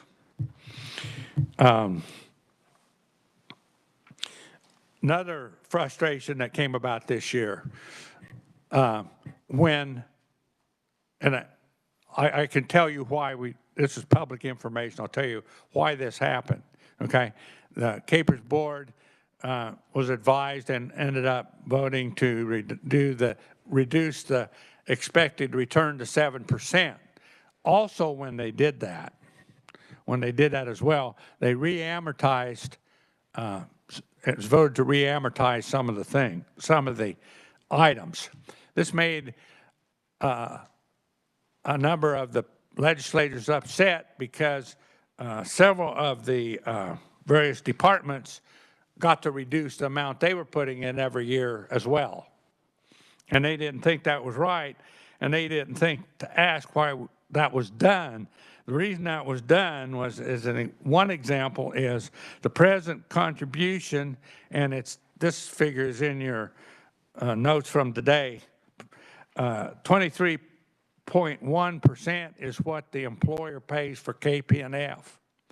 If the Capers board had not re-amortized this, the payment for that would have gone to somewhere in the neighborhood of 32%.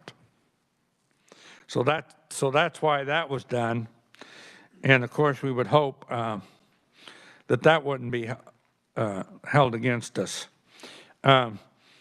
Also, a number of things have been done at the federal level to try to help out the retirees. And one of the things they've done is they've raised this make-up rate. I believe it's at 50 years, the make-up rate of how much you can put into a Roth or a 401k to make up.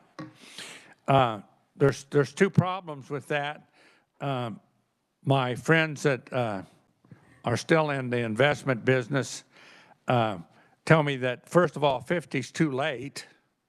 And second of all, is that there's an assumption there that the Capers employee, the average Capers employee, can afford to invest more money. Now we have a Capers 457 plan, which is really nice, but in order to do this, you have to have enough money to invest more. And I think pretty good argument can be made that's not possible. The two things I included in the information I gave you was the history of the COLAs in Kansas and the benefit increases in Kansas. And I also put in something there about women. I recently attended some information, an advocacy conference for AARP, and one of the shocking things that came out of that was that they asked people, are you now Have you in the past, are you now taking care of a family member, or do you anticipate you're going to need to in the past? The people that answered, 78% said yes. And that goes back to several of the comments you'll find if you read that, that I put together a couple years ago. By the way, the inference is the same, the percentages might be different, but the situation's still there. So the people that are most likely to take care of the family members, and if they have to quit work to do that, is the female, is the woman, is the wife. And not only does that, oh, and by the way, often it's taking care of her spouse who's become ill or incapacitated, but not only does that, that just adds to the lack of income.